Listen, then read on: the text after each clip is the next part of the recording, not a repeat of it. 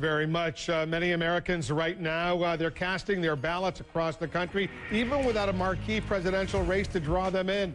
This hour, the message they're sending to local leaders and to the White House. We're counting down to the first poll closings in 1 hour, and the best political team on television is right here. We want to welcome our viewers in the United States and around the world. I'm Wolf Blitzer. You're in the Situation Room.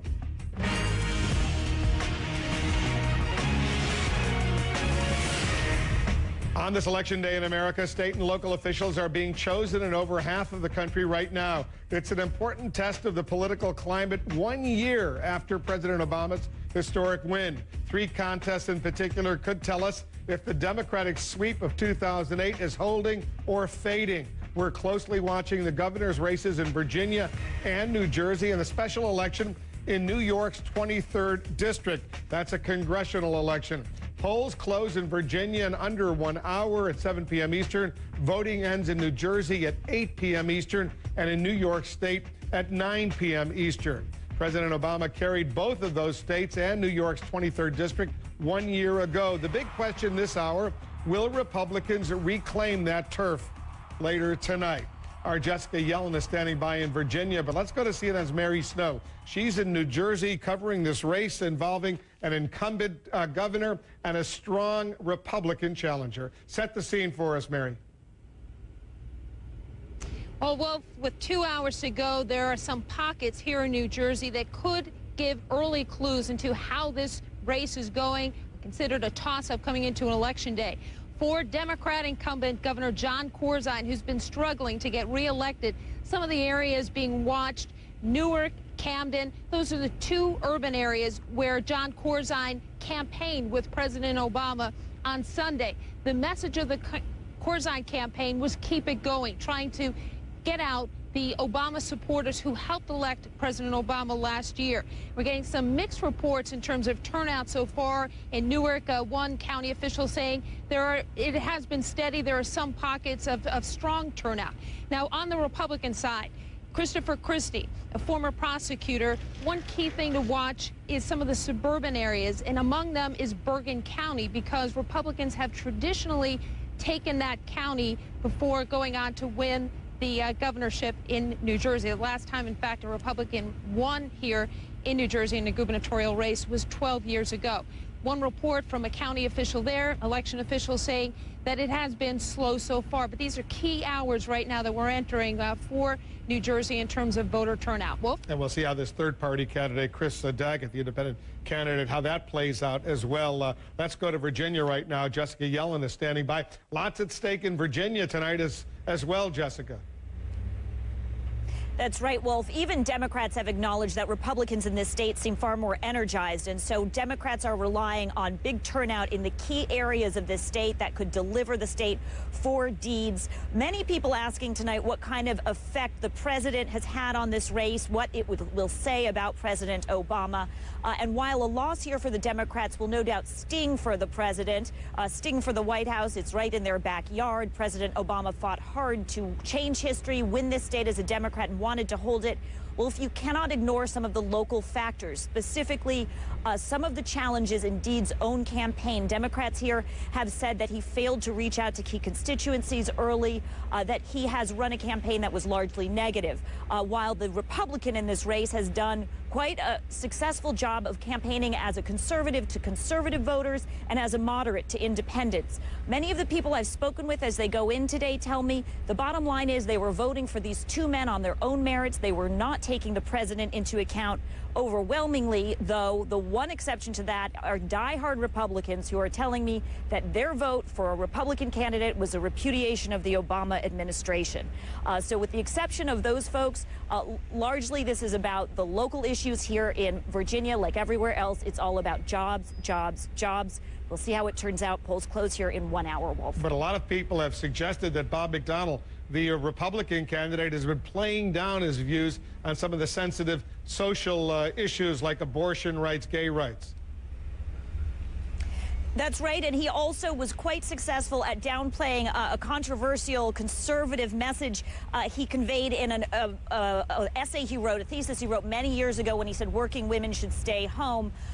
He confronted challenges about some of those social issues head on, saying he's a changed man. He is a moderate. He believes in the modern era that women should work and that people should be allowed to have a lot more freedom in their lives. And so, as I say, he's been quite successful marketing himself as a moderate to the independent voters who are so key to success in this state. Wolf. Jessica, stand by. We're going to be checking back with you as well. It's a monumental task, apparently even more so than congressional leaders and the White House anticipated. Let's go to Capitol Hill. Our senior congressional correspondent, Dana Bash, is standing by. Dana, there's a potentially very significant development. Tell our viewers what's going on. Well, as you know, we've reported that at the White House and here on Capitol Hill, Democrats want to pass health care reform by the end of this year. But the Senate Majority Leader, Harry Reid, was asked point blank whether he thinks that can happen, and the answer was not yes. Instead, he simply said, we're not going to be bound by any timelines. And then he went on to say, we need to do the best job we can for the American people. Not saying affirmatively that they will do this year is, in a way, certainly significant because this is something that the White House wants. But it is not a surprise when you look at what's going on behind the scenes here. They're having problems getting the determination from the Congressional Budget Office on what the Senate bill that Harry Reid wants to even start with will cost. And more importantly, they're having major issues still trying to figure out if they even have the votes from within the Democratic caucus here to even begin the debate. So all of those complications, I think, really caused Senator Reid to give us a little moment of candor today when he spoke to reporters. It is not good news for the White House. They are still saying their hope is to do this by the end of the year, but he didn't make a promise today. That would be a huge setback for the president because he has repeatedly said he wants it done this year. I think they're afraid if folks go on Christmas, New Year's break and hear from constituents, it might become more difficult. That's one issue. There's another issue, and that is what is next year? It is officially the election year for members of Congress, and that is something that, especially over at the White House, they've wanted to avoid big time, having this debate bleed into the election year. They wanted to have sort of a clean cut, have this finished, and have Democrats be able to try to go out and campaign all year next year on this very much needed success in a health care bill. If this does bleed into next year, it will bleed in even further into the congressional elections, the congressional debate, and that's not what Democrats want. All right, Dana, thanks very much for that. Let's go right to Jack Cafferty for the Cafferty File. Jack. With Al Gore warns about the dire consequences of global warming, apparently one of those consequences is that he is filling his pockets big time. The New York Times reports that few stand to profit as much from the green energy revolution as the former vice president. Critics say he would become the world's first carbon billionaire with a B. They suggest Gore's profiteering by promoting government policies that will drive billions of dollars into companies that he's heavily invested in. Some say he's fattening his wallet by what they call alarmism and exaggerations about global warming. Gore insists he's just putting his money where his mouth is. He says his investments are consistent with what he's been advocating for years. The Times reports Gore has invested millions of dollars in environmentally friendly energy ventures, things like carbon trading markets, solar power electric vehicles, and waterless urinals. Actually, we could probably do without those, you know what I mean? The former vice president has also given away millions to a nonprofit that he started and to another group focused on climate change. Plus, he's invested in areas like technology and media with no ties to the environment whatsoever.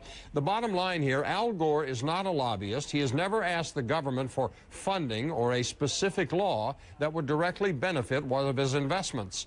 But he has advocated relentlessly for policies that would get the country off using coal and oil while investing in companies that could make this happen. So here's the question.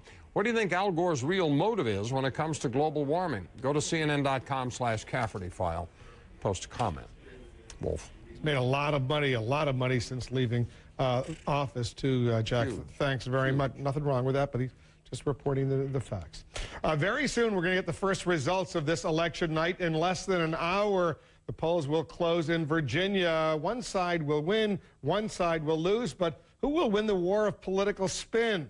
Once the results are in, how might Democrats spin them if they lose? What might Republicans say if they lose? I'll speak with two of the best political strategists, Republican Mary Matalin and Democrat Donna Brazile. They're part of the best political team on television. This certainly isn't an election year like last year, but doesn't mean there isn't anything at stake. What if the Democratic candidate ends decades of Republican dominance in upstate New York? What if Democrats lose two key races for governor.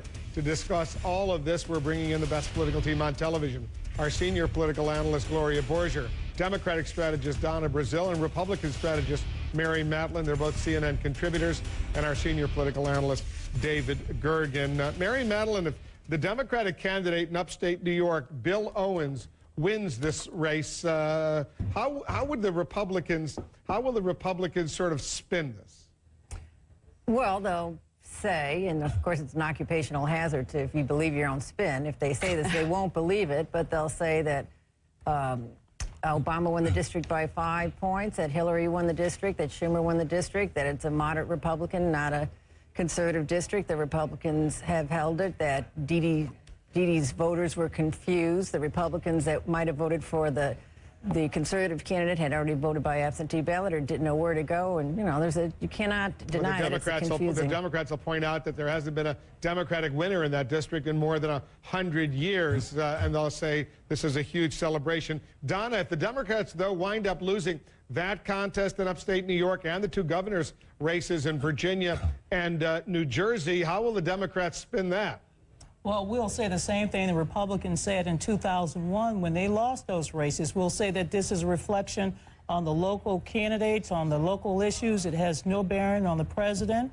It's not a referendum on President Obama. Rather, it's a referendum on the mood of the country and the conditions that those voters find themselves in those particular states. So that's what we'll say. Now, I do believe that tonight is also going to be a wake-up call for Democrats, Republicans, because the real issue tonight, Wolf, is the independents. They're the ones who are driving the electorate this cycle, and we need to pay attention to them because they are the majority now across the country, and they clearly want change, and that's why the Democrats must deliver on health care in order to be credible next year when 2010 comes up. David Gergen, there's no doubt the independents will play a critical role tonight and next year. Absolutely, and we're going to have a lot of interpretations at the end of this. Everybody's got their own Kool-Aid to drink at the end of the evening, Wolf. But I think that all of us are looking for, is this a pushback against President Obama after his enormous victory last year and against the big Democratic victory in 2006, or is the country still divided? Are there going to be signs tonight of a pushback which will encourage Republicans, will not have any guarantee value, have no predictive value for next year, but will be for interpretive purposes and for money-raising purposes and momentum within a party? It's going to have a lot of impact on both parties. Because, Gloria, I was going to say, if the Republicans have a clean sweep in these three contests tonight, that will encourage the Republicans, and they'll probably get better candidates to go out and run next year in terms of recruiting. Sure, they'll be able to recruit better candidates. They'd probably be able to raise a lot more money. But, you know, if you look at that upstate New York congressional district, Wolf, you also have to look at what's going on inside the Republican Party. We're going to be talking a lot tonight about President Obama and whether his voters are less enthusiastic and independent voters and all the rest. But we also should look inside the Republican Party, because what we see going on in upstate New York is a revolt in the Republican Party against the establishment Republicans, and in fact, maybe sort of a pox on all your houses that we might see in some of these races tonight. So I think every member of Congress has to kind of look at these as well. Mary Matlin, the president's job approval number in our brand new CNN Opinion Research Corporation poll still pretty good. 54% of the American public think he's doing a good job. That should have some benefit for him, shouldn't it? Well, the polls are indicating they still like this president, the man, and the strategy of the White House has always been to use his personal popularity to sell unpopular policies. What's happening in these districts and in these states is that health care is in your CNN poll that I looked at by double digits. People do not like this health care proposal, which they associate with the president. And not only do they not like it in double-digit numbers, more than those who support it, those who oppose it do so with twice the intensity as those who support it. So there's a lot of underlying dynamics which may or may not be predictive long term, but they will be interpretive. And you know, Donna, Mary is absolutely right. They may like the president personally, 54% job approval, but when it comes to policies like health care, Only 42% approve of the job he's doing, 57% disapprove. When it comes to his handling of the war in Afghanistan, only 42% approve of the job he's doing, 56% disapprove. Those are troubling numbers for the president. That's because people can feel it in their wallet and see it at their kitchen table. It's about jobs. It's about making sure that the president and the majority party, the Democrats, deliver for the American people. They are tired of hearing about bailing out Wall Street, bailing out the banks, bailing out the automobile companies. They want this country and this economy to work for them. And until they begin to see results, they're not going to give anyone high marks right now. You know, Wolf, and the number that I saw in our poll that just jumped out at me was that 60% of the voters disapprove of the way the president's handling the deficit. The budget deficit has become a very, very big issue out there, particularly given health care reform, particularly given the fact that we may be on the verge of sending more troops into Afghanistan. And this is a problem that is a big one for this White House. Yeah, Wolf, let me pick up on both what Gloria said and what Mary said. I found these numbers coming out of these polls today really surprising. I thought that the number on health care would be much more divided. Coming out of September, the president rallied people. It seemed the country was very divided. To have a 42% approval for health care, ways handling health care, and 57% disapproval. To go to Mary's point, if the Republicans were to score big victories tonight, along with that number, that could threaten the prospects for getting the health care bill done before, when this is all said and done. Even today, there is talk that the health care bill, on its current track, we thought there was a lot of momentum behind it, would get passed before the end of the year. And there's some talk now about pushing it over into next year. If this is a bad night for Democrats, I think you have to look at those health care numbers and say, I wonder what's going to happen next. And that may explain, guys, why Harry Reid, as you point out, and Dana Bash reported, is now saying it's not a done deal that the Senate will pass health care reform this year. It could slip into next year. We're watching this closely. Guys, don't go away. We have a lot more to discuss. Are we looking at a civil war in the Republican Party? In just a matter of moments, we will see who won the 23rd Congressional District of New York, actually 9 p.m. Eastern. That's when the polls closed in New York. That's where a Republican candidate was forced out by backers of a more conservative opponent. We're going to go to the 23rd District in New York. Our Deborah Farrick is on the scene for us. And remember, in about 40 minutes, the first polls close in Virginia. We'll let you know what we know as soon as we know it.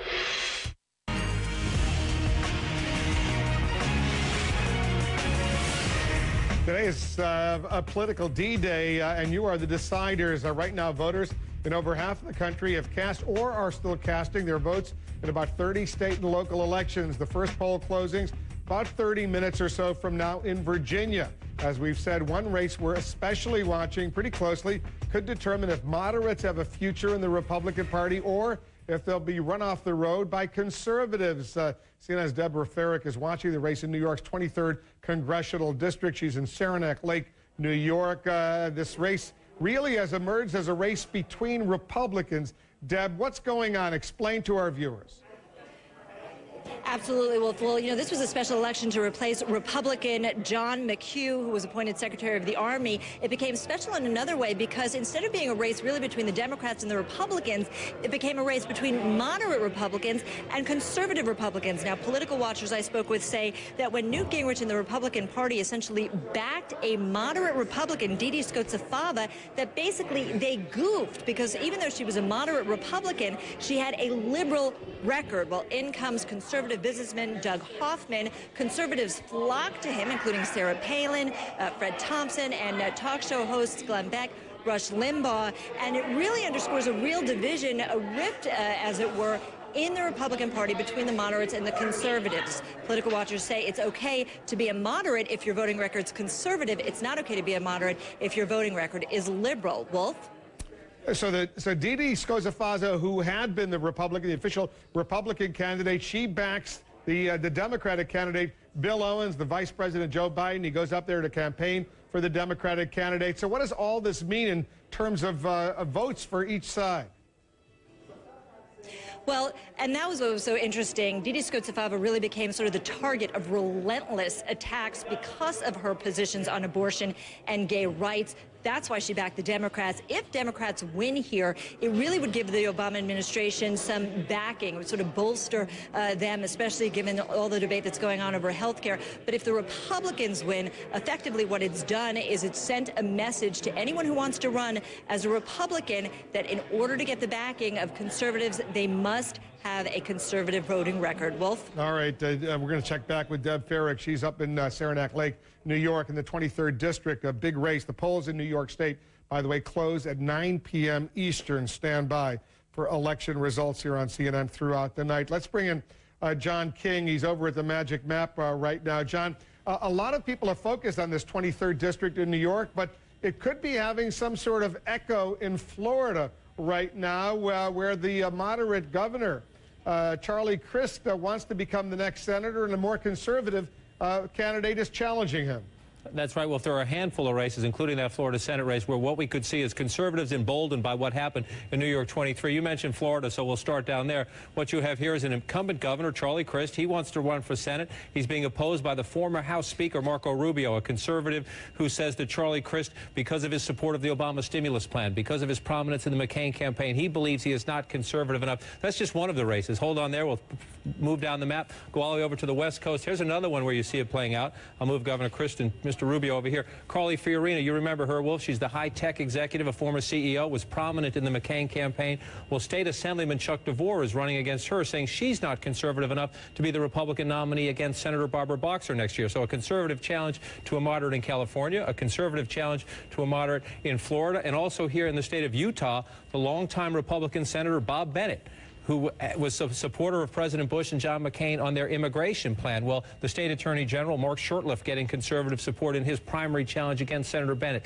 This is three of about a handful of races, Wolf, where you have conservatives challenging the more establishment Republicans, saying they don't deserve the party's backing, and if the party backs them, they will try to essentially, as happened in New York, stage a conservative revolt against them. So here are three of the few, and I'll give you one more as we pull back in the map a little bit. I am told by some conservative sources that Dick Armey, the former majority leader, will be going up to the state of Connecticut next week. Chris Dodd is up for re-election next year, the Democrat. He's viewed as vulnerable. Former Congressman Rob Simmons is viewed as the Republican candidate right now, but I'm told Dick Armey will go up to meet with some conservatives up in Connecticut who think Mr. Simmons is too moderate to be their nominee there. So you are seeing this effect spread across the country as conservatives see what happened in New York 23. They already were doing these races, by the way. We can't attribute these directly to New York 23, but they are emboldened by what happened in New York, Wolf, and they are looking around the country for other races where they can challenge Republicans who they do not believe are conservative enough to carry the party's mantle in the 2010 midterms. Yeah, it's interesting, John, getting back to Florida right now, the challenger to Charlie Crist, Marco Rubio, he's already got a picture that he's posted on his website. Take a look at this, a picture of Charlie Crist, the governor who wants to be senator, and the president with the caption, "Get the picture." I believe a lot of Democrats, at least that's what they're saying to me, John, they're looking at this battle among Republicans, and they're sort of salivating, thinking that if the real conservatives win these contests, that's going to turn out in the general election to be good for them. But should they be salivating this early? It's very hard to tell a year out, Wolf, from what the climate will be next year. What will the economy be? Will they pass a health care bill? If they do, what will voters think about it? Republicans say the Democrats are overstating their glee, if you will, saying the more conservative the nominees say in a state like Florida, the better the Democratic chances. What the Republicans say is that they're going to have these races. They believe if they have the intensity and drive-up turnout, it will actually help their party. And there are many who believe if you have a good contested primary, in the end, it actually helps your party. The Democrats are hoping what happens is it divides the party, that it causes a Republican civil war along moderate and conservative lines. These are all quite interesting to watch. And you mentioned Mr. Rubio. Not only does he have that picture of Governor Crist on his website with President Obama, he's using his Twitter account today, Wolf, to urge people to what he says finish the job in New York 23. He says elect conservative Doug Hoffman up there to prove, he says, this would send a message that we don't need, quote, two Democratic parties. John King, thanks very much. Don't go away because we got a long night ahead of us. We're going to be watching all these results coming in. We're only about 25 minutes away from the polls closing in Virginia. We're standing by for some more exit polls as well. That'll be coming in to the Situation Room. We already know many of the central themes of this election. Will the president turn out to be an asset or a liability for Democrats? Should Republicans embrace or reject conservative activists like some of those Tea Party protesters? We'll discuss what's at stake in today's contest with two congressmen who play key leadership roles in their party.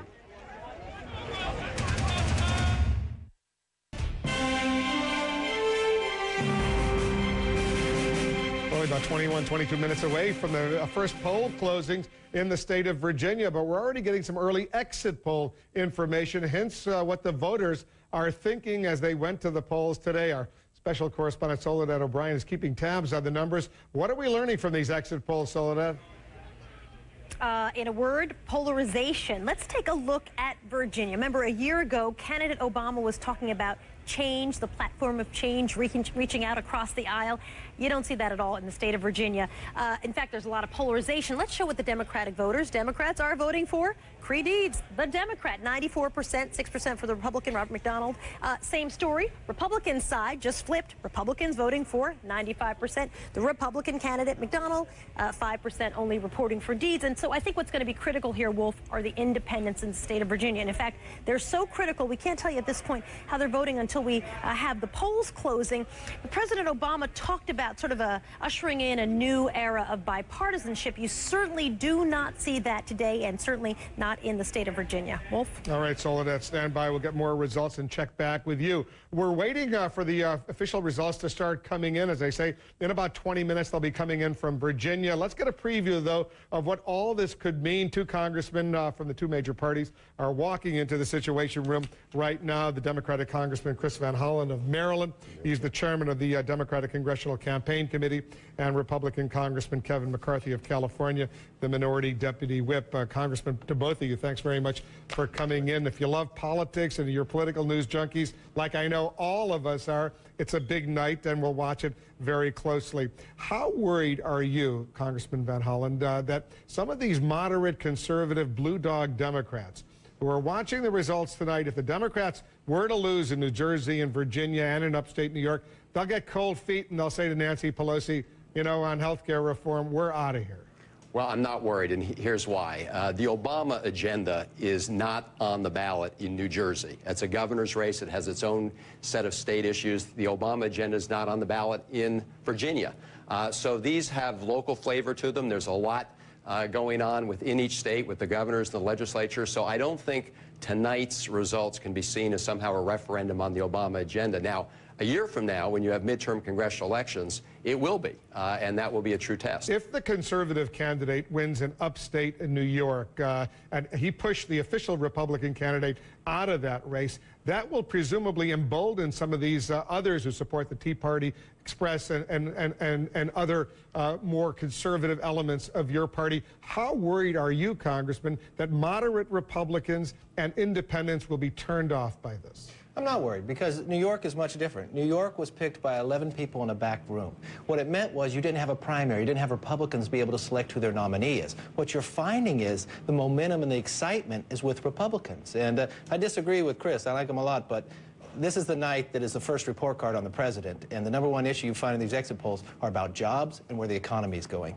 And so you're pretty upbeat about how the Republicans are going to do tonight. Look, I'll quote what Rahm Emanuel said in 2005. When you have big elections about big things happen. This is the indication here. These are all districts that Obama won a year ago. And it's a fundamental shift and change. He did win New Jersey, he did win Virginia, and he did carry that upstate New York district, even though a Republican has carried the seat for about 100 years. Right, but what's different is that his agenda is not on the ballots.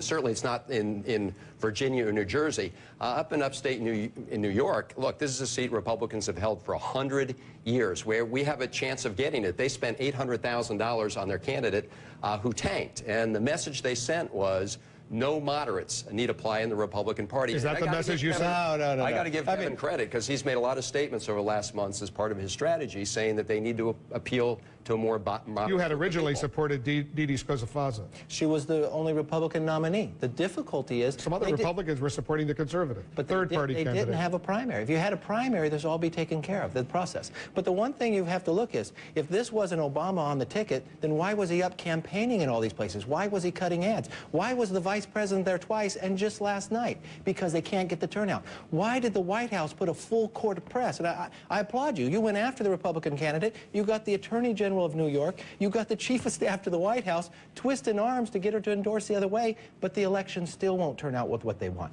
They selected the nominee to be the Undersecretary of the Army based upon the idea that they could win the seat. I mean, this is going against the Democrats. This is a referendum on what the policies are. Congressman Van Hollen respond. Well, the fact that Obama was in New Jersey campaigning, the fact the vice president was up in New York, is an indication that their favorable ratings are high. In fact, when you poll for Obama in New Jersey, his favorable ratings are very high. Same in New York 23, where he carried it by a small amount. He's actually much higher in terms of his popularity ratings today. The difference is his agenda is not on the table right now. So the fact that he has high favorable ratings indicates very clearly that people are not upset with his agenda. They like his agenda, but they don't see this particular election as a referendum on his election. Happens to be jobs, and you take the exit polls, 85% Virginia, 90% in New Jersey, worried about the way the economy is going. The president came out, had his stimulus bill, was more concerned about the date he had it, and said, if you pass this bill, unemployment will never be above 8.5%. Well, come Friday, it might be 9.9 or maybe 10. I disagree. Right. This is the biggest indication. And it's not just the election tonight. Look across the country. Look at Oklahoma. Look at the Albuquerque, New Mexico. Take a look at these polls that we just have, our CNN Opinion Research Corporation polls. Are you extremely or very enthusiastic about voting next year in 2010? Republicans say 46% of them say they are.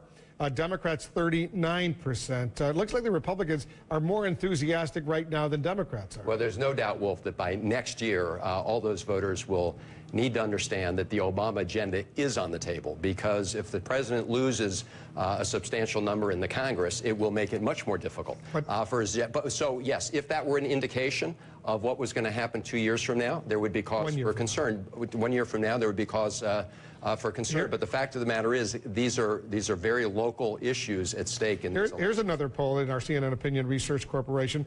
We asked, are you more likely to support a candidate who, A, supports Obama? 54% said they would. Opposes Obama? 41%. He's still very popular, 54% job approval numbers right now. But look at those approval ratings a year ago. It probably went 70%. Look how fast it's dropped down.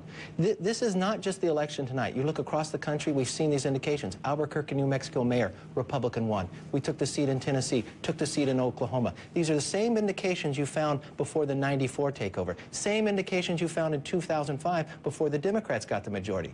This is an indication on where the country is going. I don't know if you heard Dana Bash, our senior congressional correspondent, report just a little while ago here in the Situation Room that Harry Reid, the Senate Majority Leader, is now saying, guess what? There may not be a Senate vote on health care reform this year. It might have to slip into next year. They don't want to rush it. They want to do it right. That would be a huge setback to the Democrats, including the president, who says this has got to get done this year. Well, it would be unfortunate. It would be unfortunate if that date slips. We've set our target is to get it done by the end of the year. But I think there's something very important here in the numbers you talked about, where Obama's numbers continue to be high.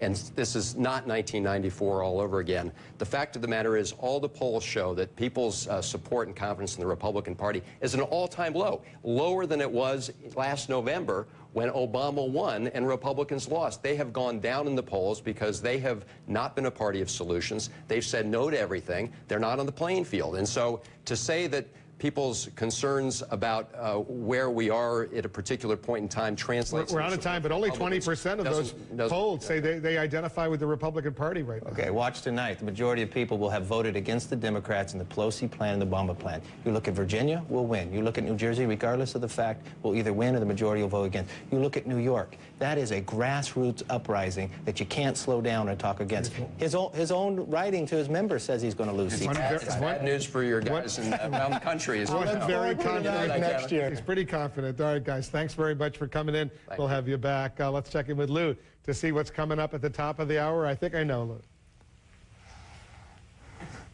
Lou. You got it. We're going to be talking about the election. The first polls closing in just moments from now. Democrats are bracing for losses in races for Congress and governorships.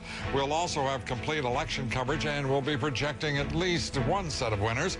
And 1 year removed from President Obama's White House victory, Democratic candidates are struggling in states that the president last year carried easily. Is this president's agenda being rejected? Also, candidate Obama promised change that you could believe in. President Obama hasn't delivered. We will be going through the long list of campaign promises. How many of those promises have been broken? Also, some of the sharpest political and economic minds join me tonight to analyze what all of this means for the country, for those with jobs and for those without. Join us for that and more at the top of the hour. Wolf, back to you. All right, Lou, thanks very much. I remember, as Lou just said, polls start closing in Virginia in only about 11.5 minutes or so. We're going to bring you the results as soon as we get them. Stand by for that. Also this, is former Vice President Al Gore investing for the good of the planet or profiteering from the green energy revolution? That's Jack's question, the Cafferty File, coming up. 8 minutes till the first polls close in Virginia. Stand by. In the meantime, let's go to Jack Cafferty for the Cafferty File. Jack. But who's counting, right, Wolf? Well, you are. I am. Yes, you are. Question this hour, what is Al Gore's real motive when it comes to the issue of global warming? Joss writes, better to profit from improving the environment than to profit from destroying people's retirements the way some financial organizations have. And Gore's been fighting for the cause for decades before it ever seemed that it could be profitable. As far as I'm concerned, he deserves those bucks. Hans in Alabama. Jack, you disappoint me. First, virtually all serious scientists agree on global warming. Secondly, evidence of the harm of global warming mounts every day. Al Gore is someone who has worked hard and tirelessly to warn us about the issue. It's a huge problem. It requires urgent, significant action. He's trying to advance the cause by investing in companies that could bring us solutions. He could lose it all, or he could make a fortune. What are you doing about the problem? Rick in Florida writes, I'm really amazed the Times finally realized this. Even more amazed they actually reported on it. As with most controversial issues, the old adage, follow the money, is usually a very good starting point in determining the real intent. If Al Gore were being truly altruistic in his concern for global warming, he wouldn't live in a McMansion and cruise the world in a Learjet. Mike says Al Gore's a private citizen. He's also, like our society, a capitalist. He's making money. What kind of criticism is that? At least he's making money on something that will benefit our national security. John in Michigan. I'm here in Michigan, having endured 2 colder winters than usual in a row, as well as 2 cooler than usual summers in a row. October averaged 10 degrees below normal. I'd have to say Al Gore's motivation's a different kind of green, cold, hard cash. And Annie in Atlanta, I think the guy actually cares about global warming. It makes sense that he invests his money in what will be the wave of the future, if we can clean up our act in time to actually have one. If you didn't see your email here, you can check my blog. You'll find it at cnn.com/Cafferty File. Wolf, those polls are closing in a little less than 5 minutes. I can't wait. It's so exciting, Jack. Stand by. I know you want to see what's going on. Also, the forecaster-in-chief, CNN's Jeannie Most, takes a most unusual look at the website where you can get the weather from President Obama. Here's a look at today's hot shots. In Texas, a husband and wife head to the polls early in the morning. In Ohio, this man proudly displayed his I voted sticker. In Virginia, this voter takes her young daughter voting at Alexandria City Hall. And in Arlington, Virginia, stickers are prepared for voters. Hot shots, pictures worth 1,000 words. As if it wasn't enough to be in charge of the executive branch of the government, the commander-in-chief of the military and the winner of the Nobel Peace Prize, now President Obama is expected to predict the weather. CNN's Jeannie Most finds it most unusual. We've seen him in rain, in sun, in cold, in heat. Now meet the forecaster-in-chief. Wow. Who needs meteorologists? And then tonight, chilly. Are you tired of rooting around your closet trying to figure out how to dress, whether or not you need to bring an umbrella? Don't stick your hand out a window, go to Obama-weather.com, type in your location, watch the 5-day forecast pop up with the president demonstrating what to wear based on actual weather data from weather.com. I'm meteorologist Jen Carfagno with your national forecast. Yeah, well, he's Barack Obama, forecasting temperatures in the 80s in Miami, wearing flip-flops, shorts, and tank tops, dressed in a parka in Antarctica, stripped down in India, carrying an umbrella when rain's predicted, wearing an Obama T-shirt in L.A. Now, what did you do? Did you do anything here? What did you do? I picked some clothes. And... Well, you picked some of the outfits? Yes. Natalia Telmachova lives in New York. Her brother and a friend living in the former Soviet Republic of Belarus created the website because they thought having a charismatic world leader give the weather would be fun. They're computer programmers. Geeks. I absolutely genius. If you don't like getting your weather from the president, you can choose to have it delivered by Angelina Jolie or the character Bender from Futurama.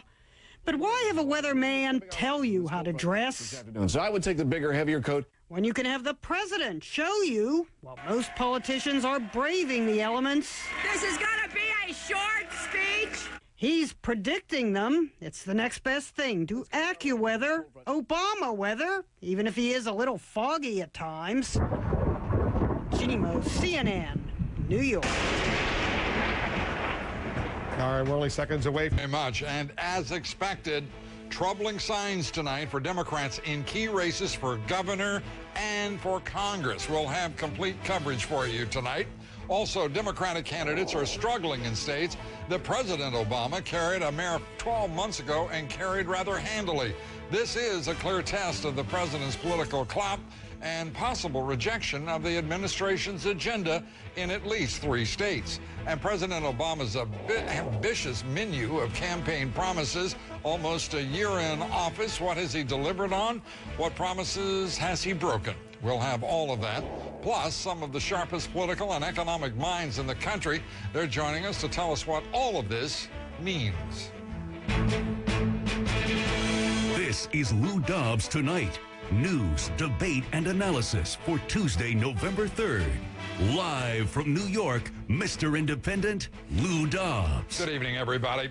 Polls are closing and votes are being counted tonight for the first time since President Obama won the presidency. Voters are turning out in multiple states to decide key races for both governor and Congress. Much has been made of the national importance of some of these contests and how they may reflect President Obama and his policies on a national referendum. We'll have complete coverage and analysis, all the latest exit polling numbers and projected winners. First, let's go to Wolf Blitzer in Washington. He has the latest for us on the Virginia governor's race, where the polls have just closed. Wolf.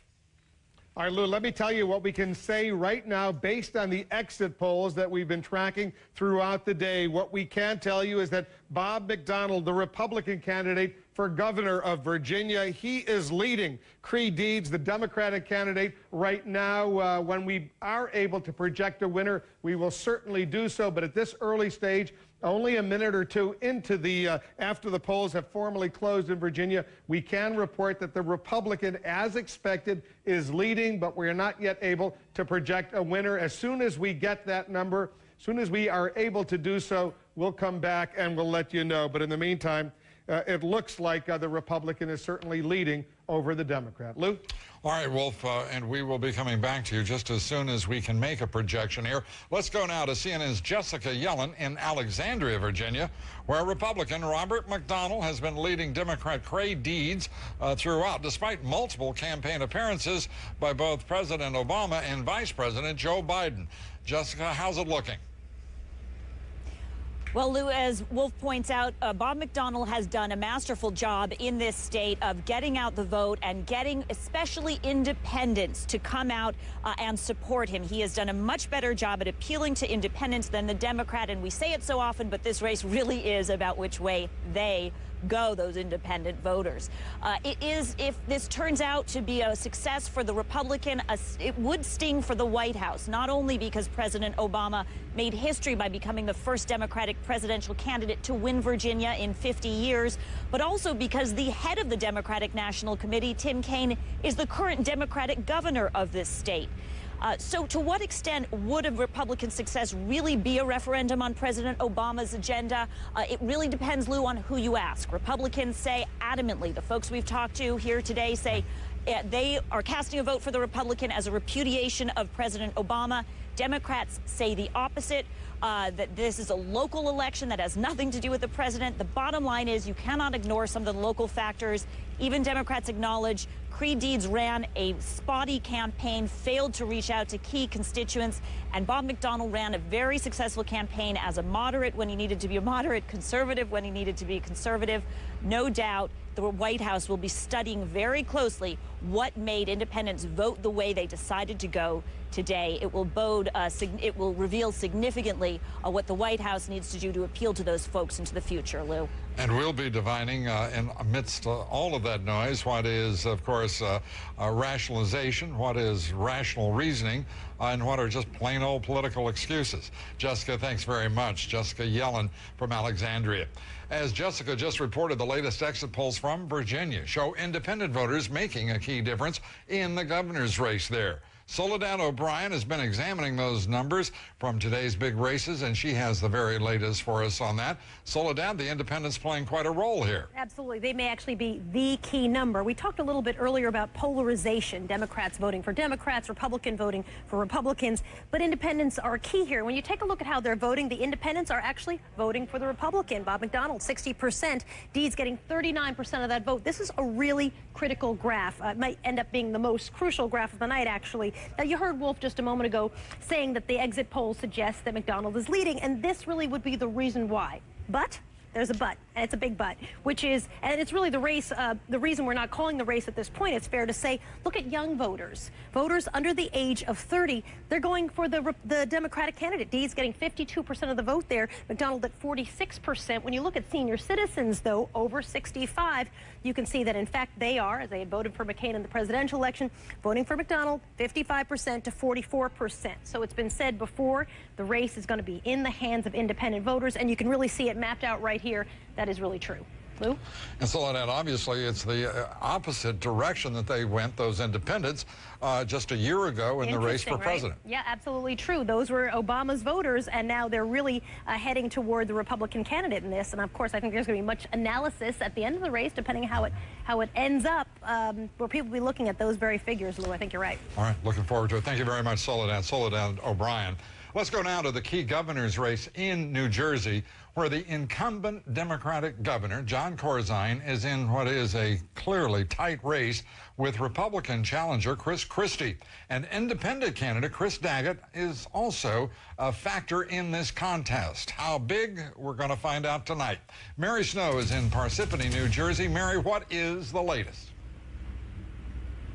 Well, Lou, throughout the day, voters have been saying that property taxes are a key issue here, and New Jersey has some of the highest property taxes in the country, and that is why Democrat incumbent Jon Corzine has been so unpopular and really struggling in this race. He spent $25 million at least of his own personal wealth in this campaign. He's also had help from President Obama, who's made 3 campaign visits here in New Jersey. Republican Chris Christie, a former prosecutor, had been in the lead earlier on in this race. He has based his campaign on cutting taxes and government spending, but he came under criticism for being vague about some of his ideas. And the independent candidate you just mentioned, Chris Daggett, really tried to tap into the discontent with the candidates in this race.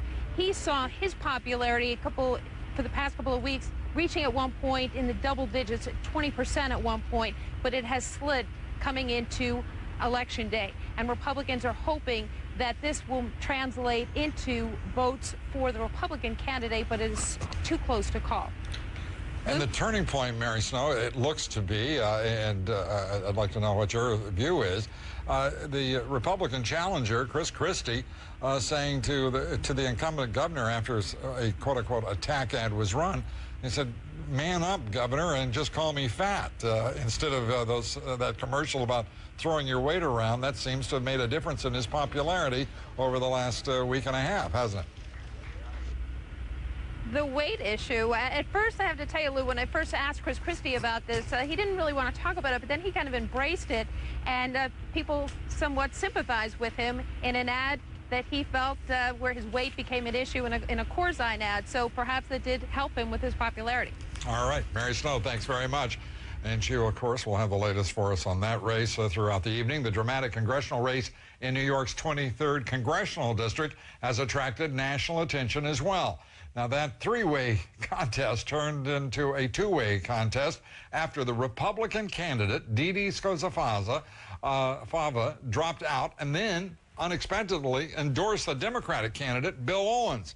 Conservative Party candidate Doug Hoffman has been leading in the polls, and his numbers keep trending higher and higher. It is the northernmost district in New York, and it's been represented by a Republican since the late 1800s. Our Deborah Farrick is in Saranac Lake, New York. And Deborah, just how big of an impact did the, if it's best we can figure, this Scozzafava endorsement have on this race? Well, what's really interesting is that this was a special election to replace the Republican Congressman John McHugh, who was appointed by the Obama administration to become Secretary of the Army. It became special in another way because it really emerged as this turf war, Lou, not between the Democrats and the Republicans, but between moderate Republicans and conservative Republicans. Now, political watchers say that when Newt Gingrich and others in the Republican Party backed Dede Scozzafava, that they really essentially goofed, because even though she's a moderate, she has a liberal record. For example, she supports same-sex unions. She's also pro-choice. Well, in comes this conservative businessman, Doug Hoffman. He's a strict conservative, and the conservatives flocked to him. Sarah Palin was up here campaigning for him, as was presidential contender Fred Thompson, also an actor, and talk show hosters Glenn Beck and Rush Limbaugh, all of them throwing their weight behind Doug Hoffman.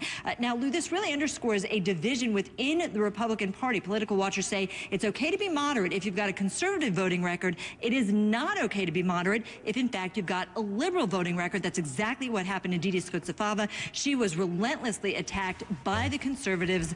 Democrats saw an opening. They rallied around her, and she ended up throwing her political backing behind the Democrat. The Democrat, by the way, his name, Bill Owens. Lou? Let me ask you this. I mean, when a moderate votes liberal, why isn't that moderate called a liberal? And if a moderate votes conservative, why isn't that moderate called a conservative? Well, that's what's really interesting. Again, the Conservative Party has been accused, the Republican Party has been accused of really sort of not being very friendly to moderates. So now what we're seeing is we're seeing conservatives who are tending to represent themselves as more moderates. So that's okay. But if you are a moderate, but you're voting liberal, well, then you're called liberal, and that's the kiss of death. And I think as we hear the language conservative and moderate, and we're hearing more conservatives talk about an embrace of moderates, what we're really seeing again, I believe, is the influence of independents in this country now outnumbering either Republicans or Democrats. Thanks very much, Deborah Farrick. We'll be coming to you throughout. John King at our magic wall, of course, for a breakdown of the key races tonight and what they're telling us about where voters, after a year after the presidential election. John, what do you got? Lou, how are you? I want to show you something. We'll go to 09. I want to show you one of the reasons we're waiting. See, the map is white. Come into the state of Virginia. This will fill in once we get the results. The polls are closed in Virginia, but the map is wide open because we haven't gotten any results yet. So let's use the 08 map to take a peek at what we're looking for, and let's come back to the state of Virginia here. When you look at this, you were just talking about this. What are we going to look for tonight? Well, here's a key factor. Barack Obama carried Virginia when 20% of the electorate was African-American last year in 2008. He got more than 9 out of every 10 African-American votes. So we'll watch as those votes come in tonight, and I'll show you where to look for in just a minute. And your favorite theme, Lou, this is huge. Independents made up 27% of the electorate in Virginia in 2008, more than a quarter of the vote, and they were split. Obama did win 49% to John McCain's 48%. So we're going to watch these two trends tonight. Could Obama convince African Americans this isn't just about me? Go out and vote Democrat for governor and turn out in big numbers? And where do the independents go? Are they concerned about spending and health care, and especially, of course, about the economy? So let me push these down and just give you a quick primer on what we're looking for. The Washington suburbs, you see they're blue last year. That's Democratic. How well can Creed Deeds do here? and how well can Bob McDonnell, the Republican, do just out here in the exurbs? Our early indications are the Republican is running very well out in the exurbs. Lou, that's a place you find a lot of independent voters. Another big key is down here. Military bases down here, but also a lot of African Americans in the Norfolk, Hampton Roads area. You've got the Newport News naval facilities. That's always a competitive ground there between more conservative military voters and the African American voters. We'll watch how that plays out. One other big point, look out here in rural Virginia. This is Creedeed's home, but you see John McCain did well out here last year, even though Obama won the state. Right. The energy debate, cap and trade, has played huge out here in Virginia's coal country. That's another place we'll watch in that state. Lou, as we watch the results first come in there, the polls are closed there, and of course, as you know, we're waiting up here in New Jersey as well. And we watched Terry McAuliffe, the former Democratic Party chairman, take a licking because of that little region you highlighted. Right. It's been a very tough year for Democrats in that state, and you know that what's going on tonight, Lou. There are Democrats at the White House saying this is all local races. If the Republicans win, the Republicans will say it is a message to the president. It's a little bit of both. It depends what you look at. In the state, I'm going to go back to Virginia, in the state closest to Washington. Obviously, they're closer to the big debates in Washington. We know the health care issue ranks high there, the economy. What the Republicans are saying is this, that you have 80 or 90% in both Virginia and New Jersey saying that the economy, they believe, is in trouble right now. And that does not help the party in power, period. Absolutely, and our latest polling showing that those people who believe that, that this economy and they are under some stress hasn't changed a whit in the course of the past year since that election.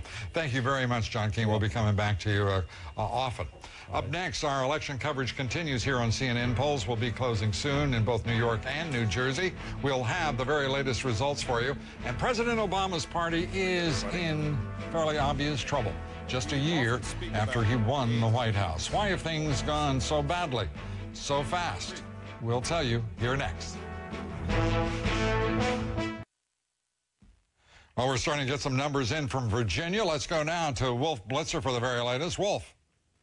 It's very early in the actual counting. As we reported earlier, Lou, based on the exit polls, the Republican Bob McDonnell is leading Creedeed's, the Democrat. But take a look at this. With 1% of the precincts reporting now, McDonnell has 67% to 33% for Creedeed's, 23,600 or so for McDonnell, 11,389 for Creedeed's. But it's only 1% of the precincts reporting. It's going to be a while longer before we will know who will win this race. So we're standing by as soon as we get some more numbers. We're reviewing the exit polls to see if we can make a projection. But so far, Lou, we cannot make a projection. The only thing we can say based on those exit polls is that McDonnell, the Republican, is leading the Democrat, Creedeed's. And doing very well with 1% of the vote, at least. All right. Thank you very much, Wolf. We'll be coming back to you quickly. There's been a lot of speculation about what Democratic losses tonight would say about this country's mood a year after electing Barack Obama. It could be a fairly good indication of what voters might do in next year's important midterm congressional elections. Dana Bash has our report. Vote him out. You work for us. The way House Republican leaders see it, signs like that are a good sign for their prospects in next year's congressional elections. There's a political rebellion going on in our country. And it's being led by average Americans who've really not been part of the political process, who are scared to death that Washington is ruining the future for their kids and grandkids. House Minority Leader John Boehner compares growing anxiety now to the mood that swept Republicans into power in 1994. Yet the reality is that overturning House Democrats' huge 79-seat majority is a tall order. But Democrats are bracing for losses in 2010. Democrats are going to lose seats. I don't think Democrats are going to lose control. Steve Elmendorf was a top political aide to the Democratic leader in 1994, when Republicans won back the House after 40 years. He argues Democrats can limit their losses by passing health care. In 93 and 94, our problem was that we failed. You know, we tried to do health care and we didn't succeed, and people felt that they had given us the baton and we had dropped it. But Elmendorf does agree with experts across the spectrum that the biggest problem for Democrats is the economy, including deficit spending and joblessness. A year before the 1994 GOP takeover, unemployment was 5.6%. Now it's nearly double that. The economy still is going to drive this next election. They do have to show that they're taking it seriously. But the burden isn't just on Democrats. Republicans still carry a stigma from unpopular Bush years, and GOP strategists warn voters won't give them another chance until they offer their own ideas. There's an opportunity here for Republicans, but if they don't present an alternative, what's to vote for? And that's the challenge to the Republican leadership. Another challenge for the Republican leadership is recruiting viable candidates who can actually beat incumbent Democrats. Right now, they're doing okay, but Republican strategists say that they are hoping that they will have some victories tonight that can prove their party can actually win, and that will help them recruit some more top-tier candidates who will jump in for 2010. Lou? Well, Dana, a lot of machinations on Capitol Hill just a day after Joe Lieberman said that he would join a filibuster on the public option. Senate Majority Leader Harry Reid saying that he and Joe Lieberman have got a deal worked out. And at the same time, Harry Reid saying there's a very good possibility that we won't see health care legislation until next year. What can you tell us? Well, apparently, according to both Senator Lieberman on the potential deal, Senator Lieberman and Senator Reid's office, there is no deal. What Senator Lieberman told us last week still stands. He's still, if there is a public option in the Senate bill, then he will filibuster it at the end of the day. That still stands. But on the whole issue of timing, when that could even happen, that is up in the air. As you well know, the latest deadline that we have heard from the White House and Democratic leaders is that they really want to pass health care by the end of the year. Well, Harry Reid was asked point blank whether that can happen today, and the answer was not yes. And he instead said, we're not going to be bound by any timelines. Now, there are a few reasons for that, Lou. One is that they're still waiting for the Congressional Budget Office to tell Senator Reid how much his proposal is going to cost. They don't have that yet. But I think the more pressing issue and the more problematic issue is that he still doesn't have the 60 votes he needs. There are still plenty of moderate Democrats, even more moderate Democrats by the day, it seems, who are very skeptical of his plan, and the votes simply aren't there. So that is, I think, in part what led him to a little bit of candor today in answering or not answering that question. If not candor on whether or not Joe Lieberman and he had a deal or not. All right. Thank you very much, Dana. Dana Bash. Thank you very much. Joining me now, four of the best political analysts. Ed Rollins, Republican strategist, CNN contributor. Ed served as White House political director under President Reagan. Ed, great to have you with us. Errol Lewis, New York Daily News columnist, CNN contributor. Great to have you with us, Errol. And Robert Zimmerman, Democratic strategist, CNN contributor. Robert, great to have you here. And Mort Zuckerman, who is editor-in-chief of U.S. News and World Report, also the publisher of the New York Daily News. Mort, great to have you here. How big a deal is the outcome of all of these elections tonight for the Obama administration? Well, I think they're clearly going to be significant if there are serious Republican gains, and Republican gains by large gaps. You're going to see that in Virginia. We'll see what happens in New Jersey as another gubernatorial issue that is going to be resolved before the end of the evening. But I think the fundamental thing that is driving everything here is unemployment and the weak economy, and the perception that the unemployment numbers are going to get worse. And that is still the single most important influence on what's going to happen not only now, but frankly at the congressional elections next year. Given that, why has the Obama administration devoted so much time and energy to cap and trade, to health care legislation, instead of, let's go back to it, let's say it in deference to President Bill Clinton, it is the economy, stupid. Well, sure. Well, health care, I think, was a promise that he had to try and keep. And it has dragged on, and this loss of momentum is starting to hurt. They didn't have the votes for cap and trade. They hung a lot of guys out to dry by trying to pass it before they had it really done. In the Senate. Sure. And if you may remember, there was a promise of action this year on comprehensive immigration reform. That just went by the wayside. Why wasn't there the same reticence about breaking that promise? Well, you know, on all of these promises, you know, what's happening, I think, is the entire agenda is getting backed up behind this health care. And every day, every week, every month that they allow it to drag on, they're putting their whole administration at risk, I think, politically speaking. Robert, I mean, look at some of these numbers and the money that's being spent. In New York, the race for mayor, Michael Bloomberg spending $86 million to be a third-term mayor. The New Jersey race for governor, Governor Jon Corzine, $28 million. His opponent spending half that. What is going on here with this spending for these jobs? Well, think about the impact on the economy when Mike Bloomberg and Jon Corzine close down their campaigns and lay off all those political consultants. I mean, talk about the problem with economic stimulus and a jobs problem. But look, will they turn to the Obama administration? They may put in for a stimulus request. Look, bottom line is, there's no question. Money is a corrosive impact on the political process. You championed in your book the issue of public financing of campaigns. And unless you're going to produce real dramatic reform, we're going to have this problem throughout. Ed, I want to turn to you. We understand you're the subject of a story today out of the Detroit News yesterday concerning back taxes. We wanted to give you the opportunity to clear a bunch of that up. Well, unfortunately, there's no way to clear it up. It's a true story.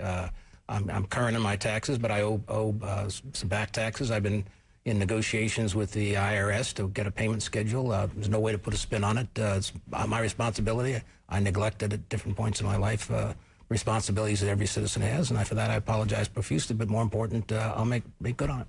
All right. Ed, thank you very much. And we're going to be back with our panel in just a little while here on the broadcast. We're going to have the very latest for you from these very important elections around the country. Candidate Barack Obama's promises. How many of those promises has President Obama delivered on? That's next. Stay with us. Thank you so much. Thank you. Thank you so much. We're going to be bringing you, of course, the results as they come in here on CNN throughout the evening. But right now it is early going, as they say, in the Virginia races, and we're going to have that for you. Wolf Blitz will be here with the latest and any projections as soon as we can bring together enough results to do that. But we did want to share with you that if you're wondering where is President Obama on this important night, the White House tells us that President Obama has no plans at all to watch the election results tonight. And we're also told that his staff has not prepared any sort of election evening party at all. That is the latest for you, and I suppose those of you who might want to make your plans accordingly. The president is not on the ballot, of course, tonight, and his first 9 months in office, however, are very much on the minds of voters. Candidate Obama promised a sweeping agenda of change. How well has President Obama followed through? Candy Crowley has our report. The road ahead will be long. Our climb will be steep. We may not get there in 1 year or even in one term. A day short of a year since his election, President Barack Obama still needs time to turn a myriad of campaign promises into policy. I believe in a pathway to citizenship for the 12 million or so who are here. To the dismay of activists, the immigration issue has been put on hold till next year, and even that seems iffy. The to-do list is long and topped with other priorities, financial market regulation and the game-changing energy bill the president promised. Compounding problems in 2010 is that it's an election year, generally an inefficient time for lawmaking. Still, the president can put down several major campaign promises as in the works. I will bring this war in Iraq to a close. I will bring our troops home within 16 months. I will finish the fight against al-Qaeda in Afghanistan. 16 months has slipped to 19, but the majority of U.S. troops will be out of Iraq next year. And the president did send more than 20,000 more troops to Afghanistan. On the domestic side, two issues have dominated the first 10 months of the Obama era, and the president can claim progress on both, health care and the economy, stoked by a nearly $800 billion Obama stimulus plan. Our plan will likely save or create 3 to 4 million jobs. 90% of these jobs will be created in the private sector.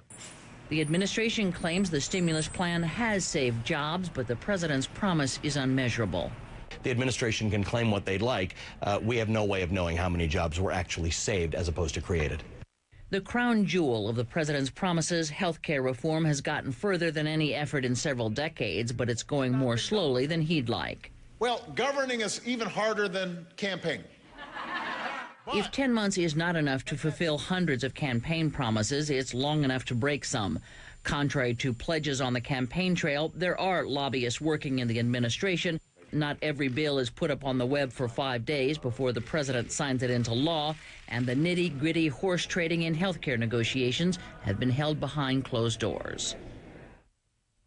And we looked on a website called PoliticoFact, which won a Pulitzer Prize for its work sort of tracking these promises. About 500 promises. They found that 49 have been kept and 7 have been broken. The vast majority taken no action. I think it gets to what you were talking to earlier, Lou, about this whole healthcare thing sort of backed everything up to the extent that now he's going into another election year with some really big things and controversial things not done. And it's tough to pass stuff in an election year. 49 kept, 7 broken, and about 650 in abeyance. Well, they tracked about 500, but 400 or so. Stay tuned. But he has 3 years and 10 months more. He does indeed, and so here we go. We'll watch carefully. Candy, thank you very much. Candy Crowley, as always. Up next here, the latest on the governor's races in both Virginia and New Jersey. Also, that all-important 23rd Congressional District race in upstate New York and contests across the country. Also, more on what tonight's results mean for the president and his agenda. And we'll continue our discussion with 4 of the country's best political analysts. Here next.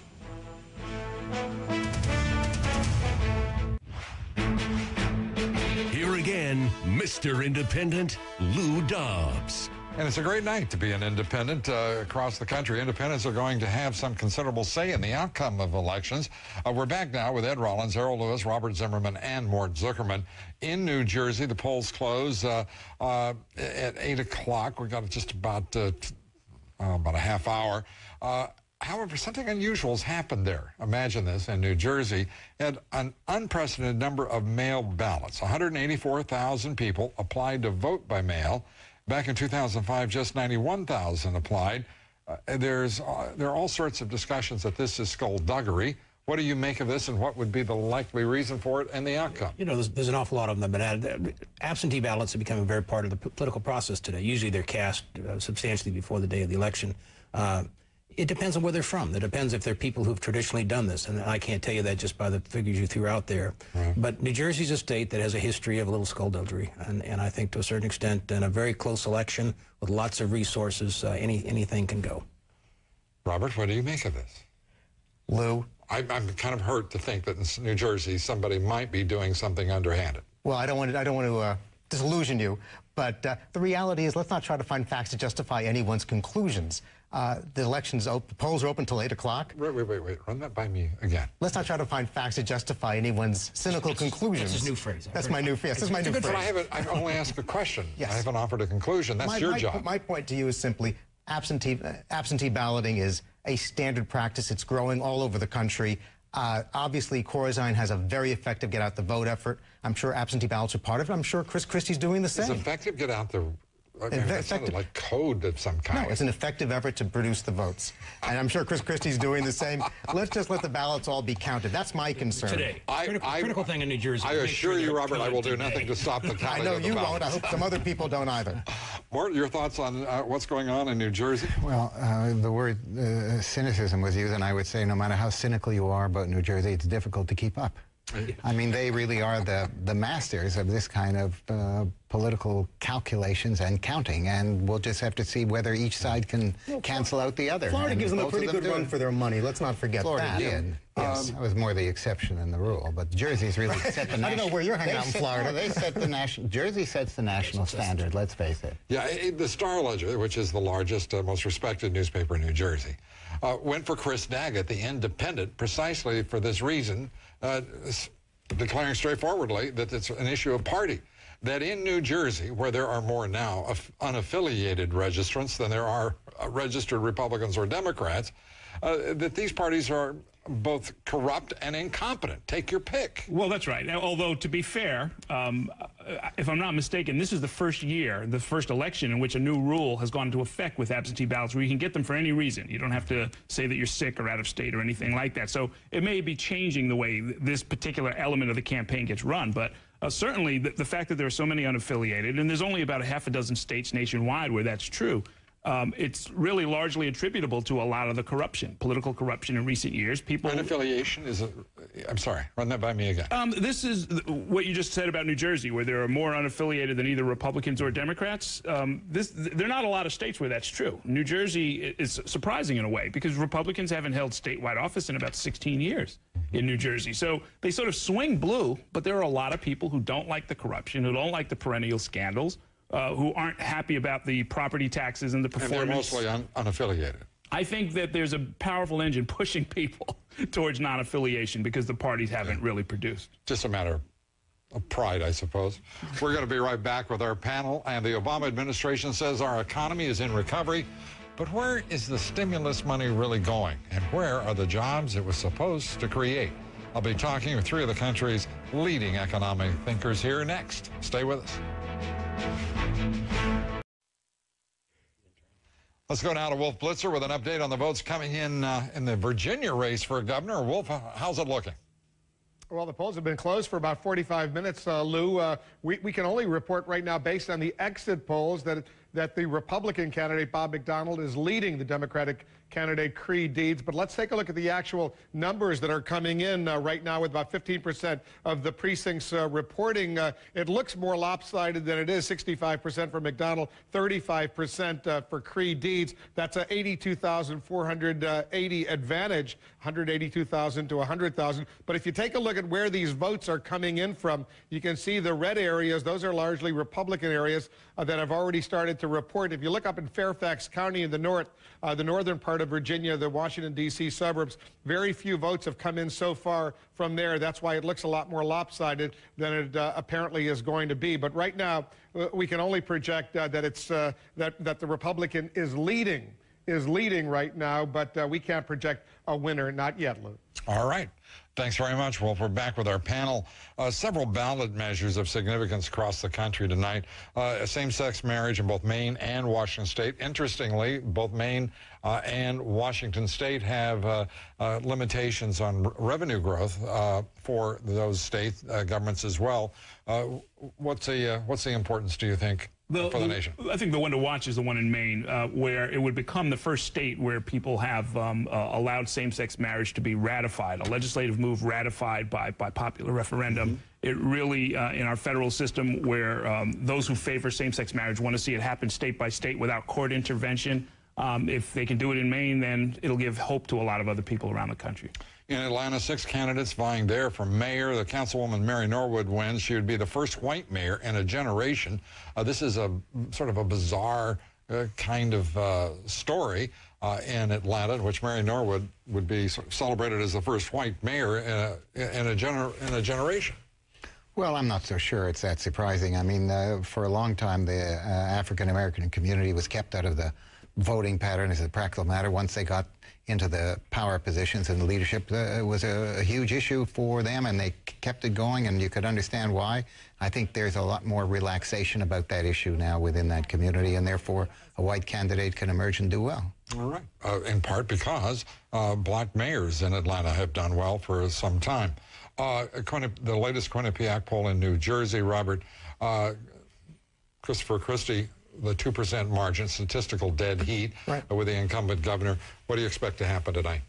Well, I'll wait for the polls to close before I give my prediction. I'm cautious that way. But the reality here is that it is Governor Corzine is facing the obstacles most incumbent governors are facing during the course of this year because of the economy. However, it's an incredibly tight race, despite the fact Christie's been outspent 2-1. 60% of the people repeatedly have wanted someone other than Governor Corzine. So my sense, at the end of the day, the 2%, 3% may be the margin of Christie's victory. And a victory for Christie. Yes. And the 23rd Congressional District. Clearly, the Conservatives going to win that. All right. Thank you very much, gentlemen. Appreciate it.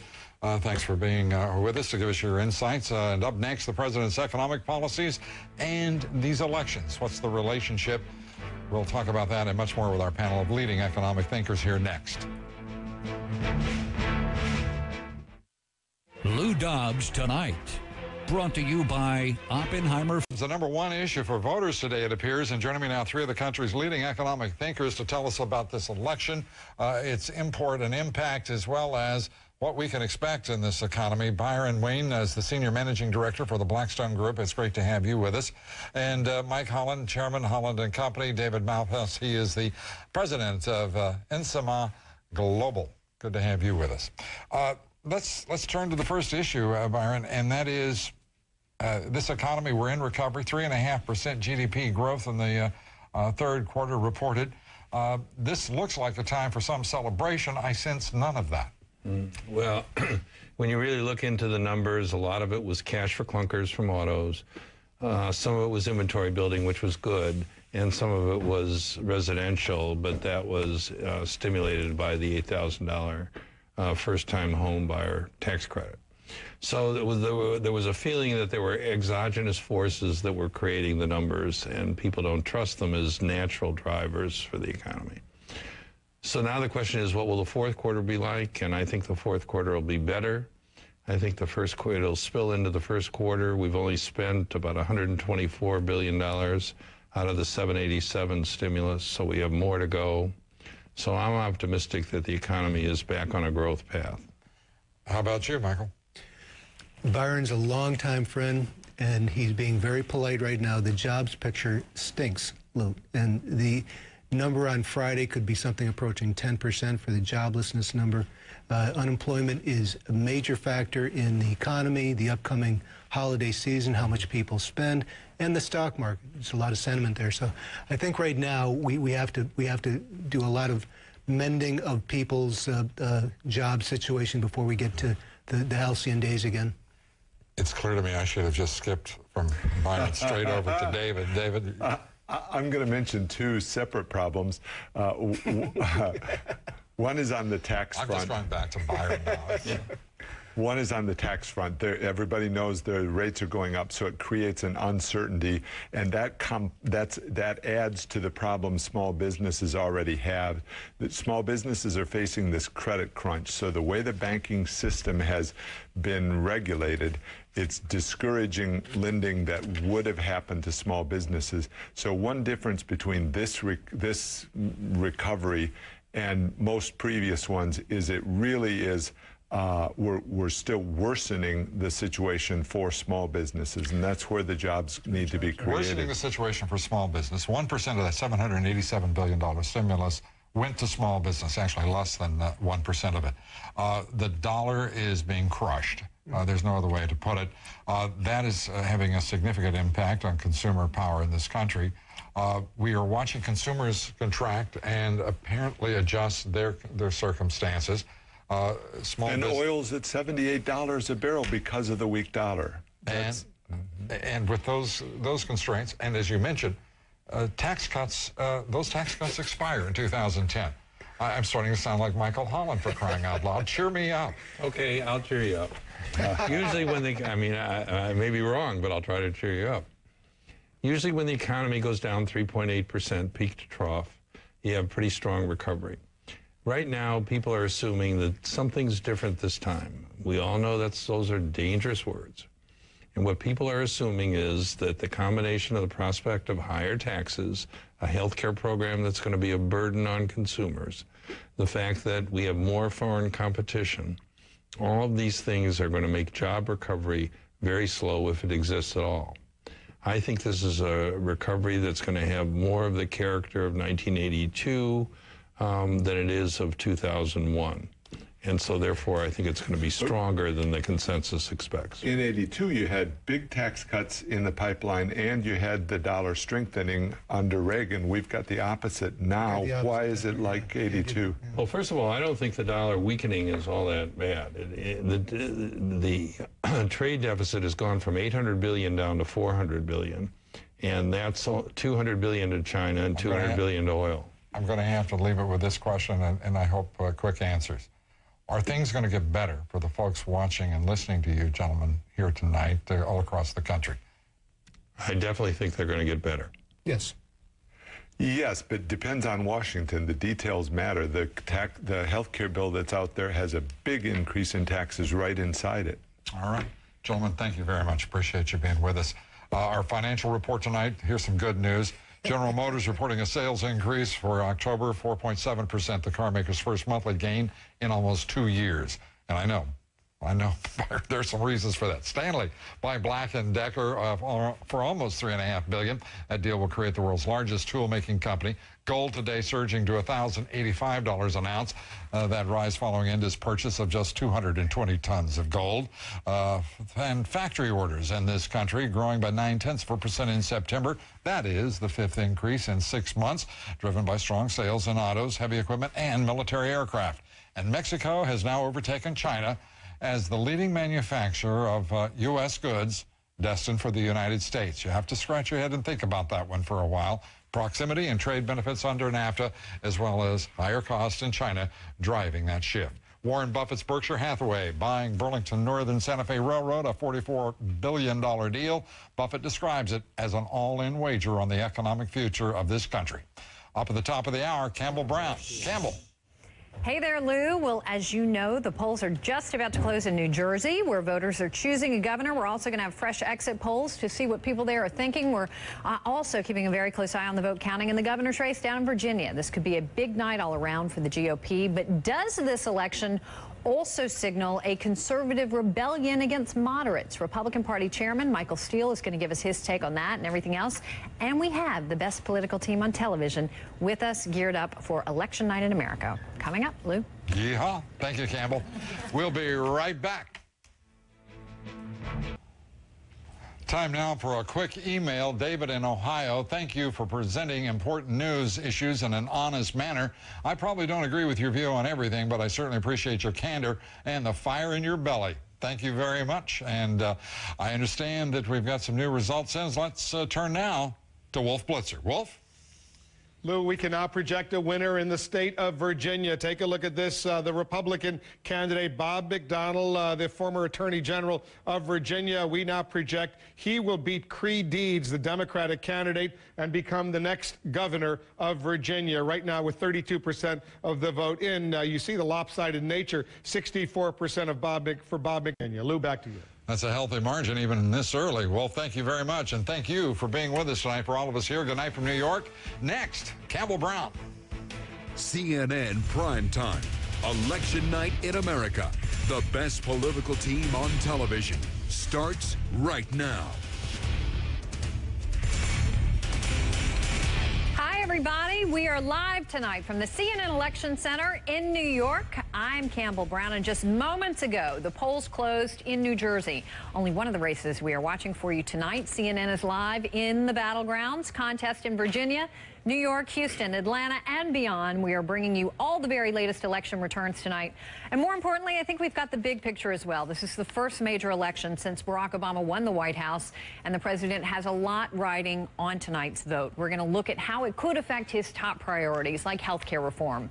Meantime, after a year in the political wilderness, Republicans finally looking forward to what looks to be a strong showing tonight. We have the best political team on television with me all night tonight. And we're going to start with Wolf Blitzer, though, first in Washington. And Wolf, bring us up to speed on the results so far, what we should be watching for tonight. And I know you've just called one, so let us know what the results are.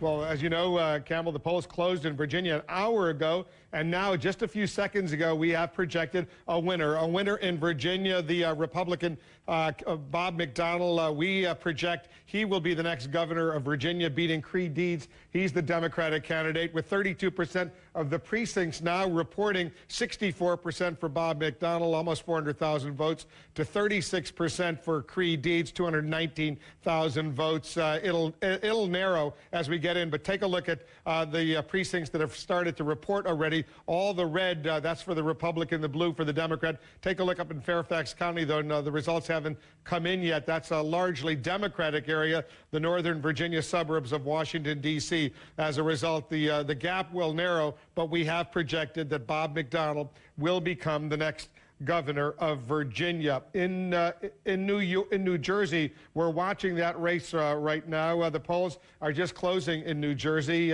and as you know, John Corzine, the incumbent, Well, before we get to New Jersey, let's talk about New York, New York City. The race for mayor of New York will close in 1 hour. We know that the incumbent Michael Bloomberg is running for a third term. Bill Thompson, the Democrat, is challenging him, but Bloomberg has spent a lot of his own money, and he's according to the polls, likely to win. But that poll closes in less than an hour from now in New York. If we take a look in New Jersey and in New York, the congressional district that we're following the special election in upstate New York. Let's talk about New Jersey. Those polls have just closed in New Jersey just a couple minutes ago, and three candidates running.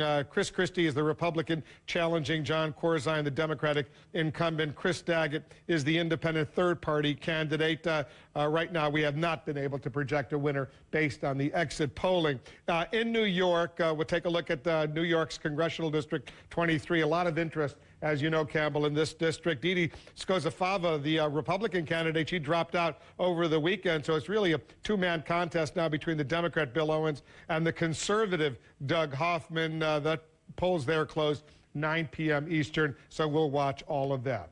Campbell, back to you. All right, Wolf, it has been fascinating to watch what's been happening in New York, and we should mention it was in Virginia that Barack Obama won just a year ago. So we're going to talk with our best political team on television about what seems to be happening in Virginia tonight. We should also mention, as Wolf said, the voting just ending in New Jersey, and while President Obama's name wasn't on the ballot, exit polls do reveal a lot about what people think about him right now. Soledad O'Brien is here with the latest. She's been watching all the exit polling.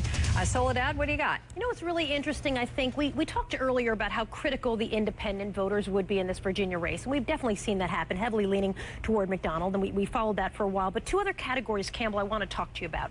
The first is men. Take a look at some of these numbers. Bob McDonald getting 58% for men, and Deeds getting 42%. Another interesting category of note, rural voters. McDonald getting 66%, Deeds 33%. Here you have a candidate who's from a rural area. These should be folks that he is really appealing to.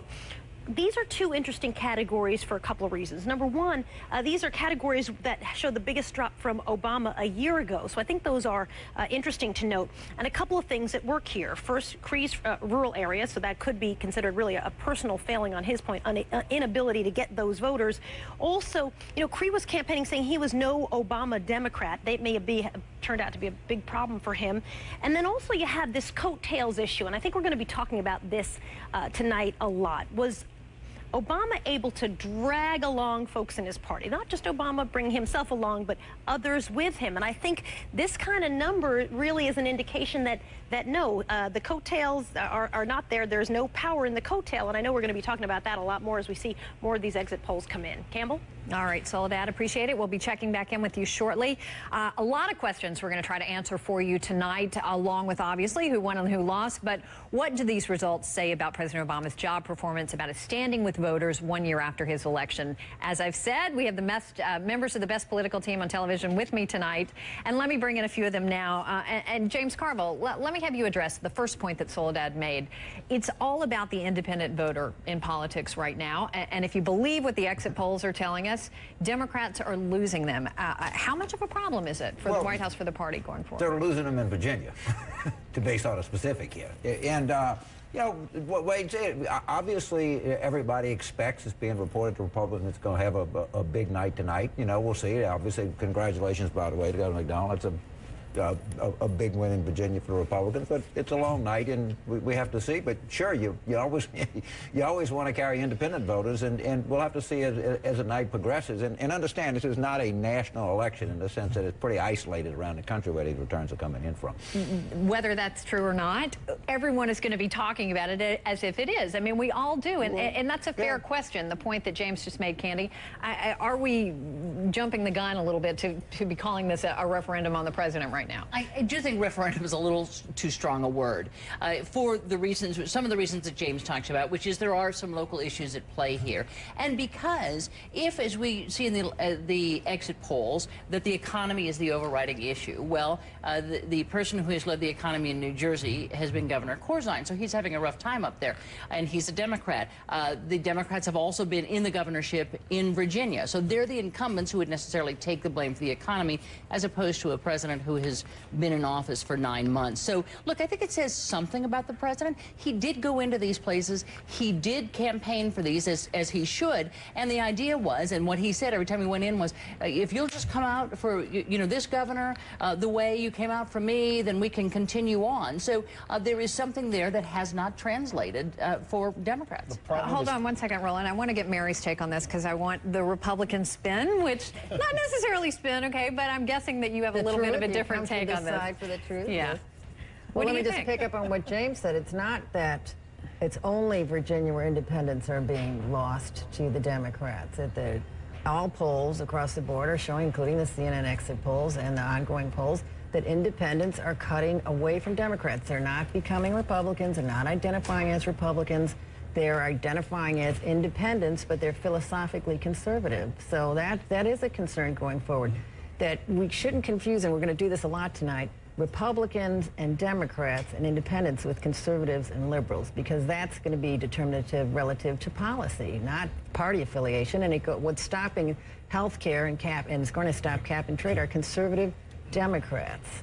But if Mary's right, David Gergen, and this is about more than just one state, in the state of Virginia, what does it mean? Is it about the president? Is it about the national party? Or is this more about local issues and what's happening at the state level in Virginia and New Jersey and some of these other places? I think Candy is right that you can't read this as a referendum, and it's important not to overread these elections.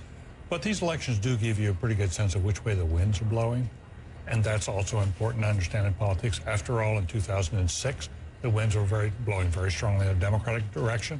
They were again in 2008, and now to be in 2009 and to have them blowing the other way is important.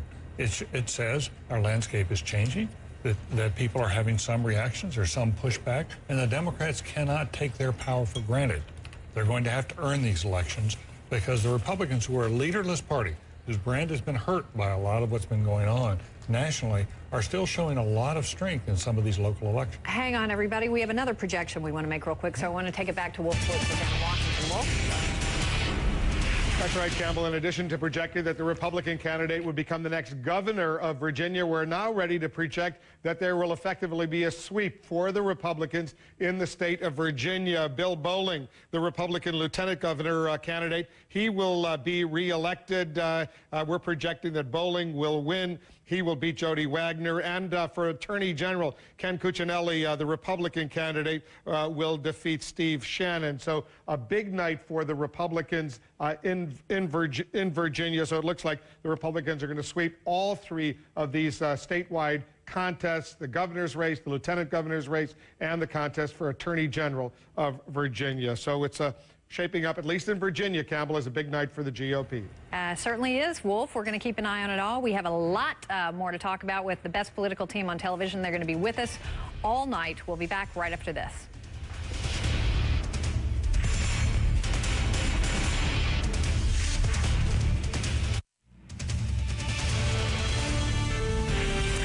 And you're looking at our countdown clock right now. 47 minutes, looks like, until the polls close right here in New York.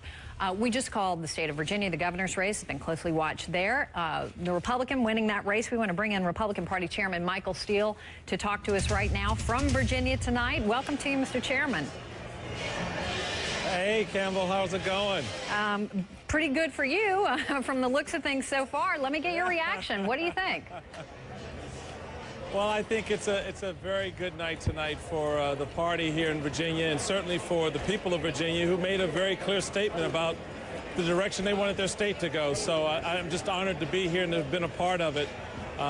We've got a lot of work ahead of us still as we get ready for 2010, but tonight's a great night to celebrate Bob McDonnell and his team and the leadership they brought to this race, and I think the response of the people of Virginia has just been fantastic.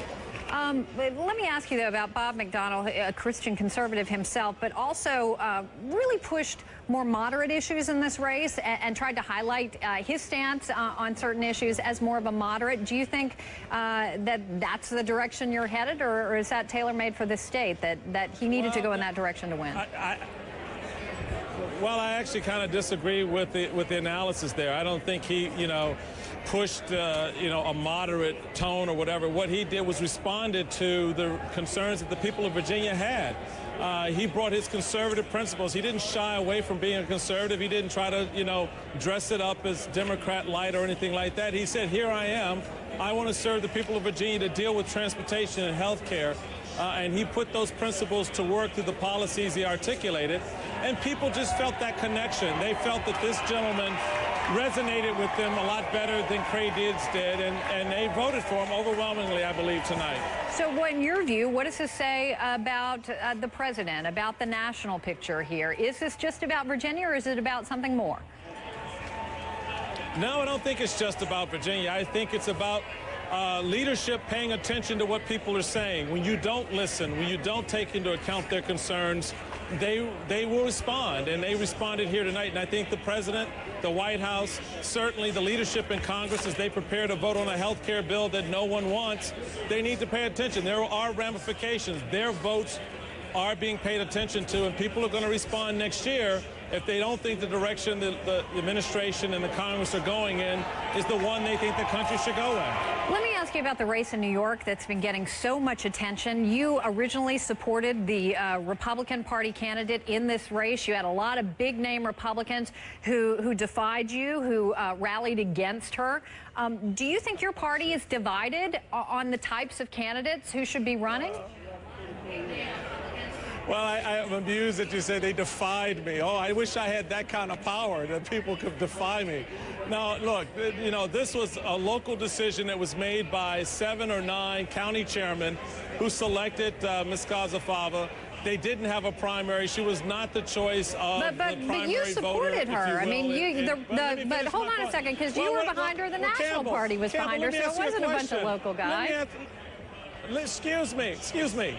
I didn't select her. The National Party didn't select her. So what do you think I'm going to do as a national chairman when the local party committees select her, when the state party, this is their nominee? Come on, Campbell, you know how this works. So, okay, you can make a whole story if I said it as a national chairman the other way. This is the bottom line. It was a local decision that was made.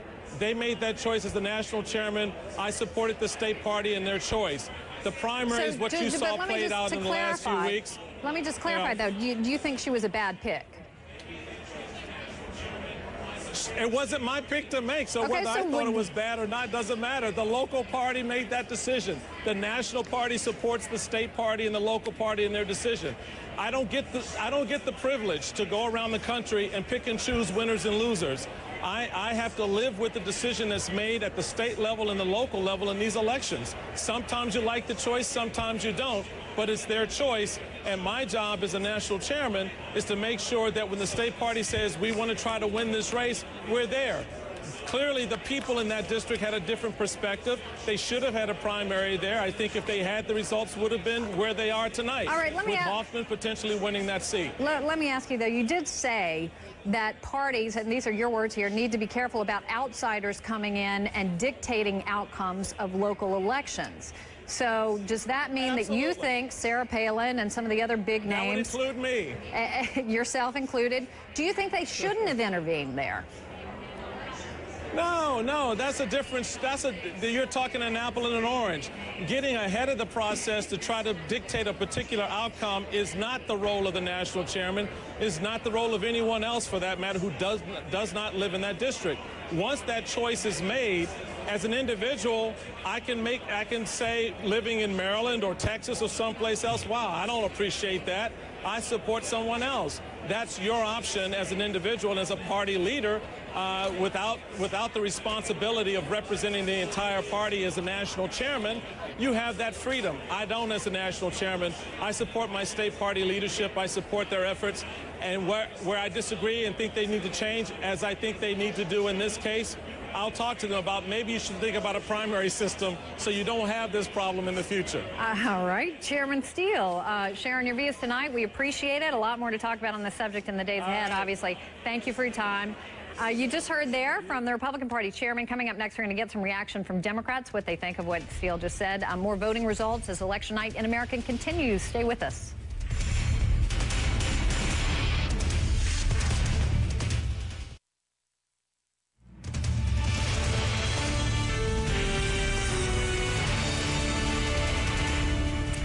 While we are watching the election results tonight. Apparently, the president is not, according to a couple of White House officials. David Axelrod, Robert Gibbs, both say that the president is not watching the election results. He's not putting together an election party. Axelrod says the president's more likely to watch the Bulls and Bucks basketball game tonight than he is this. No interest in politics, apparently, over at the White House. You believe that, right?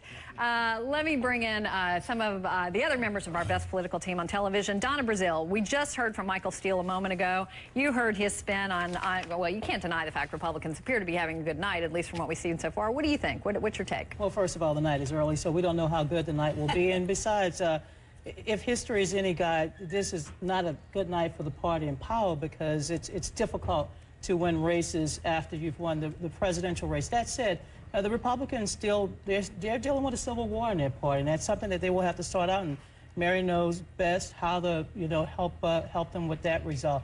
But I want to say that Mr. McDonnell, congratulations. He ran a very good campaign.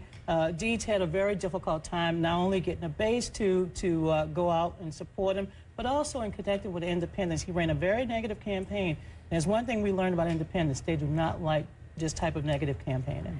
Gloria, you've heard from both sides, Michael Steele and now Donna Brazile. Gloria Borger, your take. I think Michael Steele just doesn't want to claim responsibility for a candidate in the Republican Party who withdrew, whom they spent a lot of money on, who seemed to be out of line with the way a lot of Republicans were thinking, at least on the social issues. And so he was saying to you, whoa, not my fault. We spent a lot of money on her, but, never mind. As for Virginia, I think you do have to think of President Obama when you see what's gone on in Virginia tonight. 62% of independent voters for the Republican candidate, 67% of white men for the Republican candidate, and 73% of the people who voted for McDonnell said they were worried about the economy. That is a signal to this White House that they've got some problems right now, particularly on the economy and on the deficit. Roland, do you agree with that? No, what it means also is the Democrats have to understand that you cannot rely on what took place a year ago. I mean, that is, they have, the so-called Obama movement was supposed to mirror the Reagan Revolution. I'm sorry, that movement is missing in action. And so they have to continue to keep African Americans, Hispanics, young voters engaged. You have to take that from election to election. You cannot simply rely on, hey, come on out and get Pookie off the couch. No, you have to keep them engaged day after day after day. They have not done that. Jeff, what happened to that big Obama election machine that was so powerful 1 year ago? Where is Pookie? Okay, President Obama, who's in New Jersey, he said, hey, y'all know Pookie, get Pookie off the couch to come vote. He said last year during the election, that's Pookie, the person sitting at home who doesn't vote but complains all day. Okay, I'm glad that we've been enlightened. So they were all asking about Pookie. Just letting y'all know. Go ahead. Because so far we're talking about Virginia, period.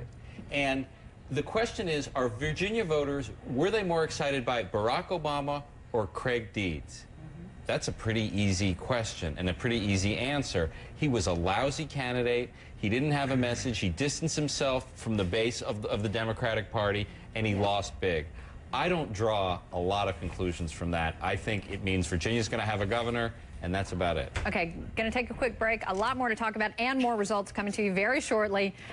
We are waiting again on big races. Everyone's right. We have only Virginia to talk about so far, but we are waiting on big races in New York, in New Jersey. Also, President Obama, promises kept, promises broken. 1 year after his election, we are keeping score, and you can talk to the best political team on television right now as well online. Log into CNN.com/Campbell and do that right now.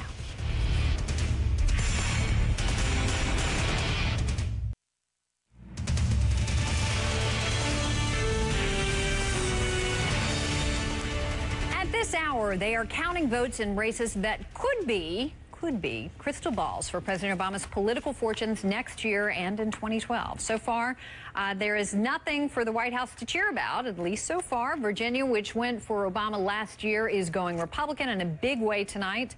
We are live tonight in the CNN Election Center. We have the best political team on television with us. We want to first, though, check in once again with Wolf Blitzer down in Washington. Wolf, bring us up to speed on all of tonight's big races.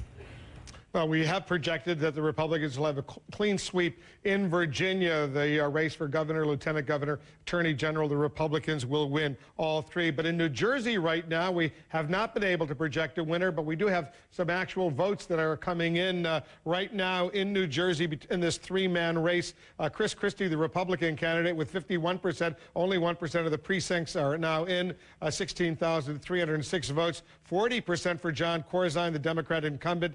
Chris Daggett, he's the third-party independent candidate with 8% of the vote, 2,500. Remember, this is very early. If you take a look at the map, you see the red, that big chunk along the coast there, the Atlantic coast. That's a largely Republican area. That's why it's showing that Chris Christie, those early votes coming in. But it's still a lot of counties up in New Jersey that have yet to be counted. So we'll watch this closely, but we're in no shape to project a winner in New Jersey by any means. Campbell? All right, Wolf will be checking in with you again as we have more information.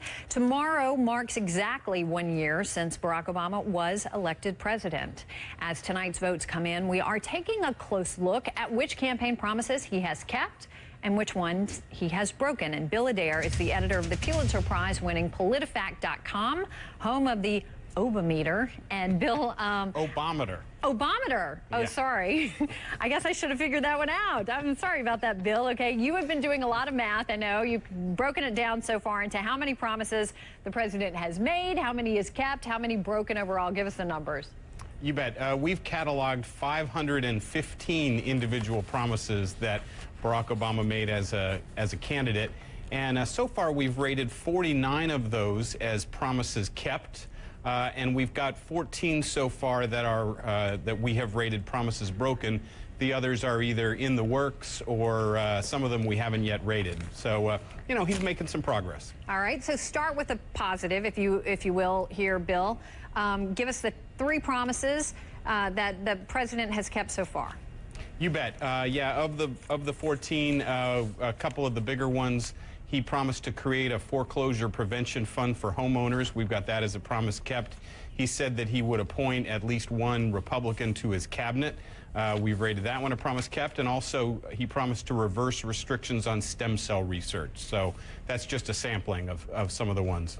Okay, and not all can be perfect in 10 months. Give us some of the promises he's broken. You bet. Yeah, and of these, like I said, we had 14 total that he has broken. They include his promise on ending the revolving door for lobbyists. He's actually broken that twice in our view. Another one he called sunlight before signing. He promised a 5-day waiting period before he would sign a bill from Congress. He's broken that several times. And also he promised to end income taxes on seniors that make less than $50,000 a year, and there was just no movement on that. The administration seems to have abandoned that promise. All right, Bill Adair with us tonight on the promises broken, promises kept. Bill, thank you very much. Appreciate it. As we have said, tonight's return still coming in. Not too soon, though, to start asking what is next, whether it's for the president, for the Democrats, for the Republicans, and conservatives who want to push the GOP even further to the right. And back with me now to talk about all these issues, the best political team on television. And I want to bring in former Congressman Dick Armey, who is joining us tonight from Washington, I believe. Are you there, Congressman? Yes, I'm here from Dallas. Oh, Dallas. Okay, I knew you weren't here in the studio with us. I was wondering where you were tonight. See the big smile on my face. That's a Texas smile. Good to see you with your Texan smile. All right, we've been waiting. We're still waiting on the results from that congressional race that we've been talking about in upstate New York. That's of course the one where Sarah Palin, where the Tea Party crowd endorsed a third-party candidate, essentially forcing the Republican out of the race. You have been a key leader in the Tea Party movement. Tell me what a victory tonight there would represent for you. Well, first of all, let's understand something. I have Freedom Works activists in upstate New York, and they watched this process of nominating this candidate by the Republicans, and they called us and advised us immediately that the Republicans just lost this race. They nominated what's in effect a Democrat, has been proven to have been correct analysis by my activists on the ground. When the long-standing Conservative Party candidate emerged, People who love small government conservatism, individual liberty, respect the Constitution, want restraint of the big excesses that are going on. Washington gravitated to the true conservative in the race. So the fact of the matter is, this third-party candidate did not knock the Republican candidate out. She was a loser on the day she was born in that candidacy, and a lot of people saw it and knew it to be the case. Let me bring in also to get another Republican take on this, Alex Castellanos. Alex, with what happened in New York, you just heard Congressman Armey lay it out there. Do you think this signals something bigger going on within your party? Well, it signals something bigger going on in the Democratic Party, and that means that when they're in such trouble nationally that they can be beaten by a conservative in New York, and you know, this is nearly Canada. We're actually north of Toronto here in New York. But you can, Democrats are also having trouble in a state like Virginia, where it's not just Bob McDonnell who's winning, but it's two other statewide offices. Republicans are going to pick up 7 or 8 delegate seats. They're not all bad candidates in Virginia that the Democrats ran this year. So there's something bigger than that happening to the Democrats. But the point is, in Virginia, for example, Republicans found their voice. They found a way to not only stand on their principles, but to say, look, our principles are good for saying yes as well as no. We're going to grow this economy. We're going to invest in your hopes and dreams, not Washington's plans and policies. And that's why Republicans, I think, are being effective in not only on their base, as in New York, but they're being effective in the middle. But let me ask you, Alex, because I can't seem to get any of the Republicans to address, and maybe you just don't think it's going on, what clearly appears to be a divide within the party. I mean, there are some people who want to go much further to the right. I mean, what we saw in New York was not just an anomaly, or was it? You tell me. I think it's not exactly the right way to look at it, Campbell. Republicans are a conservative party. All Republicans generally are. The question is not, can you win the middle by going more to the right? The question is, can you stand on your conservative principles and win the middle by explaining how your principles would create a better state? Bob McDonnell did that in Virginia. He was optimistic, forward-looking. Now, in New York, the conservative candidate, I think, got by just by being an alternative to Democratic big spending. The economy's a national issue, and as well as a local one, and so just being an alternative up there was enough. But in the end of the day, Republicans have to do what McDonnell did in Virginia, and that is present a vision for the future. Here's how what we believe would take our country and these states to a better place. All right. And by the way, Republicans won even in St. Petersburg, the mayor's race. So it's not just one place. All right, stand by. Everybody stand by. We got a lot more to talk about. Election returns still rolling in. Stay right here for the very latest. More analysis with the best political team on television. You can talk to them right now online. Really, you can. Log on to CNN.com/Campbell.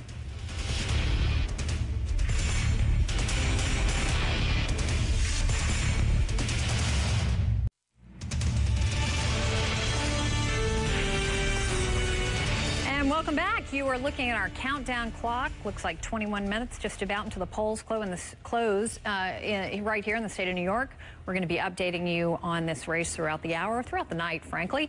A lot to talk about coming up, including what the results from tonight mean for President Obama, for his agenda. But we're going to bring in lots of analysis from the best political team on television. But I first want to bring in Jeff Toobin, our own Jeff Toobin, to talk about what's going on at the local level relating to gay marriage, because it's a huge night tonight, and it's getting largely overlooked because of some of these other races. You know, with all respect to New Jersey and Virginia, I think the really lasting political story of tonight is going to be in Maine and Washington, because in both of those two states, you have potentially for the first time the voters embracing same-sex marriage. Every time same-sex marriage has been brought to a state, it's been either through the state legislature or through the courts.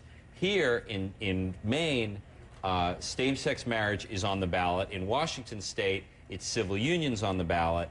And it looks like the Maine election's very close. The early returns show the pro-same-sex marriage forces in the lead. In Washington state, the polls seem to be heading in the direction of approval of civil unions. That's a big cultural change when every time the voters have spoken on this issue before in every state, they've said no. Because a referendum makes it more lasting, makes it more powerful, more meaningful than something happening in the state legislature. It just shows the country is changing at an individual level. Individual voters, these aren't the elites. It used to be perceived as just the elites, the judges, the legislatures in favor of same-sex marriage. This potentially, we'll see how the results are the voters. All right, I know it's still early for everybody, and we've only called one race. We are gonna talk big picture though, James. As dismissive as you may be, but talk to me a little bit about if it does appear that Republicans have some momentum coming out of tonight, what it means for 2012, even more near term, what it may mean for the president and his agenda, especially when we're talking about health care reform. It's a very good question. And what's clear in Virginia, and this is clear in the national polls, the Republicans are more gassed up. Pookie or Dookie or whatever he is, he had the remote today. Pookie didn't get the remote. Pookie did not show up. Pookie didn't show up. They're more gassed up. If the Democrats have a bad night, and understand the entire thing is the New Jersey governor's race.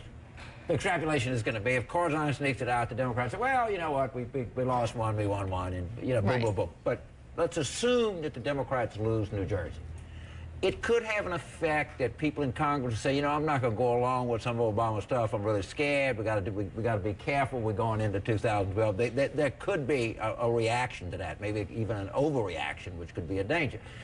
That's something that could have some implications. But there's no doubt, I mean, I'm very comfortable in saying that in Virginia, as the national polls say, the Republican base is more jacked up right now. Now they got to keep them jacked up for a year, which is not going to be easy to do, and that assumes that the Democrats don't start coming out more. We got a long time to go here. But James, don't underestimate really the importance of that intensity issue, because in the 2008 election, Democrats were 19% more enthusiastic about voting for their candidate than Republicans, and in our poll today at CNN, it just shows 5%.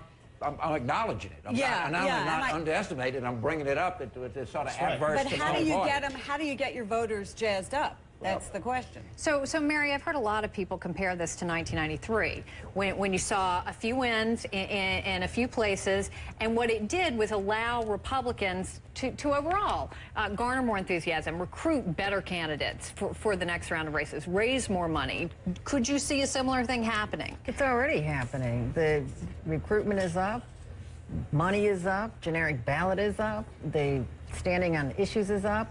The only thing that's down is people who are identifying as Republicans. But as I said earlier, they're identifying as conservatives and they're voting as conservatives. And if you care about who's in the majority, then you want it's not a good Republican thing. But if you care about the policy that gets done, it's a good conservative thing. An issue in the New York 23, which we haven't talked about, is Nancy Pelosi.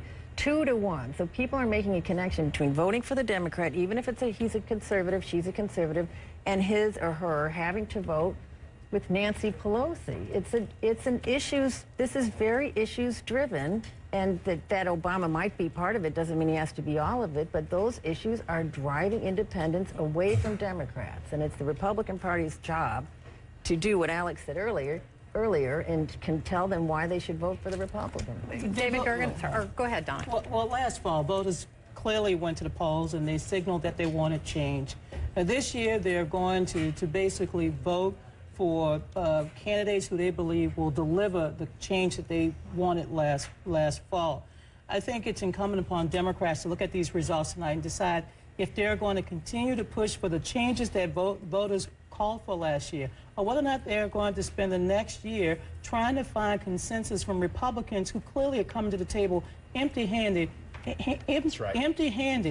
waiting for Democrats to make mistakes so that they can whine. David? Yeah, listen to a couple things. First of all, Jeffrey, I want to go back to the same sex.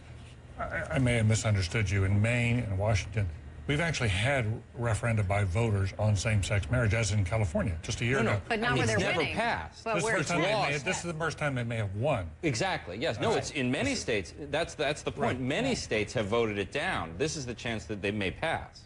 Right. But it is Maine. Yes. So it doesn't necessarily say we're in a new day yet on this issue, unfortunately. I think we're a long way. It starts in Maine and sweeps the country. Yeah. Well, it's Washington, too. As Maine goes, the country goes. Yeah, right. So, and I don't know where Pookie goes, but let me come back to... Pookie's not in Maine. Yeah. I think the point that Roland and Donna are making is the critical issue here in this election is very much about who's energized. And right now, the opposition is energized, and it's going to be up to President Obama to get his people back out if they want to sustain this and go, because there are a fair number of moderate Democrats who are going to be up for election next year who've still got to vote on health care. That's who he needs and needs badly. And he doesn't have. And we just had Harry Reid today saying they might put health care off until next year, actually, in terms of resolving it on the Hill. If tonight goes badly for the Democrats, it's going to be a lot harder to get those moderate votes. All right, a sense of urgency here. All right, a lot more to talk about. John King is coming up with the magic wall. He's got it up and running. That's next. And, of course, as we said, you can talk to the best political team on television right now. Log on to CNN.com/Campbell.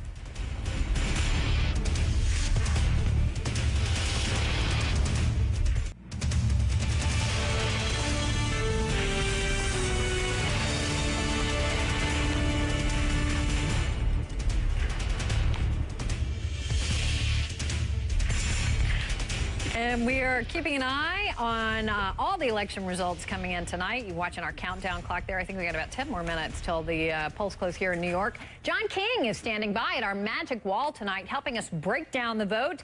And John, walk us through it. How are things stacking up when compared to a year ago? Well, we'll start it a year ago, Campbell, because it's a key question you asked. This is Virginia, 2008. Barack Obama wins the state by 6 points. First time since 1964 a Democrat had carried it. I'm going to pull out a few counties. This is Loudoun County. Look at this. This is the excerpts out there. President carried it with 54% of the vote. Remember this. This is Barack Obama carried this county with 54% of the vote. I'm going to use a different color over here because John McCain carried this county. Let me take the prompter off and bring this out for you here. Come on, it'll work. Okay. Doesn't want to work. That's because the black's on. Let's bring this county out here. Fauquier County. You see John McCain carried that with 56% of the vote. So I'll write his total in black. Black is John McCain, the other numbers. Now watch this when we go forward in time here. I'm going to bring you back to these counties. This is 09. This is our race for governor in the state of Virginia. The wall's being a little cranky. We'll get over to it, though. And let's bring this in for you, the state of governor. Remember what we just talked about? This is now Bob McDonnell, 61% with 61% of the vote reporting. Barack Obama won huge in Fairfax County. Craig Deeds is just barely winning in Fairfax County. That's the key Washington suburbs. You move over here, Loudoun County, Barack Obama carried this county. The Republican candidate is winning with 62% of the vote. If you come down into Southern Virginia as well, this was an area where Barack Obama did quite well. Look at all that red out there. And what Bob McDonnell is doing is he's winning here in Central Virginia, too, just a little bit of Democratic vote. He's even winning in most of the area around Richmond. This is a pretty convincing Republican victory, Campbell. 67% of the vote right now, more to go. But when you look at what happened last year and you look at what's happening now, you see the Republicans clearly have intensity, and the Republican is clearly getting the independent votes here. Again, it's one state, as you've all been talking about all night, but this is one very close to Washington. They know everything that's going on in Washington, and concerns about spending, and especially the defection of independent voters, will be what Republicans are talking about in this state and here in Washington, D.C. All right, John, King, stand by. Hopefully you can join us here at the panel in a few moments. We're going to take a quick break. Is tonight's election a sign of things to come heading into the midterms? We've been talking about that a lot more when we come back with the best political team on television.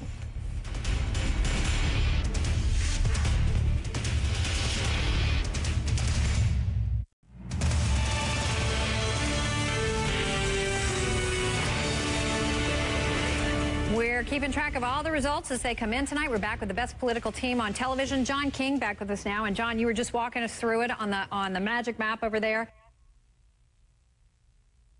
Obama was winning in terms of the counties in Virginia, what happened tonight. But the question that a lot of people have been asking is it about the Democratic candidate for governor in Virginia, or is it about Barack Obama? And what do you think? Just give us your take. I think it's a little bit of both. I think it's about the Democratic candidate for governor ran a bad campaign. I think people in Virginia will say that is first and foremost. As Donna said, he said early on, I'm not an Obama Democrat. What signal did that send to the African-American voters who were critical to him in this election? So there were a lot of mixed signals from their candidate. That's what Democrats will say, the guy ran a bad race. However, one of the challenges for the president, he went into the state, campaigned for the candidate, ad on television said, we did it last year, we can do it again. He tried to personalize it and say, keep the movement alive. The question Democrats will be asking is what happened in 2008 just about the man, not about the message and the issues? And if it is, then the party has a more difficult time next year. Yep. They will study this race and say, what does our turnout operation have to look like next year? What do we need to do to get the African Americans and the young people out and don't lose those independent voters? Because that is the jigsaw puzzle of math Politics is about math. We make it all too complicated sometimes. It's about who gets more. And in Virginia, after Democrats won 5 of the last 7 gubernatorial elections, they have 2 U.S. senators for the first time in nearly 40 years, and Barack Obama won the state for the first time since 1964. They lost it tonight. That's not good for the Democrats. Big picture, Candy Crowley, what's the takeaway here? I think the takeaway is that you have to look at tonight as a poll. You know how we always say polls are snapshots in time.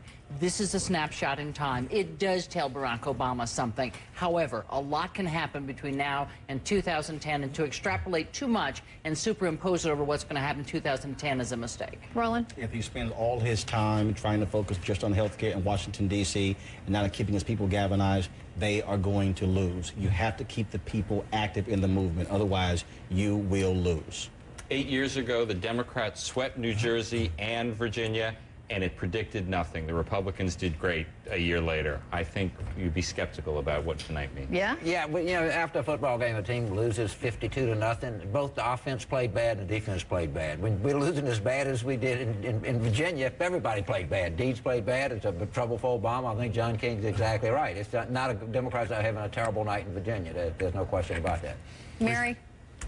I keep coming back to the same thing. You can say Republicans and Democrats, but it's really conservative, liberal. The country is 2-to-1 conservative to liberal. So you're going to have lots of Democrats who are going to be very concerned because over 70 of them are sitting in districts that McCain or Bush won. In New York 23, Obama won that. Even if he wins tonight, he's not going to win by much, and that's got to scare. And it's not a referendum per se. It's not that indicative, but it is suggestive of a tough road going into 2010, not just politically, but policy-wise. Guys, and I got to end it there. We are out of time, but a lot more ahead with Larry King with AC 360. Larry King Live coming up right after this. Stay with us for a lot more tonight. We'll see you tomorrow. CNN's election night coverage continues right now. Larry King Live. Larry? Thanks, Campbell. Good evening. On this off-year election night, the polls have just closed in New York State. The Republicans have swept Virginia. The New Jersey governor's race is tight. First, before we meet our panel, let's go to Wolf Blitzer with the latest results. Wolf? All right, Larry, thanks very much. Let me update our viewers here in the United States and around the world. We'll do New Jersey right now. The polls closed in New Jersey 1 hour ago, and we're not able to project a winner in New Jersey yet. But look at this. With 18% of the precincts in, the Republican challenger, Chris Christie, with 52% of the vote. John Corzine, the Democrat incumbent, 42% of the vote. Chris Daggett, he's the independent third-party candidate, 6% of the vote, less than 20% of the precincts in. If you take a look at the state of New Jersey, you see, though, where those votes are coming in. If we can get that up there, maybe we can't. Here it is. You see that the red are Republican and the blue is Democrat. You see still a lot of areas in northern New Jersey that haven't come in yet, so I suspect this will get closer than it is right now, but we are not yet ready to project a winner. In Virginia, we have projected a winner, and it's a clean sweep for the Republicans. Bob McDonnell, the Republican Attorney General, he becomes the next governor of Virginia, beating Creed Deeds. 81% of the precincts are in at 60 to 40%. It looks very impressive for the Republicans. They go on to win the Attorney General's slot as well as the Lieutenant Governor's slot in Virginia. The Lieutenant Governor will be Bill Bolling. The Attorney General, Ken Cuccinelli. A clean sweep for the Republicans. New York City, there's a race. The polls have just closed in New York State. The incumbent Michael Bloomberg, the independent candidate, running for a third term against the Democrat Bill Thompson. We have not been able to project a winner of that yet. The polls have literally just closed. Another important race we're watching in New York State, a special congressional election in the 23rd District. Didi Skozafava has dropped out. She was the official Republican candidate. It's now a two-man race between Democrat Bill Owens and a conservative Doug Hoffman. We're watching this to see what trends they will show, Larry, for the country. So lots still unfolding. We have a lot of results still coming in. There are some other important mayor races out there. We'll update you with all of it during the course of the next hour, Larry. Thanks, Wolf. Right atop the scene. Let's meet our panel to kick things off. We'll have various panels throughout the hour. We'll get right to the latest with John King, the anchor of CNN's State of the Union and CNN's chief national correspondent. We're also joined by Tavis Smiley, the host of Tavis Smiley on PBS, The Tavis Smiley Show, on PRI and author of Accountable, Making America as Good as Its Promise. We'll be joined shortly by David Gergen, CNN senior political analyst. We've seen all the maps, John. Anything definitive here in Virginia other than the Republican sweep? Does it have a national bearing? Well, Democrats will look at it closely, Larry, for any lessons they need to learn heading into next year's midterm elections, and Republicans, of course, will look at it to see what they should learn to try to maximize on the win here and carry it over. Let me just show you a few things. This is 2008.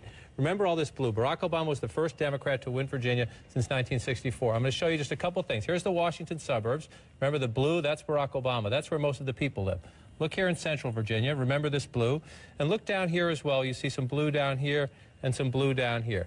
Now, what I'm going to do is I'm going to turn this off. Remember this again. Inside the circles are blue. Now we're going to switch to this election, the election for governor we're going through right now, and look at all the red. This is the Republican candidate winning in places that Barack Obama won last year, and in some of these places, Larry, by significant margins. So what do you read from that? Is it a rejection of President Obama? Of course not. But is it proof that the president was not able to create his coalition again in Virginia this year as he was last year? Democrats will look at that. Does it prove Republicans did better with African Americans? At least a little bit. And they did much better tonight, Larry, in Virginia among independent voters than last year. So it's a state race. It's for governor, but it's very close to Washington, D.C. We know the economy was a big issue, and people are not happy. When people are not happy about the economy, they hurt the party in power.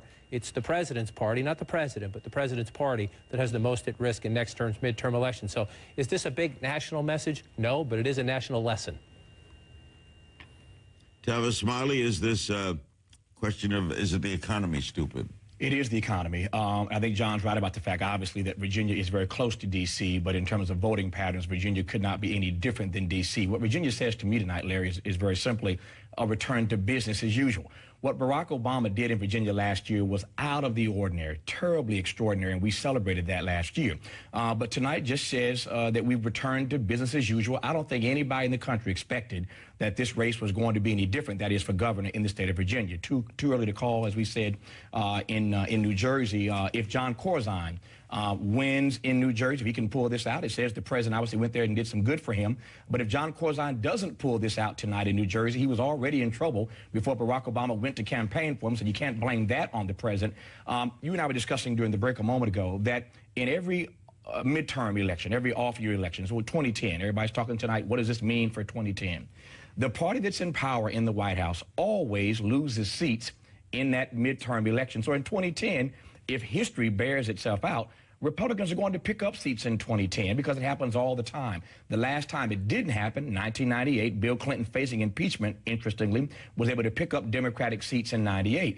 But we expect that the other party is going to pick up next year. Tonight, I don't think means anything in terms of a national referendum. John, is Jersey the big story of the night, in your opinion? Well, certainly, Larry, if Governor Corzine can hold on there, the Democrats will claim victory. And I'll go up to the New Jersey map just to show you what we do know so far. Not much, as you can see. See some of this filling in right now.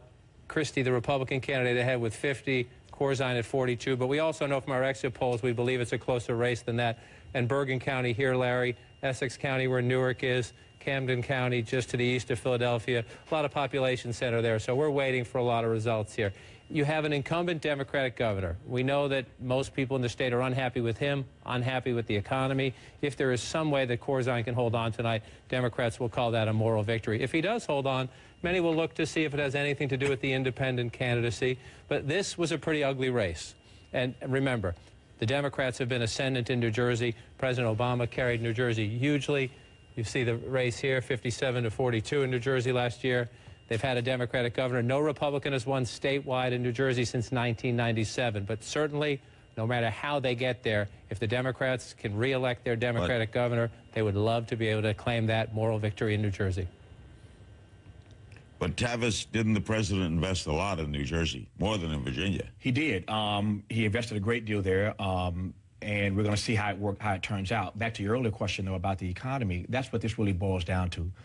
The president has been aggressive Democrats have been aggressive trying to turn the economy around. For my money, they've spent too much focus, too much time on Wall Street, as I've said many times, not on Main Street, not on the side street. This is going to come down to jobs. And if they can't turn this economy around and show some signs of that for everyday people, not Wall Street, between now and next year, it's going to be tough for Democrats. As we go to break, we'll tell you that John and Tavis and Wolf will all be coming back with us later. We're going to meet the outgoing governor of Virginia in just a moment. By the way, there's a big election in Maine concerning Proposition 1, that's gay marriage. And if our staff, crack staff back in Washington will check on it for us, we'll give you the result of that as it comes in. Back with Governor Tim Kaine, the Democrat, and Michael Steele, the chairman of the Republican National Committee, right after this.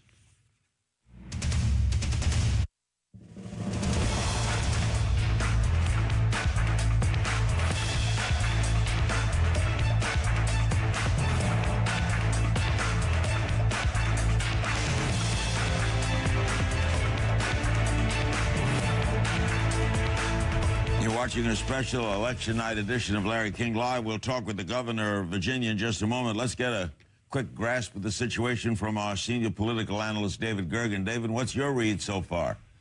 Well, Larry, this is a big win for Republicans in Virginia because they not only won the governor's race, but they won all the statewide races, and it looks like they're going to pick up several seats in the House. I don't think that you can read long-term significance into next year necessarily. Two things. One, it tells us it's not a referendum on President Obama, but the winds are changing. They're blowing in a different direction from where they've blown in the past. And, Larry, very importantly, it may have a real impact on how some moderate Democrats vote in the House of Representatives on health care reform in coming weeks. Just today, Senator Harry Reid signaled that health care may be put off until early next year. And if that's so, and if the Republicans have a good night tonight, still haven't heard New Jersey, that could give real pause to some moderate Democrats about just how far they're going to go on health care reform. So these are significant elections that have a consequences beyond the state in which the voters vote. Was health care an issue in Virginia at all? It was not a serious issue, but certainly the fact that the pro-Obama, the Democrats have a strong wind at their back in 2006 and 2008 nationwide. They've won pretty consistently in Virginia recently, and to lose Virginia this decisively means that winds are blowing the other way, and you have to be careful. Especially, I think as much as anything, jobs and taxes drove in terms of issues, but healthcare is in the mix, and a lot of the energy that's coming from the conservative base of the Republican Party is coming over questions like healthcare. And too much government, and it's a pushback that's coming. It's what you've got is Republicans are very energized, and it's the Democrats. Tim Kaine energized people when he ran. Craig Deeds was unable to do that. I think the environment was different for Mr. Deeds this time out. With us now, by the way, is Michael Steele, chairman of the Republican National Committee, former lieutenant governor of Maryland. I know you've issued a statement already. You're very excited about tonight. Do you have any advances on New Jersey for us? Well, the numbers are just starting to come in New Jersey, and it looks like it's going to be one of those nights like I figured it would be. It's going to be close, but we'll see. I feel really good about it, Larry. I think that we're in a good position tonight to do something unprecedented here, particularly given the conventional wisdom that New Jersey couldn't be cracked, but I think Chris Christie may have a formula for us to win tonight. Is this, in your opinion, any referendum on the president? No, I don't think it's so much a referendum on the president. I agree with David. I think that it represents or certainly reflects a sea change, a different direction for the wind to blow here. I think to a certain extent it is, an opportunity to sort of reevaluate the direction the president wants to take the country on a number of these issues. What I saw played out on the ground here in Virginia is a convergence of some of those national issues with local issues. The cost of health care and the impact on transportation projects. The cost of spending all this money and creating all this debt on funding education. So people are beginning to make this connection here at the state and local level, And I think that Bob McDonnell was able to tap into that. Chris Christie the same in New Jersey. And the people responded. So we'll see. We've seen the results here in Virginia. We'll see what happens in a few hours in New Jersey. Thank you, Michael. We'll be checking back with you. When we come back, Jesse Ventura, the former governor of Minnesota, will join us, along with James Carville and Ben Stein. Don't go away. There's a popular Democrat in Virginia tonight. It's the outgoing governor. He's Tim Kaine. He's also chairman of the Democratic National Committee. Simple question, Tim. What happened? Well, Larry, it was tough. You know, the party that wins the White House for the last 24 years has lost both the Virginia and New Jersey governorship last year, and we are disappointed in Virginia. It was a rematch race. Our candidate, Creigh Deeds, had run 4 years ago against Bob McDonnell and lost. We knew he was the underdog. We've been putting a lot of underdogs up and winning a lot of races in Virginia. It just didn't work out this time. But we are very excited about the way things are going in New Jersey. We hope we're going to be able to announce that we've broken that 24-year record by actually picking up a race, but obviously we're not going to know for a little while. And we're also watching very carefully the New York 23 race, because we think the schism between the Republican Party, between the moderates and the conservatives, which is such a key feature there, and was also a feature in the New Jersey race, is a story that's going to continue to play out over the next months. Where does Tim Kaine go from here? Well, the president arm twisted me a year ago, Larry, to be the chairman of the Democratic Party, and so that will be my job, basically supporting this popular president. Exit polls in both New Jersey and Virginia today showed the president is more popular today than he was a year ago when he was elected. In Virginia, his approval rating is at 57% of the registered voters, which is very strong. And so my job as chairman of the Democratic Party going forward is doing all I can to help this president succeed and help great Democrats who work with the president get elected. We are, again, really excited about seeing what happens in New Jersey and New York 23. The Republican trend would have been that they would have won all these races based upon the last 24 years' experience, but we're hoping to break that string tonight. Why do you think, despite his popularity, as you pointed out, he wasn't able to pull through for the Democratic candidate in your state? Well, the president came twice to Virginia and campaigned very vigorously for Senator Deeds. Again, he has a 57% approval rating, and that did energize folks. But I think we recognized going into this, since Creigh had run against Bob McDonnell 4 years ago and lost, it was a narrow loss, but he did lose. He started after the primary with an empty bank account in June, running against a statewide office holder who had had 4 years to build up statewide name recognition. So, you know, Creigh was the underdog candidate. Now, we're used to running underdogs and winning, Larry. I know that you know. When I got into the governor's office 4 years ago, we had 2 Republican senators. We've got 2 Democrats now. We had a congressional delegation that was 8-3 Republican. It's 6-5 Democratic now. We've been winning a lot of races, but not every underdog wins. And Creigh ran just a very solid race. He's a great public servant, but at the end of the day, he couldn't make this rematch work against Bob McDonnell. Thanks, Governor. Always good seeing you. We'll be calling on you again, Governor Tim Kaine, Democrat of Virginia and chairman of the Democratic National Committee. Jesse Ventura, James Carville, and Ben Stein are next. Don't go away.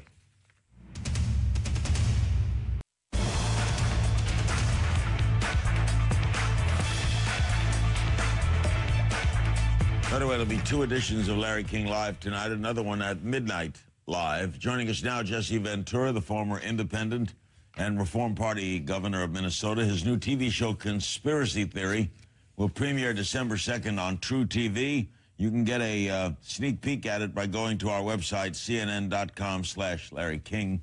Also joining us, James Carville, the CNN political contributor and Democratic strategist, and Ben Stein, the economist and former presidential speechwriter. Ben is a columnist with Fortune magazine. All right, Jesse, what's your read on tonight? Is this a national implications here in Virginia? Well, no, I just think it's the pendulum swinging around between the Democrats and the Republicans. You know, the thing I find most interesting is the lemming mentality of America and how they can be sold the fact that the economy's bad now and it's President Obama's fault. Excuse me, it's George Bush's fault.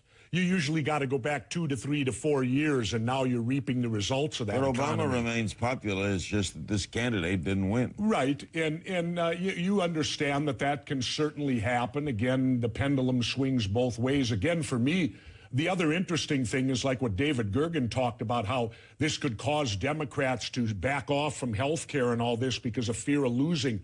Well, you notice Democrats and Republicans, it's not about standing for what they believe in. It's about what do I have to do to win or lose. Haven't changed, have you? No. And these guys hold their finger up to the proverbial wind to see which way it's blowing so that then they can decide where they're going to sit politically. Mr. Carville, do you see any national implications so far in the Virginia results?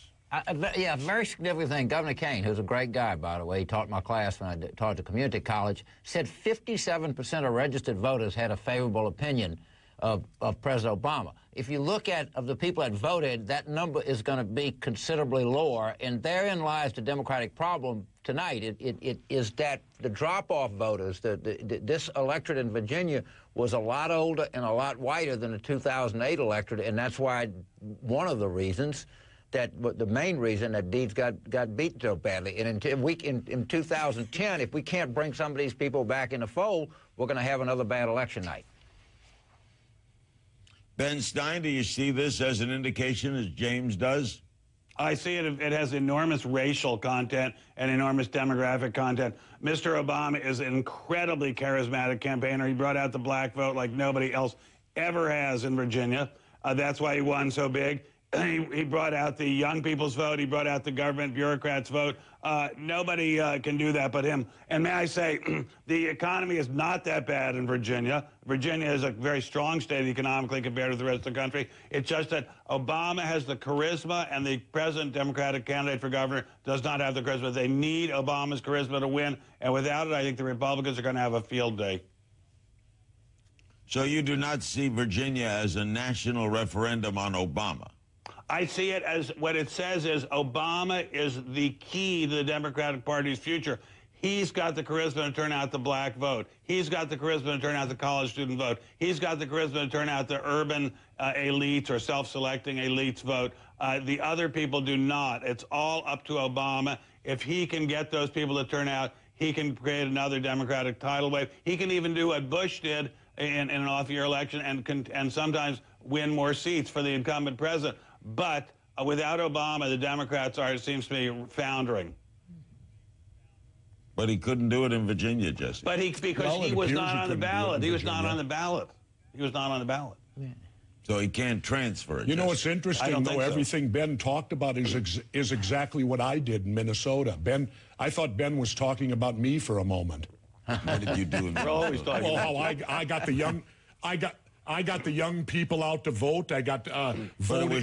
They were voting for you. There were 15% higher voter turnout the year I ran in '98 because tons of people who normally didn't vote came out and vote, and that's how I won.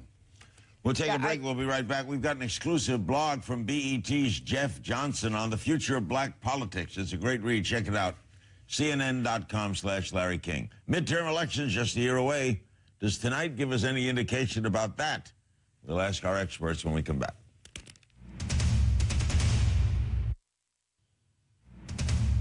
We're back. James, will this have any effect on the health care bill at all? Possibly. I mean, look, politicians, they read the election returns. And of course, let's wait and see what happens in New Jersey. We're getting slightly ahead of ourselves here. But if you assume if Corzine loses, that could cause Democrats to get very skittish about voting on some of these things between now and the election of 2010. You know, if Corzine wins, then the takeaway would be, well, Republicans had a good night, but it kind of split the big governor races. It's the first time in 24 years in-parties won either Virginia or New Jersey. So there's a pretty good bit in the interpretation riding on the outcome of the New Jersey race here. Ben, what do you think? I don't think this election is about issues at all. I think the last election and this election are about the charisma of the candidates. Mr. Obama had unimaginable charisma with African-American voters. He had unimaginable charisma with young voters. The present Democrat in Virginia did not have that. Does Mr. Corzine have it in New Jersey? He is a fine guy. He's the only person I've ever heard of from Goldman Sachs who does seem like a fine guy, frankly. That's just my humble opinion. But does he have the kind of charisma? Does he have the kind of charisma that Mr. Obama has? I don't think so. He's a fine man, but he does not have charisma. We shall see. It's not about issues. It's about personal charisma.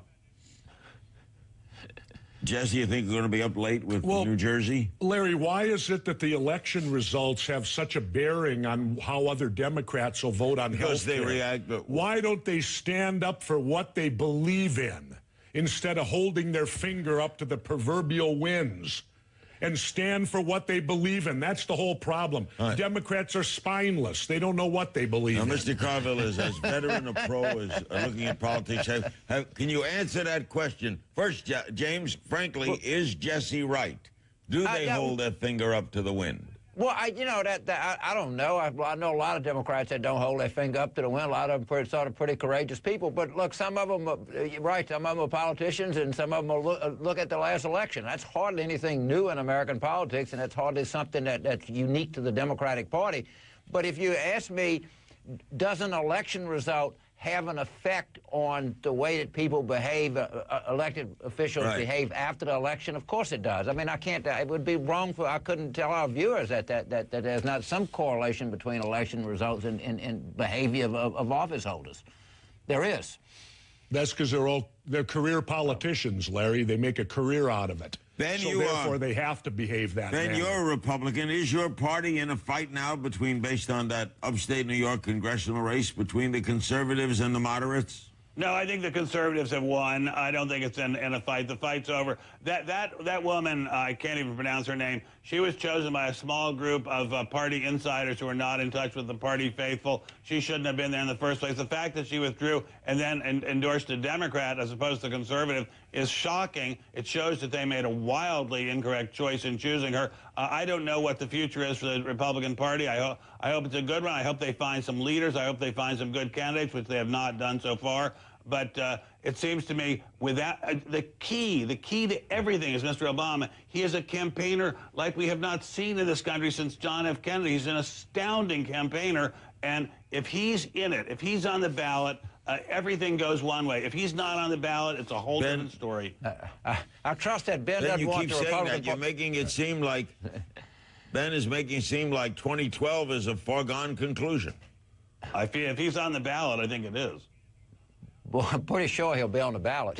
I mean, I don't know. He may decide he wants to retire and play basketball. The one thing, I guess, Ben, you're not looking for the Republicans to recruit out of Goldman Sachs, are you? I hope not. I sure hope not. I sure hope not. They made a big mistake. Jesse, the last time they chose someone from Goldman Sachs, bad. I'm sorry, Larry, go ahead. You seem to look back and look at both these parties with a scant look. Well, to me, Larry, and I've said it before, and I know I'll get a laugh out of this, but I wish they'd pass a law to where all Democrats and Republicans had to wear NASCAR racing suits. Because if you look at the NASCAR drivers, it tells who their sponsors are.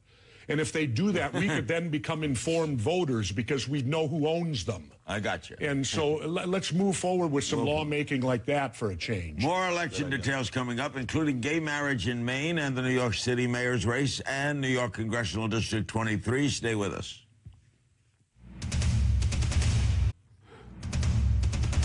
Wolf Blitzer, I got a 2-minute hole here. I got time restrictions. Can you give us an update on the questions in New York? Yeah, I'll give you the latest that we have, Larry. No exit polls in the New York City mayoral race or in the district, the 23rd district. But what we know right now in New York City, the incumbent mayor, Michael Bloomberg, running for a third term with 5% of the precincts reporting. He's at 54%. Bill Thompson, the Democratic candidate, 43%. About 50,000 votes have been counted so far. In New York, the congressional district, the 23rd congressional district, she's still on the ballot. That's why you see some numbers up there, 1% of the vote in Didi Skozafava, but she took her name off. She was the official Republican candidate. Right now, Bill Owens, the Democratic candidate, slightly ahead, but it's very, very early right now, 51-45%. Only a few hundred votes have been counted so far. So we'll stay on top of it, Larry, and give you all the latest as soon as we get it. But very early in the ballot counting in New York State. And one other quick thing, Wolf, any report yet on the ballot issue in Maine on gay marriage? No, we don't have a report on that yet, but we'll work on it. It's a lot of people are going to be looking closely to see how they vote. Thank you, Wolf. Wolf Blitzer, who's on the scene and will be until all the results are in. Back with Jesse Ventura, James Carville, and Ben Stein. How much hinges on Jersey, Jesse, do you think? I don't think that much. You know, let's remember something. I can't figure out why we're even having elections this year. Because there are governor's races always well, in the to me, why not have them in the even years? You know, they do this so they get small voter turnout. That's why they have these weird elections in the odd years like they do. Yeah, so James, why do we have odd year elections? Well, we have off-year elections in Louisiana. Mississippi has off-year elections, as does Kentucky. 3 other states, and the elections there will be like in 2011. It's because the state constitution calls for it. We've always had, as long as I can remember, we've had off-year elections in Louisiana. We like our politics down in Louisiana. We like to spread things out a little bit. We don't want to all have it at the same time. But you know, historically, costs a lot more money. You know, it also costs a lot more money to have these elections every year. And they are low-turnout elections, though. Right. We'd have to take that up with the Constitution of these various states. I mean, states have the right to set their election days when they want to. Hey, James. Sir. Jesse will change the Constitution. So that's it. He'll get it. Just let him go to states. He'll get it done. No, he won't, because Jesse tried to do that in Minnesota, and when you're not a career politician, you don't have enough time to change the Constitution. Now, if you get yourself elected for 40 years, then you do have the time to do it. Would you estimate that this is a low turnout everywhere tonight, Ben? I don't know. I don't know, but I'll tell you, you just asked about New Jersey, Larry. I think the Republicans have already won in New Jersey. Because let's remember, New Jersey is an overwhelmingly Democratic state. Mr. Corzine is a fantastically wealthy guy and spent an enormous amount of money on this election. And yet the Republicans are giving him a run for his money, a very close run for his money. Just the fact that that is happening is a shocking show of the lack of Democratic strength without Obama on the ticket. Hey, yeah, let me remind people, like Oklahoma and Wyoming have Democratic governors. I mean, sometimes these things are decided by other things, but I mean, Ben is right. New Jersey is a overwhelming Democratic state. It hadn't always been that way. In 1988, it was a Republican state. So Larry, let's remember, too, that money doesn't always get you elected. I only raised $300,000 in the state of Minnesota, and I won the election because I happened to run on ideas instead of money. I don't want to let you go without one quick question. Afghanistan, increase the troops or leave? Get out of there. We shouldn't even be in there for either of these wars. Get out of both of them. Thank you all very much. We'll be hearing lots more from people. And by the way, we'll be back again at midnight tonight with a live edition of Larry King Live. 2 shows tonight. And as we mentioned, for a sneak peek at Jesse Ventura's upcoming True TV show, Conspiracy Theory, check out our website, cnn.com/Larry King. John King is standing by at the Magic Wall. Tavis Smiley is around, and so is Candy Crowley. Don't go away.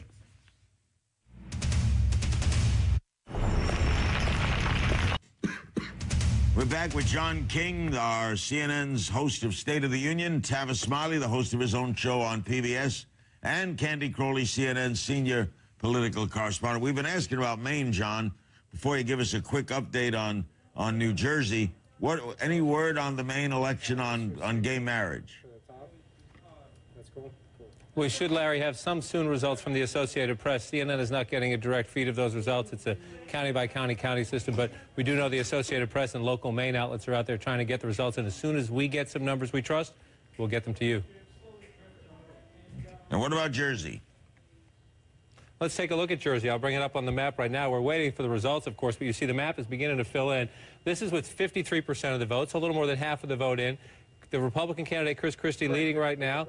The Democratic incumbent, John Corzine, at 45%, and the independent, Chris Daggett, running at about 5%. But you notice in the middle here, these are pretty populated areas here, so still a ways to go here in the counting. Our exit polls suggested this would be a very close race. I'm just going to pop up Bergen County just to take a look. This is one of the largest counties in the state, the largest county in terms of registered voters, and we've got about 80% of the vote in there, so that's telling. And we look down here, Essex County is where you find Newark, and you see Governor Corzine running there with about 67% of the vote. That's a decent margin in a strong Democratic area. He'd probably like that number up a little bit. But we'll watch this one pull in. We knew this would be a very close race. One of the key questions, Larry, in the end will be, did the independent make a difference? Did he split the vote, or did he get more of one other candidate's vote? So interesting to watch, and it's starting to fill in.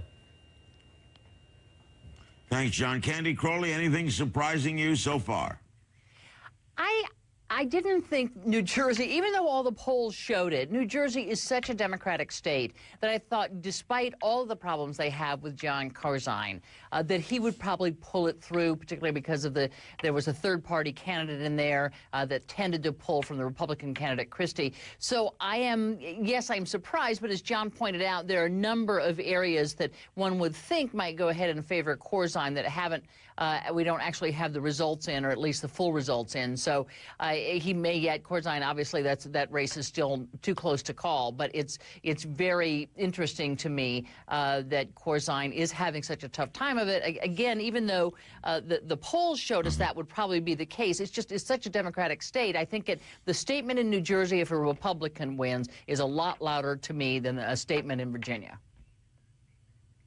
Tavis, anything surprising you to this minute? Not at this point.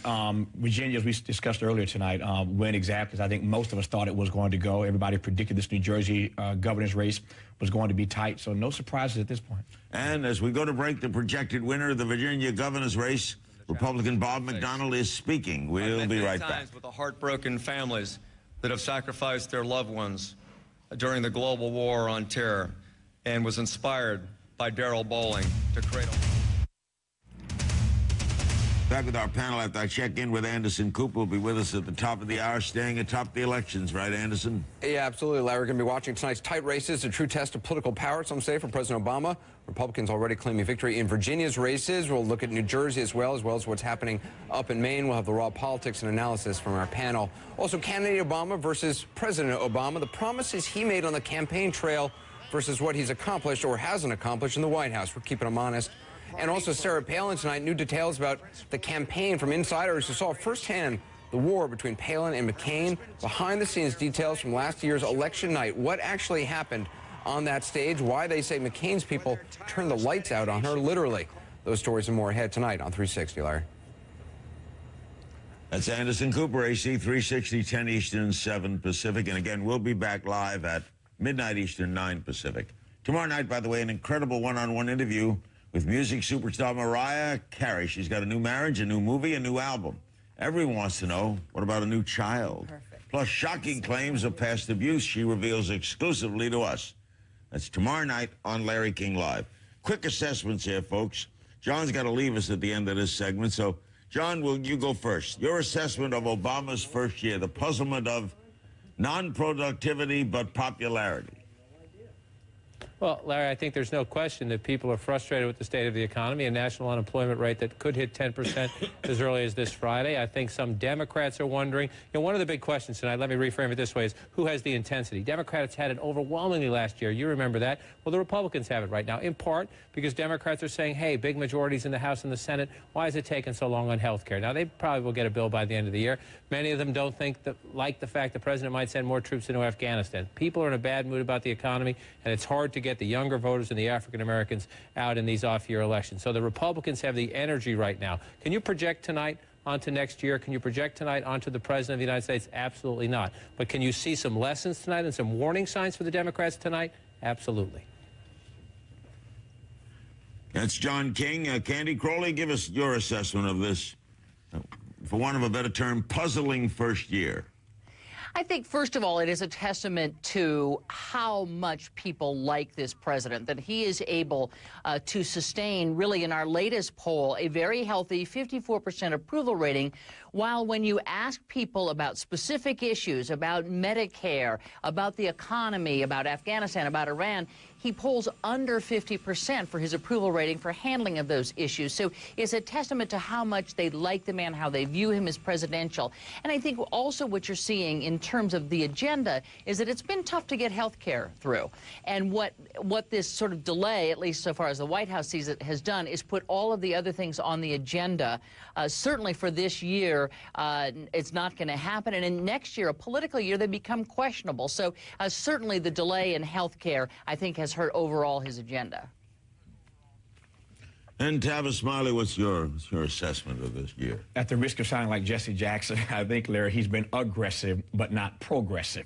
He's been awfully aggressive. Let's face it, this guy has, the president that is, has perhaps the most difficult job in the world right about now. Nobody expected, even Barack Obama himself, that when he took office, things would be as bad as they are. And every week, it seemed, in the first few months of his presidency, stuff just kept happening. So he's got a tough job. But I think he's been aggressive but not progressive enough. There are a lot of people in this country, I think, concerned now about why he's so slow on don't ask, don't tell. He's been slow on immigration. He's been slow on jobs. It's all about jobs. There's no conversation in this country about poverty.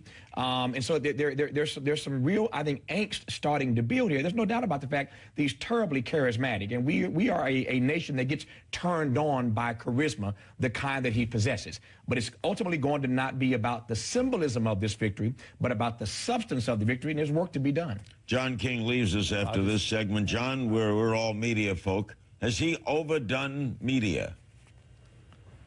It's so hard to answer that question, Larry, because of the new age we're in. If you compare him to past presidents, this president is out there a lot more active. But if you ask this White House that question, they will say he's the best messenger they have. He's absolutely the best messenger they have. And so, they're also doing things. You know, he's the first president to call on a blogger at the White House. They do a lot of Latino media and niche media. He's turned his radio address into an internet address, and it's on video, if you will. So our business is changing, Larry. You know this very well. You've lived it for quite a long time over your storied career, and this president has decided this is the way they're going to do it. Now, if they stumble and fall, will people say it's because he's overexposed? Maybe, but they believe he's the best communicator by far in the administration, and that he's the best messenger to be out there. So you see it off and on in the health care debate, but he's their lead guy, and he's going to carry the ball, without a doubt. John's leaving us. He'll be working, of course, with Anderson Cooper, keeping you up to date. Back with us later as well. We'll be back with Tavis Smiley and Candy Crowley right after this. We have a lot more results coming, of course, through the night, and we'll be back with you, as we said, at midnight. A couple of quick things. Candy, is he going to get a health bill this year? Well, I would have answered differently this morning, but now we have the Senate Majority Leader Harry Reid saying, hey, it may go over into next year because they're having trouble getting the budget numbers out of the CBO, et cetera. So I had someone say to me a couple weeks ago, don't make any plans for New Year's Eve. So I haven't, and that's proved to be pretty prescient. I think it'll take a while, and it may not happen. There's a chance. How about the line, Tavis, that goes, money is not the only thing, health is 3%. Why can't we ever get this done? Yeah, well, two things. One, to Candy's point of a moment ago, I think the longer this goes, the more difficult it gets for this president to get this passed. The reason why he was so aggressive early on in this White House administration is because he knew that his popularity was high. As we were discussing in the last segment, the longer this goes, the more angst about the economy. These unemployment numbers aren't turning around fast enough for the weak working class, especially for those who are impoverished. The longer this goes, the more difficult for him to get it passed. So it's to his advantage to get this done this year. This was not good news from Harry Reid today. That's point number one. Point number two, though, is, and I'm quite frankly, to your joke about money, sick of hearing this. Whenever we want to find the money to do anything we want to do in this country, namely 2 wars that are being fought around the world, Larry, we find the money. When we want to do something, we find the money, and we get to a health care conversation about making sure that every American has access to a basic, fundamental level of health care, and all of a sudden the question is, how are we going to pay for this? Nobody asked that question about Iraq and Afghanistan. I just think it's just troubling for me that when it comes to everyday people, we got to wrestle with this question, how are we going to pay for this? That's nonsense. Does Obama frustrate his opponents, Candy, the way Clinton used to? Yes, and I think for, in some ways, much the same reason, simply because really his opponents, the Republican opponents, believe that the country is to the right of the president, and that the president, by the sheer power of his personality and his charm, and he's a great politician, and he is just so smart. He has the whole package in terms of being a politician, and he is able to sell, in some cases, unpopular policies or policies that are kind of iffy just by the strength of his own popularity and his own approval rating. And let me make you a bet. The Democrats understand very well that they will pay a very big price if they don't get health care passed. They've got a Democratic House, a Democratic Senate, and a Democrat in the White House. They don't do it by, next year in 2010. They will lose big at the polls, and they know that. That's why you'll get something. Well said, Tavis. Will heads roll if they don't? They should. They deserve to. Oh, absolutely. The Democrats, candidate Obama on down, said to us that the major issue this year, if they got elected, would be health care. They said public option. They said taxing the windfall profits of insurers. They said a bunch of things that we know are not going to happen now, but at the very least, you don't get health care reform through, you have reneged on the promise you made to the American people. Their heads ought to roll. Candy Crowley, thanks so much. As always, atop the scene, there isn't a better political correspondent in the business than Tavis. It's always great having you. You should make more trips here. Pleasure's always mine. Because you're a welcome guest. Thank you, Larry. John King, Tavis Smiley, Candy Crowley, all of our guests earlier. We'll be back at midnight Eastern, 9 Pacific. And by the way, among the guests, Jesse Ventura's coming back because he's still ticked. Don't forget, back live at midnight Eastern with all the latest results. And they all should be in by then. But first, we have a special 2-hour election night edition of AC 360 with Anderson Cooper, and it starts right now. Larry, thanks so much. They're counting the votes tonight, and so are we. State and local. Digging deeper into election results tonight, there are implications for President Obama, the Republican Party, and the big midterm elections a year from now. We can already call the Virginia governor's race. Bob McDonnell, the Republican, taking from Democrat Craig Deeds, upholding a Virginia tradition of doing the opposite of what it did in the prior presidential election. Blue in 08, red in 09. New Jersey, though, still too close to call. Republican Chris Christie leading Democratic Governor Jon Corzine by about 6 percentage points, with about 71% of precincts reporting. Back now with our panel, David Gergen, Ari Fleischer, James Carville, and Pamela Gentry. Pamela, your thoughts on what you've seen so far tonight in Virginia and elsewhere, and what you expect over the next 2 hours? Well, I think right now it's a clear sign that if this is, whether this is a referendum on the president or not, is really not as important as it is that he moves whatever he's going to move on his agenda forward quickly before he is really faced with the midterm elections. Because if in fact he does lose both, if tonight they lose Virginia, and I think they are probably, it's going to be very close to call, late into the night in New Jersey, then I think that he's going to have problems with some of the conservative Democrats on the Hill supporting some of the initiatives that he's been trying to move forward. So it's going to make it harder for him to work on health care. It's going to make him difficult to get decisions and consensus on what to do in the wars in Iraq and Afghanistan. So I think he's going to have to look at tonight and say, what does this tell him about how he positions himself before everything comes to a full stop. David Gergen also becomes more important now. This news out just a few hours ago that, according to Harry Reid, they may not be able to get a health care bill this year. I think they took everybody by surprise, Anderson. There were actually 2 surprises. One is the Senate may have to wait, and the House may have to wait till after the first of the year. That's not good news for the White House. Why is that so significant? Well, because they had the momentum, and it looked like they were going to lock it up. And to go to Pamela's point, if these races go badly for the Democrats tonight, say in New Jersey, and it has gone badly in Virginia, that's going to give a lot of moderate and conservative Democrats pause on the health care bill, and this whole thing could start to unravel on them if they're not careful. You want to, with something this big, with this kind of momentum, you want to go ahead and shove it on through if they could. So I think that is not helpful for them. But the other big surprise today, Anderson, frankly, was your CNN poll about how people thought the president was handling health care. He only had a 42% approval of how he's handling health care, 57% disapproval. That suggests that the tides have moved out again on health care. If that poll is accurate, he doesn't have the support he needs to get a massive big bill through. One of the leaders of the Blue Dogs and the conservative Democrats in the House is a congressman named Altmaier from Pennsylvania, and he was quoted a couple days ago as saying, if the Democrats lose tonight in these states, it's going to create a lot of problems for the Blue Dogs, particularly on the health care legislation and other items of the Obama agenda. And that's why I think they also wanted to get health care passed before the August recess, if you remember. That's when they were trying to get it done, when President Obama was more popular and had more momentum. It's diminishing now. I can't tell you what will happen if they pass health care, but I can tell you what will happen if they don't. Right. They'll get slaughtered. And maybe one of the reasons, going to David's point, the Democrats. Yeah. The Democrats. When that's the one thing. If people think that you're in power and you can't govern, they will really take it out on you. Maybe one of the reasons that his health care approval is at 42 is people are saying, well, he hadn't gotten anything done yet. He was in there, they had his vote. It could be.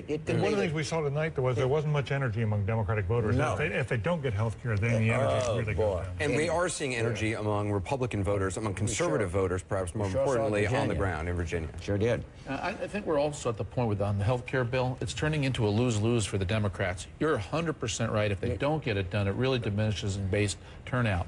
But if they do get it done, I don't think it has enough in there that the liberal base of the Democrat Party gets excited about. It's not a particularly robust public option.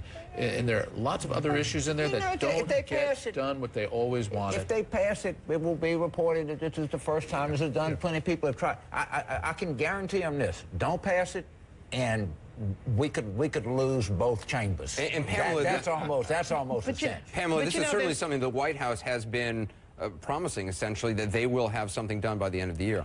I think that they're concentrating on trying to get something by the end of the year, and I was really surprised to hear that as well. They also there was another story today that Congressman Lieberman is saying that he won't be an obstacle in the way that if Harry Reid gets enough votes and gets this bill moving forward in the Senate, that he won't be someone he won't be the person who'll side with the Democrats. But you know, the other thing that we haven't talked about a lot in this race is for Virginia. I mean, we've mentioned that in Virginia and in New Jersey, talking about motivating voters, there are two big constituencies that didn't show up.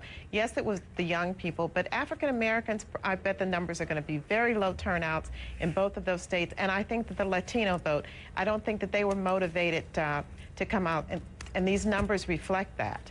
Does that say something about President Obama, the fact that, I mean, he was able to mobilize large numbers of African-American voters, large numbers of young voters, just, you know, for his election, and yet they haven't come out this time, though it is an off-year election? It just confirms they weren't coming out. They were coming out for President Obama, but I don't think they were coming out in these state races.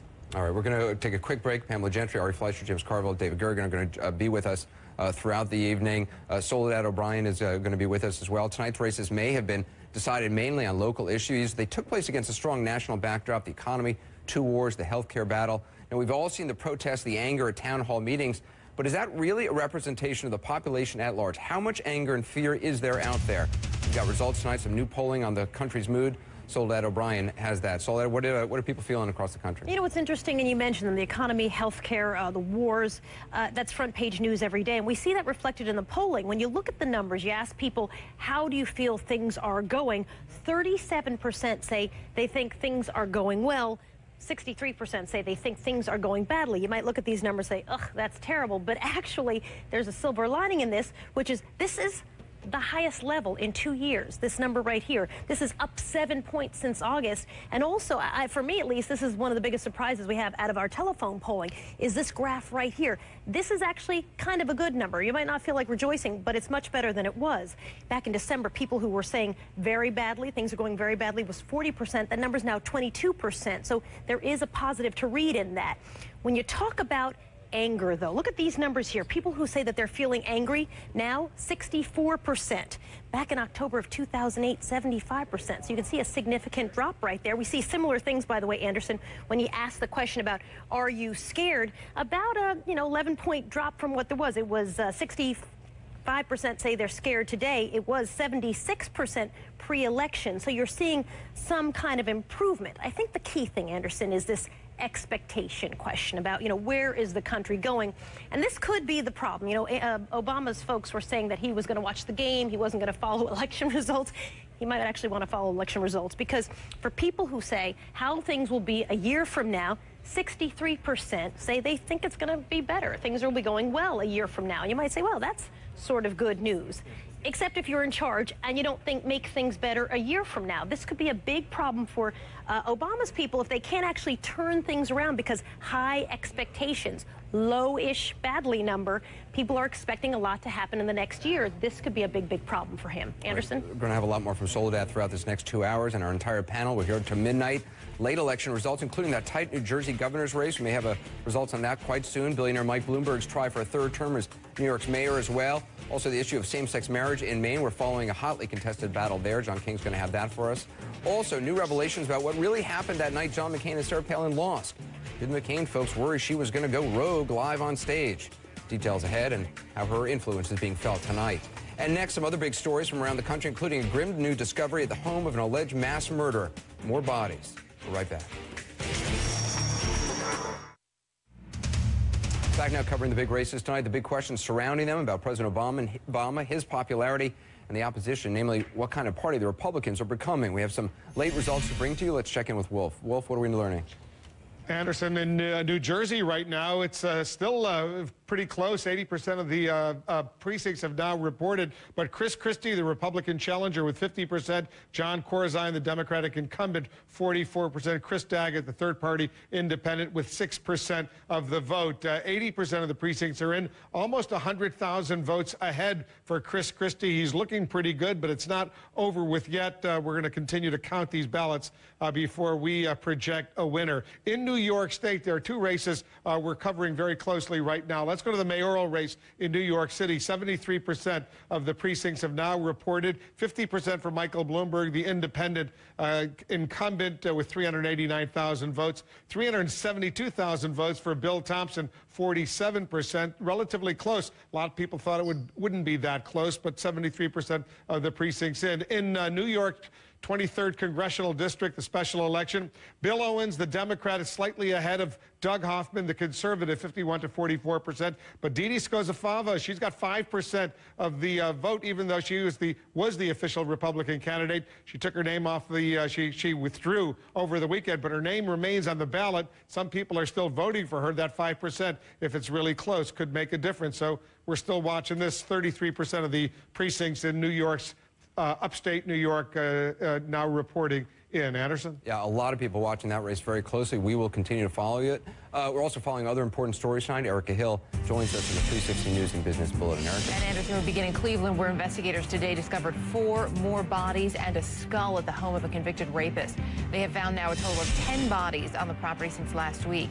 50-year-old Anthony Sowell is charged with 5 counts of aggravated murder, rape, felonious assault, and kidnapping. He will be arraigned tomorrow. The longtime accountant of convicted swindler Bernard Madoff pleading guilty to multiple charges in connection with Madoff's decades-long Ponzi scheme.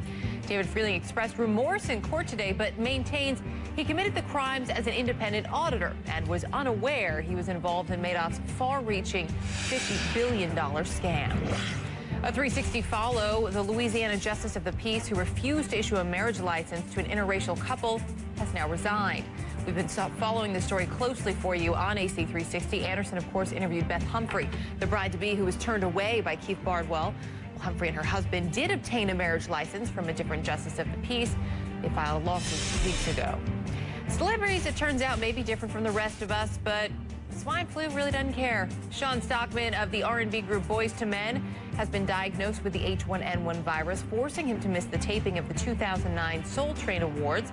He joins a growing list of stars who have come down with the virus, including the Backstreet Boys' Brian Littrell and Harry Potter star Rupert Grint, who I believe is redheaded Ron Weasley. To me, the headline of that story is that the Boyz II Men still exist. That's and so what I does the thought, too. Backstreet I had Boys. no idea they were still around. Neither did I. All right. We're going to be able to project something in New Jersey. Let's go to Wolf first. Thanks very much. CNN can now project that the Republican challenger, Chris Christie, will win the election for governor of New Jersey. John Corzine will lose. Chris Christie, the former prosecutor, he goes ahead. 81% of the vote has now been counted. He's got 50% to 44% for John Corzine. But this is another pickup for the Republicans. They have won the gubernatorial election in Virginia. Now the other major gubernatorial contest in New Jersey goes to the Republican as well. So this is a big, big win for the GOP tonight, Anderson. It's something they wanted desperately. And you know what? It looks like they're going to get it. Wolf Blitzer, thanks. We'll continue to check in with you. Pamela Gentry joining us from Washington. Pamela, obviously a big blow to President Obama and the Democratic Party from the results in New Jersey. President Obama had campaigned for Corzine, as had other big-name Democrats. Yeah, I think he went there maybe three or four times, and so he did he did put his face on that campaign, probably more than the one in Virginia. But I mean, New Jersey to go to a Republican governor is startling. But what it shows me is what I was thinking earlier. With both of these states now going Republican, it's going to send, I think, the message to the very conservative Democrats that have been really giving him a little bit of difficulty in Congress thus far on some of these really big ticket items, that they may pull back now. And I think that it's going to be a little bit more difficult for him to push some of these his agenda forward, if he's depending on these conservatives. You're looking at pictures from the Christie campaign headquarters. Obviously, a lot of excitement there, music playing. David Gergen, the meaning of all this in New Jersey. Well, Anderson, I think the critical thing is that the wind has now started blowing in a different direction from what it has been in American politics for the last 4 or 5 years. You know, 2006 was a blowout for Democrats. 2008 was another blowout for Democrats.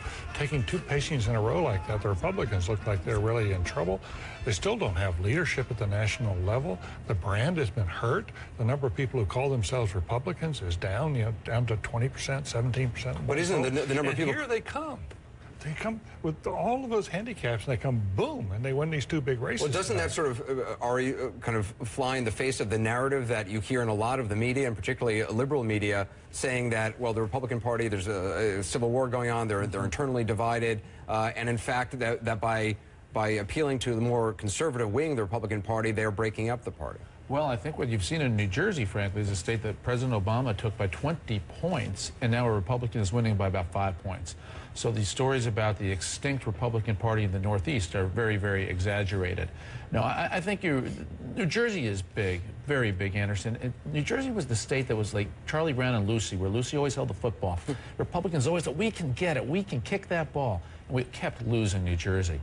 Big change in New Jersey tonight, and that does have power to send a different signal to the Northeast, which is a key part of 2010. Roland, I see skepticism in your eyes. No, Kristen Whitman, was she not a Republican? Did she not win the governor of New Jersey? Look, you had a decade ago. I understand that, but you had an individual in Corzine who, even before the 2008 election, was not a popular governor. He had issues coming in. This summer, this guy was down 15, 18, 20 points. He was fighting all the way back. Now, there is no doubt the White House put a lot of emphasis on this particular race. The economy in that state, horrible. High property taxes, made promises, didn't keep them. What you're also seeing here, there's a difference between the power of President Obama in terms of when he was running, and that is folks getting behind his campaign as opposed to being able to create the kind of movement you need to bring other Democrats along. And so what he has to then do is go back and say, wait a minute, from a national party standpoint, what must we do to take what we did in the campaign to apply to the DNC? How are you going to get your same coalition out, young voters, minority voters, how are you going to get those independent voters to get behind the people down ballot? Even in 2008, there were issues down ballot, even who's at the top of the ticket. The Democrats must be concerned about that. If you don't pay attention to the governor's races and the state house races and those smaller races, then you are going to lose. I got to get a break with David Gergen very quickly. That's one interpretation of what he must do. And I think part of it. But Roland, right, there's also a question of whether he's gone for so much government that people are rebelling against that. Whether he's applied on the stimulus, to health care, to all the automobiles, and whether there's a reaction to that. We got to take a quick break. Still ahead, the promises made on the campaign trail last year. There are a lot of them, from the economy to engaging the military. So how many has President Obama kept? How many is he ignoring? Keeping them honest tonight. Also, raw politics, epidemic of nastiness on both sides of the political aisle. Are civility and respect heading for extinction? What's behind all the extreme speech on both sides of the aisle? We'll be right back.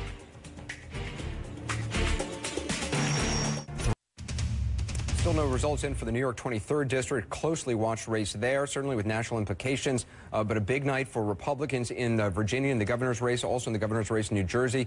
John King is at the Magic Wall. John, what are we seeing in New Jersey? I want to show you something, Anderson. We're going to play this by the colors. Here's the results in New Jersey right now. 83% of the vote in.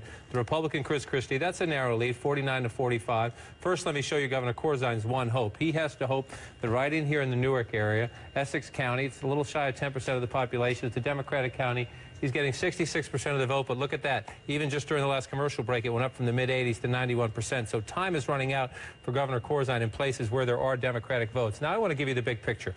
Again, just look at this map. This is the state of New Jersey tonight. Look at all that red. Red is Republican. I'm going to go back first to President Obama. This is President Obama in the state of New Jersey. Look at all this blue for President Obama. Again, now I'm going to come back to tonight and the race for governor. Look at all this red. We're going to go look at the last. Governor Corzine won 4 years ago. This is red is Doug Christie tonight. Here's Governor Corzine 4 years ago in the race for governor. Look at all this blue. So you have a Democratic incumbent in a bad economy with high unemployment running way below where he ran 4 years ago in this race. And you have a Republican. This is Corzine in Bergen County, big suburban county of New York City right here. Corzine wins it big 4 years ago. Fast forward to 2009, the race for governor, the Republican candidate winning there in the suburbs and in the exurbs tonight. Just one night, Anderson, but both in Virginia and in New Jersey, Republicans are running much better this year than they did last year. Does that automatically project to next year? No, it doesn't. But if you're the Democrats, you're looking at these numbers and you're looking at all this red in a very Democratic state, you're a bit nervous. Republican Chris Christie, we are projecting as the winner of the governor's race in New Jersey. John, what's happening in the state of Maine? A referendum on gay marriage is on the ballot. The legislature there, the first time a state legislature has passed a gay marriage, not something that was ordered by the courts. Now there's a referendum on whether or not to overturn what the legislature did.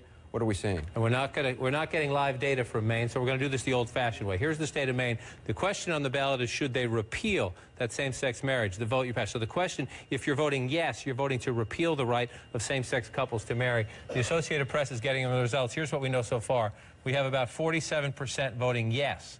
Yes would be to repeal, 53% voting no. If that number holds up, that means same-sex marriage will stay in Maine as a right for same-sex couples to marry. Only about 12 to 15% of the vote in so far, but right now the effort to repeal is falling well short of the majority. We'll keep tracking those numbers. And what's key is where that vote is coming from. Do we know at this point where that 13 or 14% of the votes are coming from, whether it's big cities or rural areas? That we do not. We're getting the results from the Associated Press. We'll move them on to you as fast as we can, but the preliminary results, again, it's only 12%, but 47% yes in the effort to repeal. We'll keep track and see if that number moves. All right, we're joined again by David Gergen, Ari Fleischer, CNN political analyst, Roland Martin, all here in New York. The effort in Maine, interesting, we're hearing reports of high voter turnout. It had been anticipated about 35%.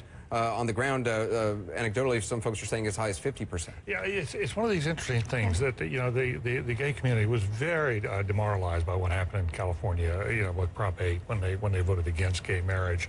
But it's a very resilient movement, and they're fighting back, and they're energized. And I think that Maine may show that, and it could be the beginning of a trend. I mean, Jeff Toobin was watching this very closely earlier tonight and thought that if Maine voted this way, that you'd see other states. This is the first time that it's really that the voters of a state may actually come out in favor of gay marriage, and that could be right, because in other states it's been judges who have passed this, and then legislatures have followed suit. This is the first one from a legislature itself. How do you see this thing going? Well, I look at the sweep of time on these issues. I remember in 1984 on a campaign I worked on, the Democratic incumbent received a check from a gay group, and it became a very hot, controversial issue. And our society has really changed. Now, I don't believe in gay marriage for individuals. It's not what I believe in. But I think that our society, what changes that allow these types of issues to happen right now? And I think that change actually continues because of the younger votes. Younger voters increasingly feel that way. President Obama has received some criticism from gay rights groups for not being vocal in talking about Maine. Even Eric Holder, the Attorney General, when asked about it, basically passed and said he didn't know enough information to comment. Also, a lot of criticism that frankly, his political apparatus, they also were not full force in terms of this particular initiative. I mean, the reality is he understands that he is still running a national campaign. The president is on record as saying that he personally does not believe in gay marriage, but he has said in the past also that he was not going to intervene in any sort of the state efforts to strike it down. So it's not surprising he will stay away from this because he even understands it's a political hot potato. But the problem is you made a set of promises. The question is, will you keep them as president? That's going to be the troubling issue for him. I see you shaking your head, David. Well, it just seems it was pretty fundamental to his campaign. He made a group of promises that were pretty important, and this was on principle. I don't know why, if it's really a matter of principle, you don't push ahead with it, such as, I'm surprised they haven't done more already on the military. I just thought that don't ask, don't tell, it'd be gone by now. And I think the gay community is being very patient. But I will tell you, he can't wait much longer. Trust me, He's going to have to do something. There are a lot of communities who backed President Obama who are being extremely patient, and so a lot of people are saying that patience is running out. So it's not just gays, it's a number of different folks. This was a straight up, you know, here's what I'm for, and I think a lot of people in the gay community voted for him with enthusiasm because they thought he had his support. Got to leave it there. Stick around, everyone. Coming up, the Sarah Palin factor, courting conservatives, blasting moderates. Is she leading a revolt within the GOP? Our panel weighs in on that. And later, boiling over the rising political rhetoric. Has it ever been this bad before? Well, probably yes, but Tom Foreman looks at mudslinging on both sides tonight. All right, we're back on this election night following the latest on the contest that some believe could signal political change in a direction for this country. Sarah Palin's counting on it. She's taking a very active role in trying to make the Republican Party more conservative. As she looks ahead, we're learning new behind-the-scenes details involving Palin and Senator John McCain from last year's election night. New book says the two were in a, quote, all-out civil war after losing the race. The book alleges Palin wanted to give a concession speech, but the McCain camp was so against the idea it turned the lights off when she and her family went back on stage. That was a year ago. Tonight, Palin is still in the spotlight, campaigning for a Conservative Party candidate in New York and against a Republican, while possibly setting her sights on the White House in 2012, although she would argue that the Republican wasn't truly a Republican. Anyway, let's talk more about it. The Palin Factor with us again for tonight's strategy session. David Gergen, Ari Fleischer, and Roland Martin. Ari, what do you make about what is happening in the congressional district in 23 and the role Sarah Palin's playing? Well, number one, forget the role Palin played for just a moment. I welcome a Republican Party that is re-energized on economic issues. And I think... And that's what you think is at the core of this... Absolutely. So much of the media reported this wrong, that said it was about gay rights and about abortion issues. It was not a social issue rebellion in upstate New York. Because Scazafaza previously had been for abortion rights and gay civil rights. And that's not disqualifying in the Big Ten of the Republican Party, especially in the Northeast. But what the problem was that led to the conservative rebellion was her economic record. She voted for spending increases with the Democrats in Albany. She was for card checks. She demurred on whether she'd even support John Boehner as the Speaker of the House of Representatives. Up and down on the economic issues, which are now the bread and butter worries that Republicans have, she was the wrong candidate. You use the term Big Tent for the Republican Party, and you don't hear that as much as you used to hear it from Republicans. Is the Republican Party still a Big Tent? Do they want to be at this point? Well, they're especially a Big Tent with the boost of tonight, and here's why. Take a look at the independent voters and how they aligned. Independents went for Barack Obama in New Jersey by 1 point, in Virginia by 1 point last year. Today they went 25 points for the Republican. Last year they went for Barack Obama 4 points in New Jersey. Today they went for Chris Christie, the Republican, by 27 points. Independents, massive shift to Republicans. That's the definition of a Big Tent. Tonight, the stakes are back up in the Big Tent, at least in these two states, and that's a huge issue. I don't understand, Ari. Do you think that when local Republicans nominate somebody for office and conservatives decide they're going to purge that person, that it then becomes a free-for-all, and Sarah Palin and other people... The purge in upstate New York came from the voters of those 11 counties.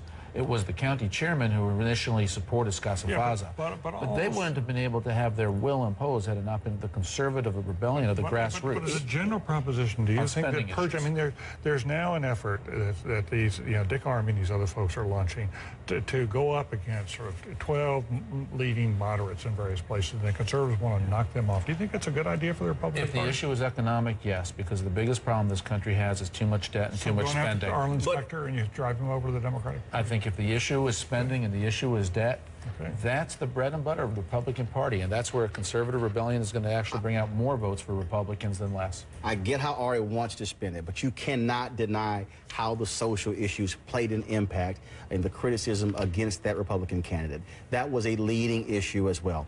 And not only that, what got me in this race was amazing, Anderson. You had Hoffman, who admitted he knew nothing about the local issues. Nothing. When Mary Snow even asked him what was the #1 local issue, he, well, we'll sort it out by election day. He went to the Watertown Daily Times. They said, hey, ask him 3 critical issues. He said, I don't know. If you gave me the questions beforehand, I would have an answer. He said, we printed them in yesterday's newspaper. Dick Armey stands up and says, those are parochial issues.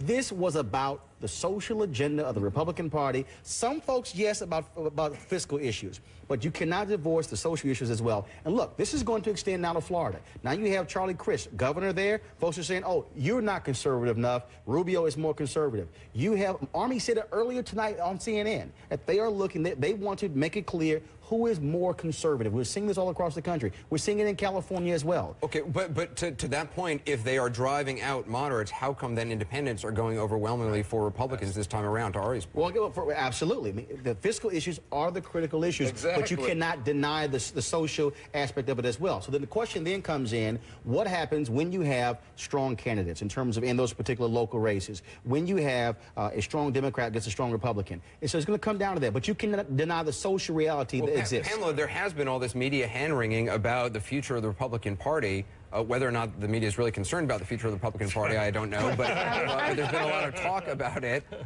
Is that all just misplaced? I mean, if independents are going this time around for Republicans? Well, no, what I was just listening to is, okay, right now you have what, less than 20% of people are self-identifying as Republicans, and that's because I think that they've now become independents. And so that's what we're seeing. We're seeing them now take on the mantle of registering and voting as an independent. And these are people who have left the Republican Party. I still think there's a very small number of conservatives that are that conservative. The moderates are now calling themselves But David, to her point, if they're still voting Republican, isn't that all that matters? Yeah, but I think I think to go back to Ari's point, Ari, it does seem to me that one of the reasons that there was such a big shift of independents to the Republicans in Virginia, which I think you're right is a critical state here tonight, is that McDonnell ran a campaign that appealed to the middle as well as to the right. He ran an optimistic campaign. He downplayed the social issues.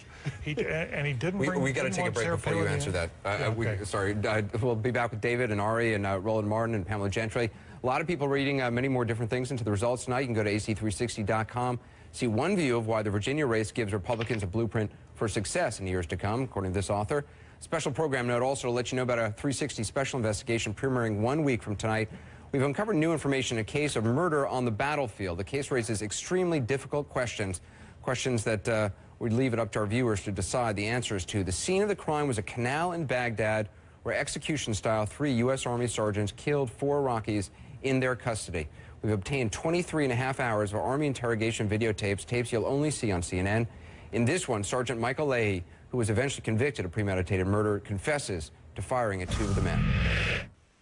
How many times did you fire? I fired twice. I fired, like I said, the guy fell back on me, and when he fell back on me, I don't know why I fired again. It wasn't at him, like my arm went up to the right, and I fired again. I'm pretty sure it didn't hit anybody, but I'm not gonna say that because I don't know for sure. No reasonable person is gonna believe that you shot and then this guy fell back on you, and then your arm went at this angle. If you shot this dude, just say you shot him. Right. Just be honest about it, okay? That is true. This guy did fall on my arm. No, I don't doubt that guy fell on you. But if you purposely shot this guy, Mike, just say it. You've already manned up. You've already shown us what you're made of. I know it's hard, but I know that's what happened, dude.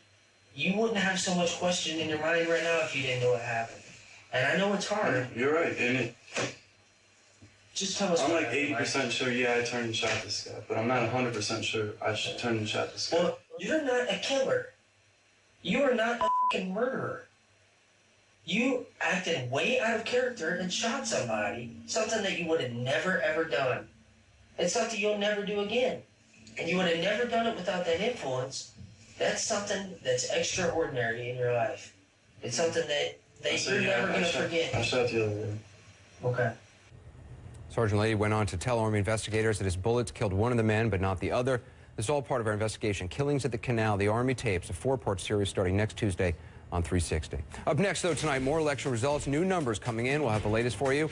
And he's not watching tonight's election, allegedly, but President Obama is playing a very big role in the contest. What will the outcome say about him and his administration? What does it mean for the future of health care reform? We'll talk about that coming up. Next, tonight's other headlines. Up to 1,000 pieces of luggage stolen from an airport. 2 suspects in custody. A lot of victims. Will tell you where the accused baggage bandit struck. And later, big night for the Republicans. Bad night for the Democrats so far. What about President Obama? What may it say about his agenda and leadership and health care reform? Be right back. Seen some tight races tonight, some potential surprises. In New York, we've got both. 2 big races getting national attention. One in the most out-of-the-way part of the state, the other in New York City. Well, Blitzer's following both of us. So he has a projection. Wolf, what have we learned? Michael Bloomberg, Anderson, we project will be reelected for a third term as the mayor of New York City. 96% of the votes have now been counted. Bloomberg with 51% to Bill Thompson, the Democrat, 46%. Michael Bloomberg once was a Democrat, became a Republican, now an independent. He will be reelected as the mayor of New York City. Spent a lot of his own money to do that. In New York special election, the congressional district, the 23rd district, with 54% of the precincts now reporting the Democrat Bill Owens is slightly ahead of the conservative Doug Hoffman, 49% to 46%. He's ahead by 2,300 votes. Look at Didi Scozafava. She was the Republican candidate, although her name is still on the ballot, even though she dropped out over the weekend. She's got about 4,300 votes so far. She could make a difference if this is really, really close, as it's shaping up to be. There hasn't been a Democrat elected in this district in more than 100 years, but Bill Owens right now with 54%, slightly ahead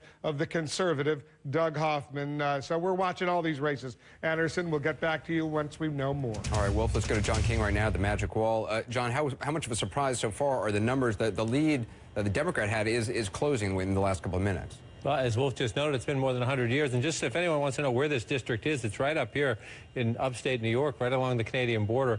And it's 23% of the state's population. And here's the latest numbers up here, Anderson. You see the conservative candidate, Doug Hoffman, 46. As Wolf just noted, the Democrat, Bill Owens, 49. And even though she dropped out of the race, Didi Scozafava is still gathering some votes, and that could make the difference up in upstate New York. And we'll continue to watch that one. Do we know how that would make a difference? I mean, is she taking votes away from the conservative, or would she be giving votes? I mean, I know she pledged her support to the Democrat. Lacking the exit polls up there, it is almost impossible to answer that question. On the one hand, you might say, well, she's the moderate Republican, so she's getting moderate Republican votes, but we simply don't know that. All right, John, we'll be right back. Up next. Coming up, we have more election results from across the country. We're also keeping track of tonight's other important stories. Let's get a check in with Erica Hill on the 360 Bulletin. Eric. Anderson, a 20-year-old woman from Iraq has died in an Arizona hospital just 2 weeks after police say her father ran over the woman with his car because she'd become, quote, too westernized. The father is now behind bars in Arizona, where he was facing charges of aggravated assault, but that will now be upgraded because his daughter died. A 7th suspect arrested in the gang rape of a 15-year-old girl at a California high school. It happened at a homecoming dance last month. Police say up to 10 people were involved in the attack. Another 10 people watched without calling 911. 2 people arrested in Phoenix accused of stealing up to 1,000 pieces of luggage from baggage claim at Sky Harbor Airport. Now, investigators say they found hundreds of bags along with clothing and other items scattered around the suspect's home. If you're hoping to get something back, though, good luck. Apparently, police say the luggage tags have been removed. And there's a new winner in the battle of world's sexiest accent. Apparently, there's more to this than just personal opinion. Anderson, any ideas on which one may have come out on top in this survey at onepoll.com? Nope. It's not New York. The sexiest accent is Irish. Irish? Which I won't even attend. Really? Roland Martin is floored by that. Italian, Scottish, and French come next. American came in at number 10. Americans don't have an accent. I didn't know we have an accent. Maybe that's why we came in at 10. There's no accent. All right. So for tonight's shot, Erica, the worst possible nightmare for vodka lovers. We have this clip from YouTube. It is security footage of a packed Russian warehouse stocked with boxes of vodka. In Russia, this is known as heaven. Everywhere, everything is fine. The forklift operator rams into one of the shelves. The accident triggers a domino effect. Is he still there under all that vodka? All sides of the warehouse. Vodka comes crashing down. Didn't stop raining until practically all of it was on the ground.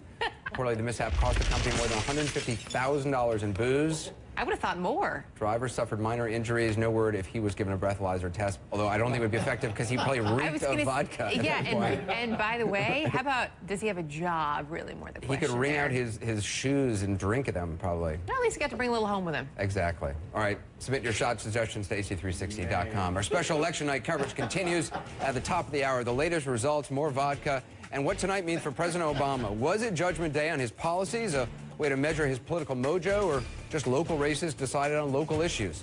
Talk about it ahead. Well, we are right in the thick of what is shaping up as a big night for Republicans. In Virginia, a GOP blowout, Bob McDonnell taking the governor's mansion. In New Jersey, incumbent Democratic Governor Jon Corzine losing his re-election bid to Republican Chris Christie. In both races, independents breaking heavily for the GOP. Excuse me.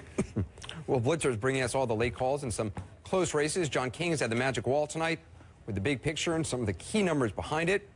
Randy Kay is covering a closely watched ballot initiative in Maine. Voters there deciding whether to repeal legislation allowing same-sex marriage. And Jason Carroll is following the money the wealthy candidates are spending to get themselves elected or re-elected, as the case in the mayor's race here in New York, Mike Bloomberg. First up, this hour, some late calls in the big races. For that, let's go to Wolf Blitzer. Wolf?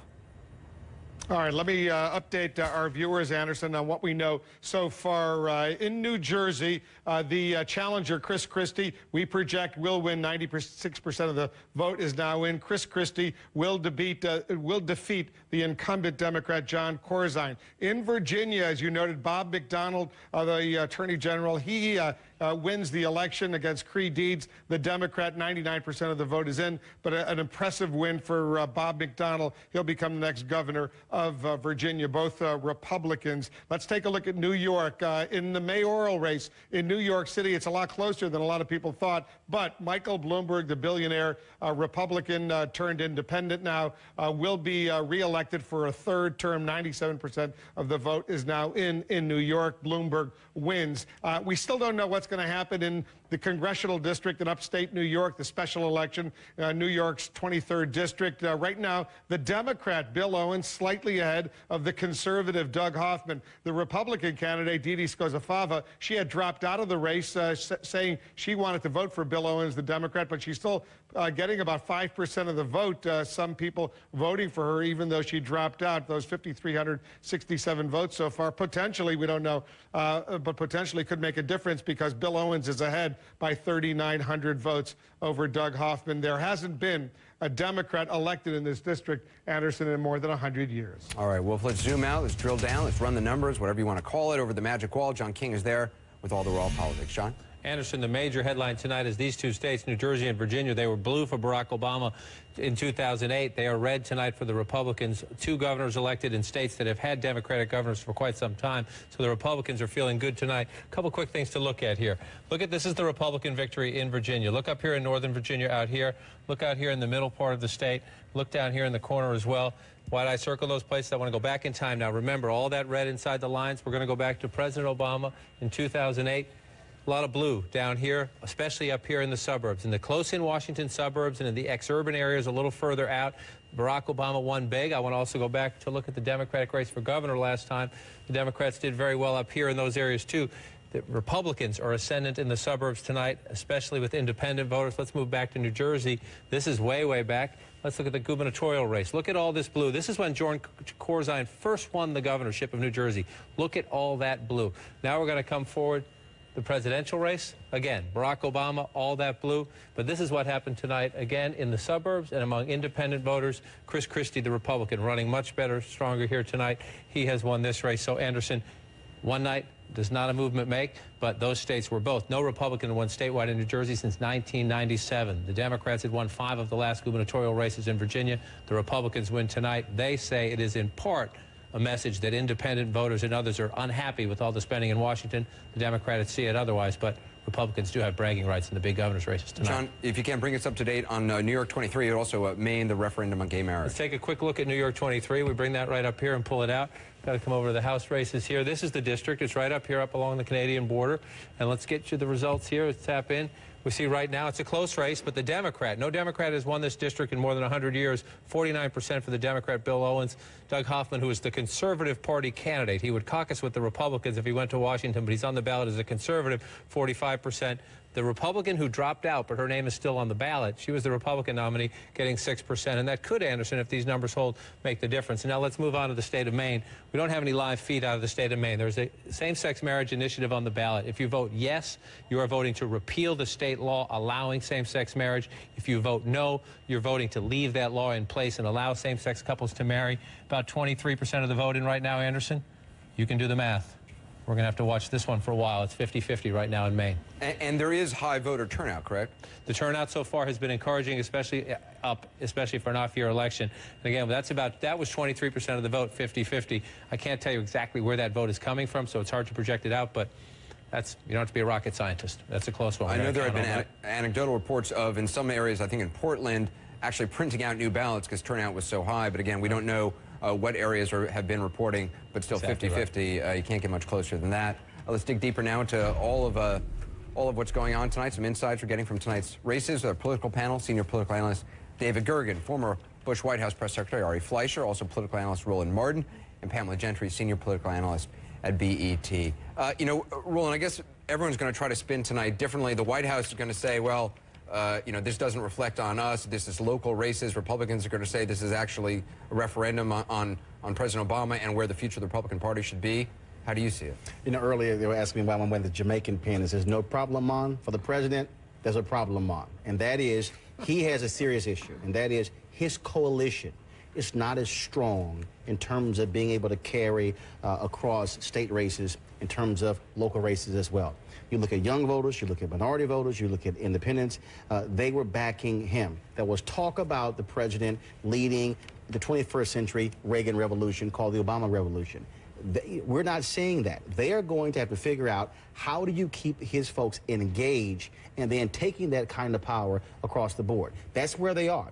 Look, this whole health care debate this summer, his people were not at town hall meetings. They've not been engaged. His White House has been so focused, frankly, on 2012, maybe 2010. They better get focused on 2009, 2010, 2011, because you might not have a second term if you have Democrats who are not enthusiastic about their candidates. Because regardless, and what they would have known is that the narrative shaped by tonight will have an impact. Well, here's what you can look forward to in the future.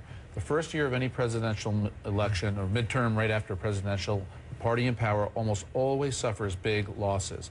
That's what you can anticipate if history is any guide. But let's look at here's the killer statistic if I'm a Democrat. In Virginia, in 2008, when Barack Obama took Virginia, people under 30 were 21% of the electorate. Today, they were 10%. The black vote was 20% of all Virginia votes last year. Today, it was 15%. The very coalition that put Barack Obama over the top is not showing up.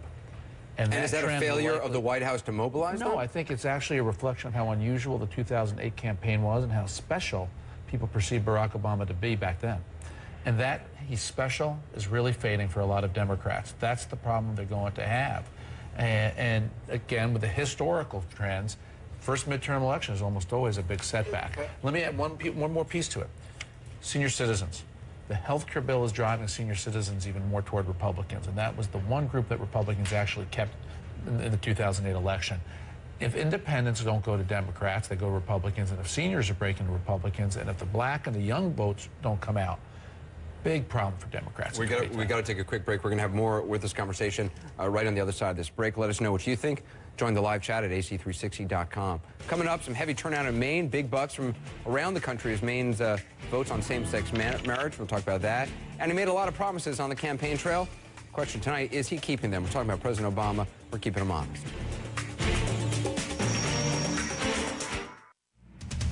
We're continuing our discussion with David Gergen, Roland Martin, Ari Fleischer, and Pamela Gentry from BET. David, what happened to the Obama machine in terms of getting folks out to the polls? Well, his name wasn't on the ballot, and yeah, he didn't organize these campaigns. I think you have to say that up front. And a lot of our viewers have been writing in, Anderson, saying, look, there were a lot of local factors. I live in Virginia, I live in New Jersey. Don't overinterpret this. I think that's true. There's always a danger in these off-year elections of overinterpreting. Absolutely. And you know, they don't have a lot of predictive value for what's going to happen a year later in the congressional elections. Especially, they don't have much predictive value about what's going to happen when Barack Obama runs for re-election.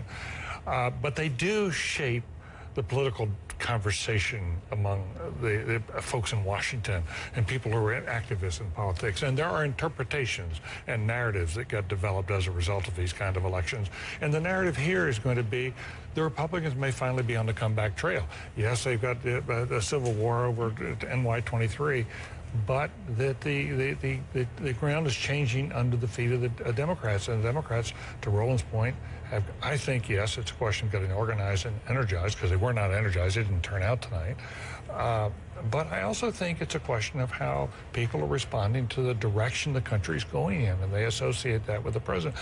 I think tonight, much more than in the past, Barack Obama owns the economy, for example. And he's now being held responsible for the jobs question.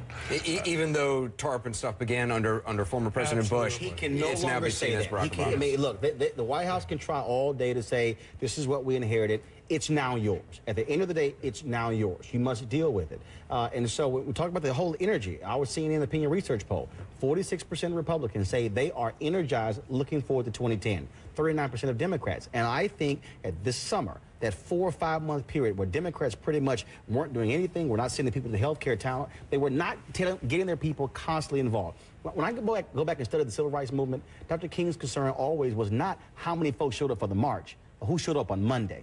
And that's where the real work begins. Obama, what the White House has to do is make it clear to people, look, you have to be actively engaged in changes, and it's going to be slow. It's not going to happen overnight. And so if you voted for it last year in November, you must continue to be involved. But you can't have 11% turnout in Houston, 20% turnout in Memphis, low turnout in Virginia, and then somehow think that somehow you're going to win. I mean, you have to keep them going. But the White House is not about conducting a permanent campaign, or at least it shouldn't be. Well, that's what the Democrat National Committee is for, and they control that. But that's part of it. But the part of it, you know, what the president has to do is produce results in people's lives. That's what he ought to be most concerned about, getting jobs moving. I think that they were not. To James Carville's point earlier tonight, if the health care bill does get passed, whenever it gets passed, although according to Harry Reid, it's not going to happen this year, that will be significant. Yeah, Harry Reid's office did issue a bit of a clarification, but it's still the signal is out there that it's made now moving to next year.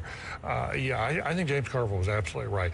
If they pass health care, it's probably going to help him and help Democrats. But if they don't pass health care, it will totally demoralize do you buy this, the narrative that everyone says it's a local election when your candidate didn't win? You know, the White House will say these were probably local elections about local issues. Do you buy that? No, I said at the beginning, I think 2009 should be seen for what it is. It's a 2009 election cycle. It has implications for 2010. It's a snapshot of right now. Anything can happen in 1 year. Look how popular Barack Obama was on January 20th, and look what's happened in this past year. But the trend has been broken of Democrat victories, and this really has changed. If Republicans had lost Virginia and New Jersey tonight, you'd have 4 elections in a row. This would really be a march to Democratic ideology and pro-Obama. That didn't happen. That's significant. The winds have shifted.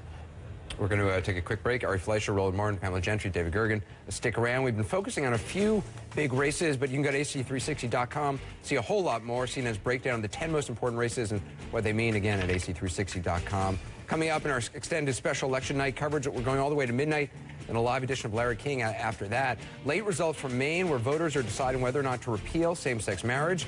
A lot more happening tonight, including a grim new discovery at the home of an alleged serial killer. We'll be right back.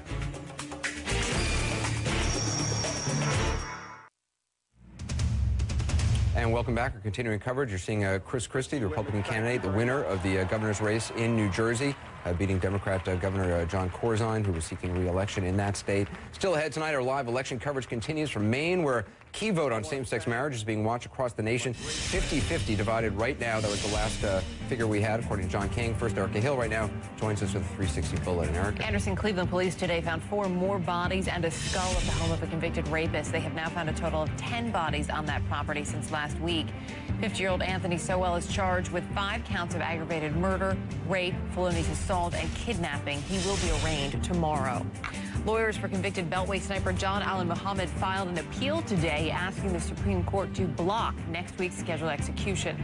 A clemency request had already been filed with the Virginia governor's office. No word on when the justices might rule. Nearly half of American children and 90% of black youngsters will be on food stamps at some point during childhood. And researchers say the current recession could push those numbers even higher. That's according to a new study in the Archives of Pediatrics and Adolescent Medicine.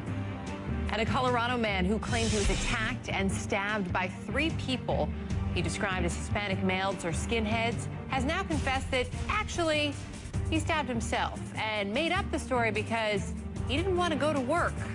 No word on whether he still has a job at the Blockbuster where he worked.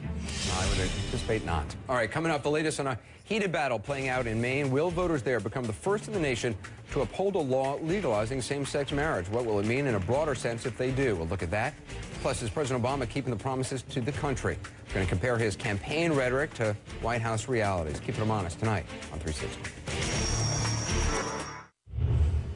Another vote we're watching closely tonight is in Maine, where voters are deciding whether a new law permitting same-sex marriage should stand. It's a referendum. It was passed in May.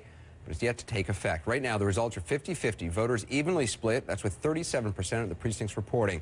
We don't have real-time results in the race, so the numbers are lagging a bit, maybe changing as we speak. And if today's referendum sounds like the same battle that was playing out in California last November, it basically is. Californians voted to reject same-sex marriage. And although Maine's population is a tiny fraction of California's, today's vote is being seen as a bellwether battle, coming at a crucial point in the same-sex marriage movement. Randy Kay joins me now. Randy? Anderson, I have to tell you that in May, the legislature in Maine passed the law legalizing same-sex marriage, and it's been on hold, as you mentioned, until now. But if the law on the books is upheld in tonight's vote, this would mark the first time voters approve same-sex marriage and decide at the ballot box to redefine marriage as not just between a man and a woman. Up to now, voters in about 30 states have banned same-sex marriage. Maine is the first test since California's Proposition 8 last year where voters approved a ban on same-sex marriage. Now, in Maine, voters could make history and set the trend, really, for the rest of the country. Washington State already voting tonight on expanding domestic partner benefits, and New York and New Jersey, Anderson, are also making moves to legalize same-sex marriage. So there's really plenty of action underway already. Now, if it passes, it could really energize gay rights activists nationwide. Maine would be the 6th state where same-sex marriage is legal and the 5th state, actually, in New England. If it loses, this would be a major setback for the gay rights movement, and it would give opponents really the chance to say from coast to coast, because of California, same-sex marriage has been shot down. People have also lined up, spent some pretty significant money both for and against the law. How much are we talking about, and how much of it's coming from out of state? Do we know where's the money coming from? Well, Stand for Marriage, the group trying to reverse the law, raised $2.6 million, while Protect Maine Equality, which is actually defending the law, has raised much more, just over $4 million. Overall, a lot less money, of course, than we saw with Proposition 8 in California, but very significant for the state of Maine. Now, much of the cash, Anderson, is coming from out of state. Stand for Marriage told us it got at least half its donations from out of state, a big chunk from the National Organization for Marriage, a conservative Christian group based in New Jersey. It donated $1.8 million to Stand for Marriage to help ban same-sex marriage. That's just what it put toward Prop 8, it told us. The translation here, Stand for Marriage got more money, Anderson, from donors in New Jersey for an election in Maine than it did from its own residents in Maine. Now, Protect Maine Equality, which supports same-sex marriage, had about 20,000 donors in all. One of its biggest out-of-state donors, the Human Rights Campaign, which gave about $220,000. And the out-of-state effort really goes beyond money. In California today, the group Equality California was hosting phone banks, calling voters across the country in Maine to get them to vote to protect the rights of same-sex couples. Have you talked to people who donated money coast to coast to ask them why they're given to a cause in a state that they don't even live in? We did. We called some people on the list today. We talked to a few, including one woman from California who donated $600 to Protect Maine Equality and support same-sex marriage. She told us she's hoping to marry her partner in Maine next summer if the law stands. She's donating from California because she was so disappointed, she said, after same-sex marriage was banned in her state. She told us a little money from California, Anderson, goes a long way in Maine. All right. Again, the race at this point with 37% of the precincts at last count, we had 50-50 right now. Too close to call in Maine. We're digging deeper tonight. With us again, David Gergen, Ari Fleischer, Roland Martin, and Pamela Gentry. Pamela, there are plenty of Obama supporters disgruntled about promises unfulfilled from the president to lesbian and gay Americans. Would same-sex marriage passing in Maine, do you think, put more pressure on the president to act on related issues? Because really, he had no involvement in this Maine decision one way or the other. He really did nothing for it in the last couple of weeks at all. I don't know if this issue is going to be the one, but he's definitely going to be under some pressure still to do something about Don't Ask, Don't Tell, because I think the gay rights activist groups still feel that that is something on his list that he really hasn't moved to the top. And he's said on several occasions that it's not something that he's ignoring, but that it's something that didn't rise to the top soon enough. But one of the other things I wanted to mention here is that one of the things that I think that we have kind of overlooked in some of these discussions about how much Obama is going to be blamed for what went on, and maybe in Virginia and in New Jersey, is that there were two bad things going on. Corzine was in bad trouble before this election even got started, and the president, I think, did as much as he could to help him. But Deeds ran an awful campaign in the state of Virginia, and I don't think that even people who probably supported him turned out tonight. What about that? I mean, is it the candidate's fault? Or is it the economy? How do you see it? I think Pamela's right. Of course, the local, Deeds did run a lousy campaign, but that doesn't explain it. When a Democratic candidate for governor runs a lousy campaign, it does not explain why Republicans not only win the governorship, but the lieutenant governorship and the attorney general's offices. They won statewide. Right. They won big time, and they won decisively. Following two Democratic governors. Yeah. And one who was the DNC chairman. There's something more going on in history. Yeah, exactly. So I think Roland keeps on coming back to this. There's no question that the intensity level has favored the Democrats in the last 2 or 3 elections. So if you're in the White House tonight, how do you move forward from here? Well, it's not only the intensity level, it's the ideological level.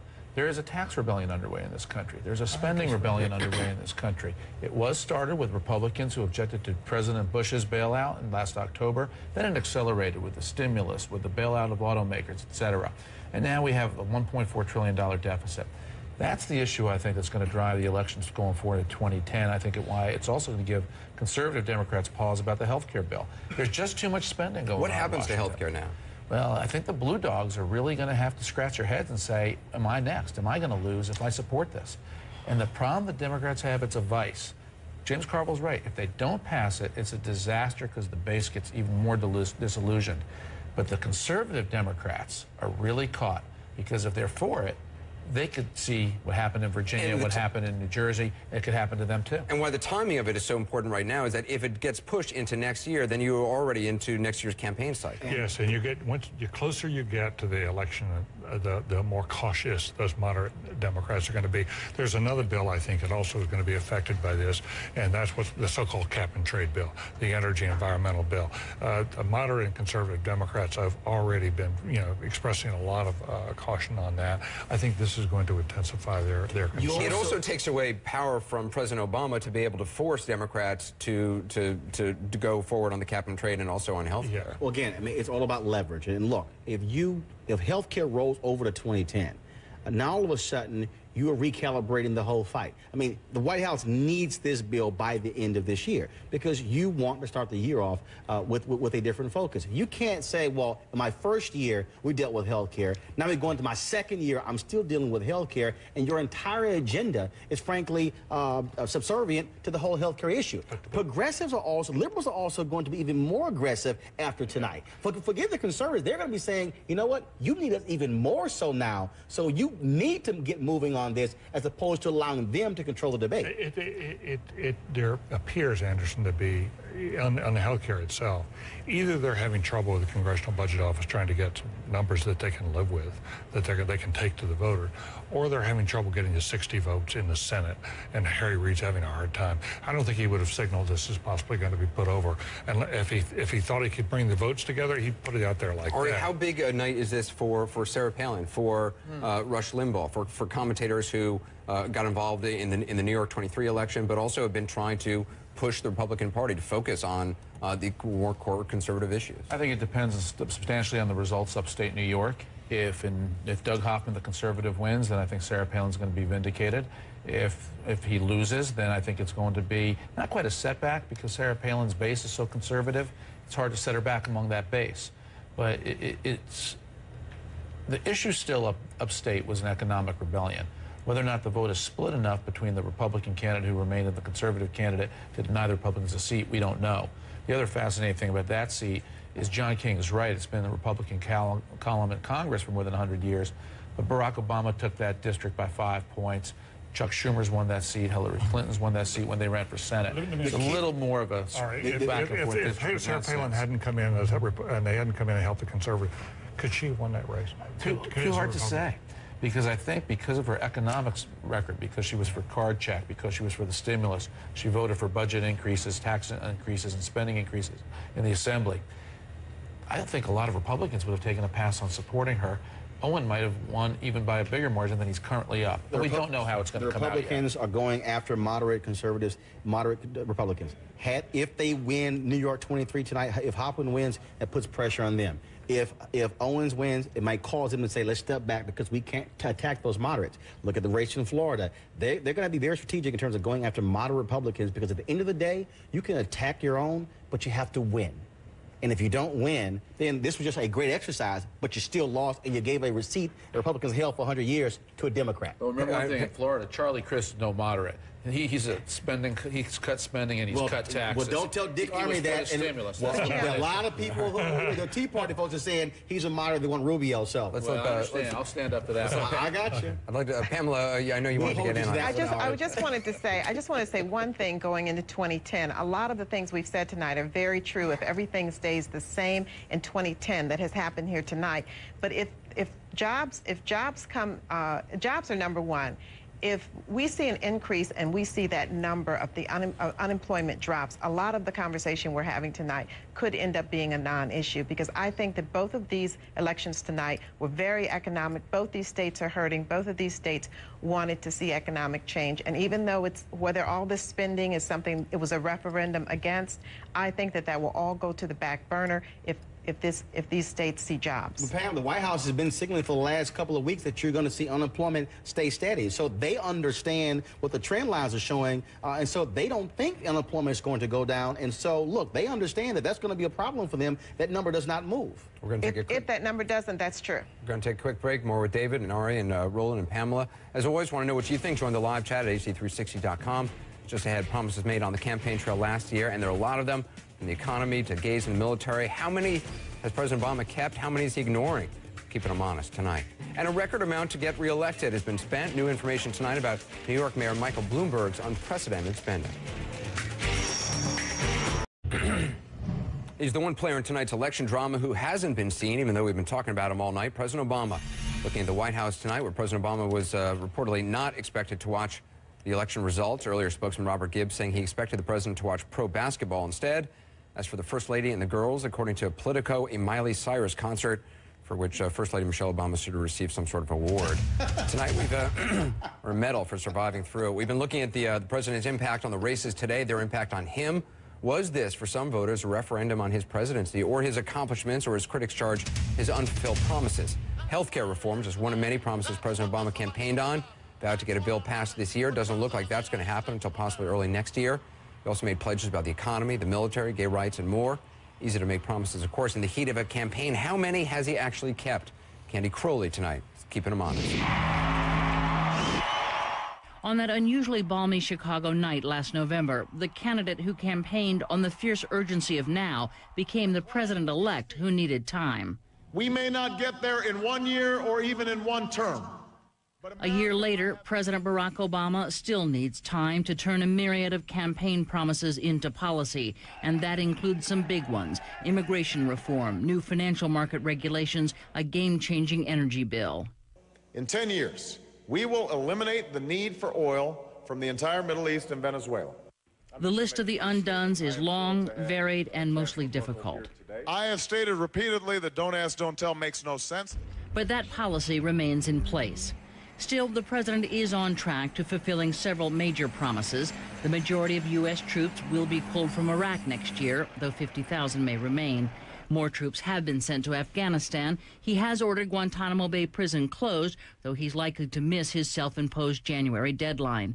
Domestically, two issues have dominated the first 10 months: health care and the economy, stoked by a nearly $800 billion stimulus bill. Our plan will likely save or create 3 to 4 million jobs. 90% of these jobs will be created in the private sector. Here's the thing about that. How do you count people who don't get fired? The administration can claim what they'd like. We have no way of knowing how many jobs were actually saved as opposed to created. Health care is a work in progress, but two of the things the president opposed in the campaign, mandatory insurance and fines for people who don't have it, are nonetheless likely to end up in the bill. If 10 months is too short a time to keep promises, it's plenty of time to break them, starting with putting together a health care plan. We'll have the negotiations televised on C-SPAN. Didn't happen, nor did another promise of transparency. When there's a bill that ends up on my desk as president, you, the public, will have 5 days to look online and find out what's in it before I sign it. It was not always done. Perhaps not broken, but certainly bent for the president and lobbyists. They will not work in my White House. The administration has made exceptions. Some former lobbyists do work in the administration. A Pulitzer Prize-winning website, PolitiFact.com, tracks more than 500 Obama campaign promises. The vast majority are rated no action. Well, governing is even harder than campaigning. The president needs more time. He has 3 years and 2 months. Candy Crowley, CNN, New York. Well, let's talk about that. Let's talk about the idea of giving him more time with our panel. Joining me again, David Gergen, Ari Fleischer, Roland Martin, and Pamela Gentry from BET. David, is it fair to say, look, the president hasn't fulfilled these promises in the time he's been in office? I think it's become standard fare for presidents now to be held accountable for what they promise in a campaign, and people keep long lists, and indeed White House. Is 10 months enough time? It's not 10 months is not enough time to deliver on all of this. In fact, I think we've argued on this very program that maybe he's trying to go too fast in some respects. I personally think, in retrospect, he should have focused almost exclusively on the economy in this first year, really worked on the jobs question, gotten this economy back in shape, and then with that momentum, moved on to health care next year. But he chose to go this other way. And I think that in some ways, to go to Ari's point, there's been so much going on that people there is a sense among some voters, even though they like Obama personally, and we see that in the CNN poll tonight, that they're saying, well, it's too much too fast. It's too much government too fast, too much spending, and they're worried about it. You know, it's interesting, Ari, the man you worked for, former President Bush, used to get criticized when he would keep saying, you know, it's hard, like it's hard being president. You now hear President Obama saying that as well. I've noticed. Yeah, you've noticed. Yes. You know, I haven't heard him being criticized for it as much at this point, but, I mean, is 10 months... Should people expect more in 10 months? In terms of fulfilling promises? In terms of the substantive legislation, it does take time. But in terms of measuring who our new president is, people are starting to register those opinions rather strongly, and especially on the left, there's a keen sense of disappointment and letdown. And I think Barack Obama very quickly showed he's really a conventional politician, not any different or any better than any of those who came before him. He got into office, and I think he missed his best opportunity when he got an appropriation bill, the regular funding bill sent to him, and he signed it instead of vetoing it and sending it back because it contained pork barrel and earmarks. He could have controlled Washington, D.C. He could have controlled the Congress. Instead, he kind of rolled over. And I think he's missed his opportunity to really show that he was a different kind of president. Roland? Earlier I mentioned Dr. King.